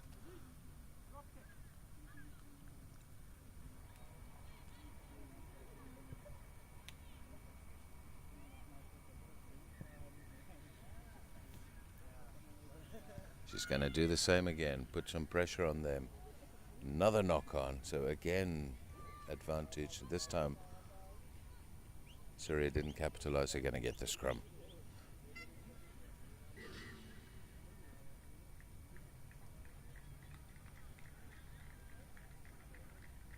And referee says it's half time. Coaching staff calling the players in.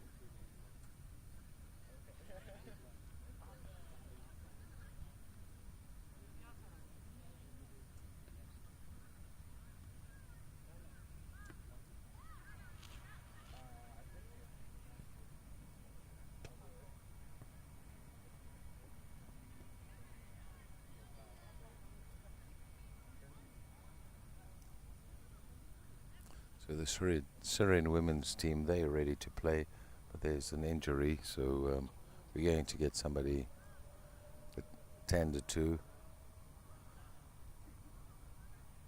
From what I can see, I think it's a cramp. I think she has a cramp in her right leg, so the medics are there. She's got the qualified doctors there, the medics are there, so they're definitely going to take her off and make sure that she's well assessed and taken care of. In the meantime, the teams are ready, so we're just waiting for the medics to take her off. It's definitely no spinal injury. From what I can see, I think it's just a severe cramp in her right leg.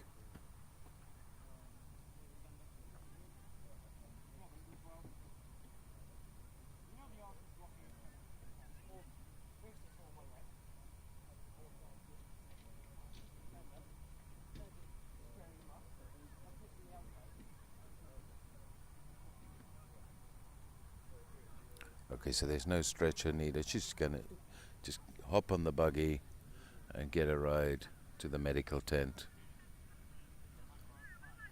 Well, sometimes we do see dehydration coming in after a day like this where the humidity is quite high, and sometimes players do not rehydrate enough. And then that's when we get the cramps. So hopefully she'll be back tomorrow.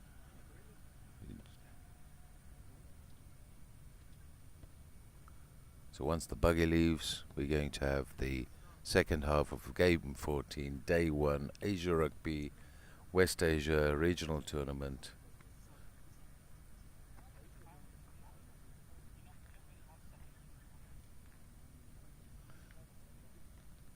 Referee's in the middle, he's asking Syria, are you ready? Assistant referees are ready.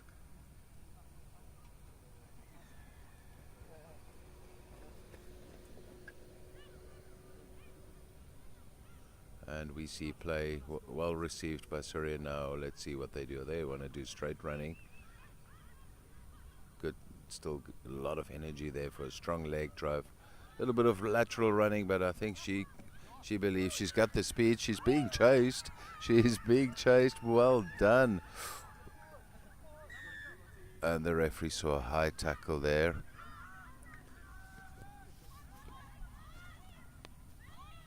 So referee is saying, Iraq, you were not back 10. I'm playing advantage. So let's see what Syria can do. Beautiful running there. Great, she's straightening her. That is,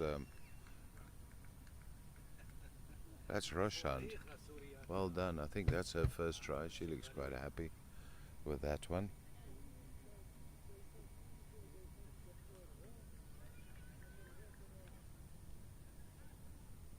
This takes the score to 31 to 33. Score is 33-0 for Syria.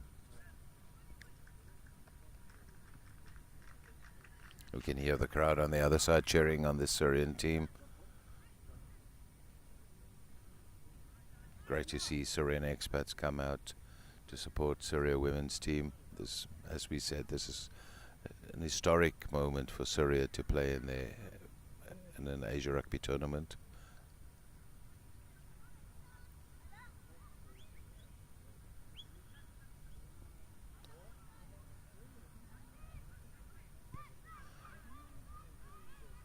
Deep kick. This one went backwards, and now there's pressure on.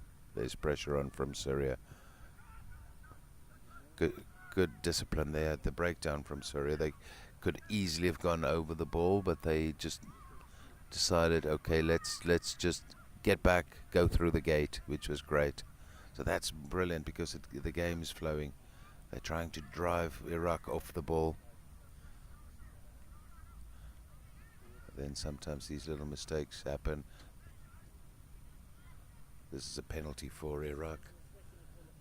Let's have a look at what Iraq's doing. They're not very deep. So, and this is perhaps a mistake that they made because the Syrians have turned over the ball. Good hands there. I think the Syrians just need to capitalize on trying to get the ball out. They want to go straight. Here's a chance to get the ball out wide. Good defense from Iraq. The ball is out. Well played there, Iraq. The ball goes out wide to the left.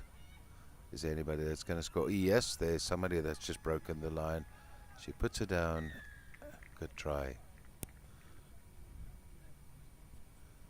The Syrian team do love the straight running and then get it out wide. I think that's what they build their game plan on. Very good rucking. Very good scrummaging, and then get the ball out wide.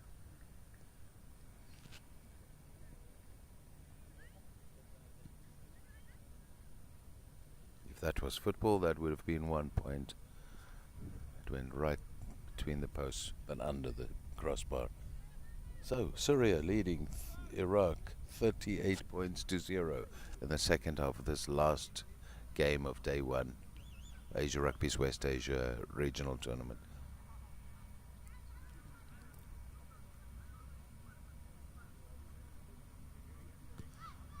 Of course, she's going to go deep like she's done so well. And now the ball is there.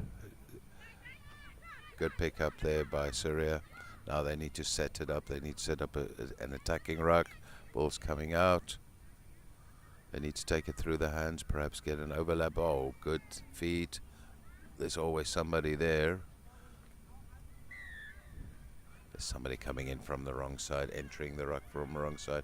Quick tap, and there's a support runner. They place the ball well. There's somebody from Syria being off, from Iraq being offside.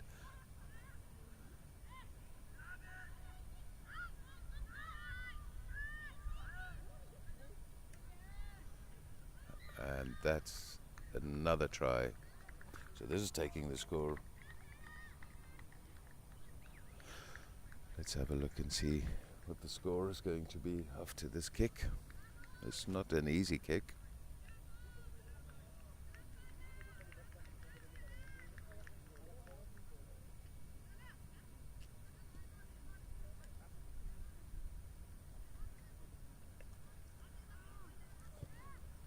Good kicks, got the height, but it stays. The score stays on 38-0. 38 for Syria. Syria playing in red, playing against Iraq in green and black. Another kickoff. Is going to go left or right? Let's see. She's looking to the left this time. I think she's going to kick it to the left. She's got speedsters there to chase. Yes, goes to the left, deep, puts a lot of pressure on, hoping to, oh great, get from Iraq there, a little bit of unexpected. A good counter-rucking from Iraq.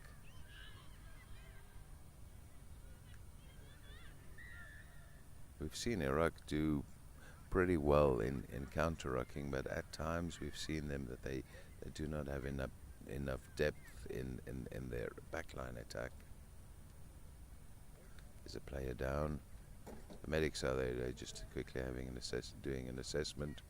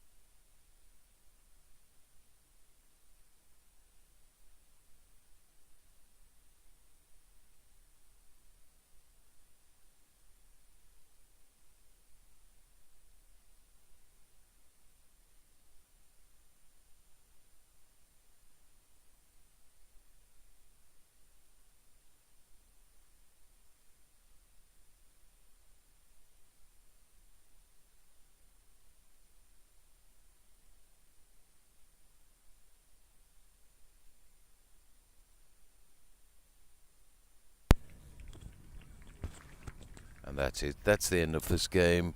Scored 43 for Syria, 0 for Iraq. And that's it. That's the end of day one of this wonderful tournament that we have in Doha. I hope you can join us again tomorrow. We can see the players shaking hands, appreciating each other's camaraderie, because in the end rugby unites, and that's it. So both teams, well done to Iraq, especially to Iraq, never having played an international match, for them to come and play out here. Good news for Asia Rugby to see more teams playing. Good to see the solidarity there between the two teams.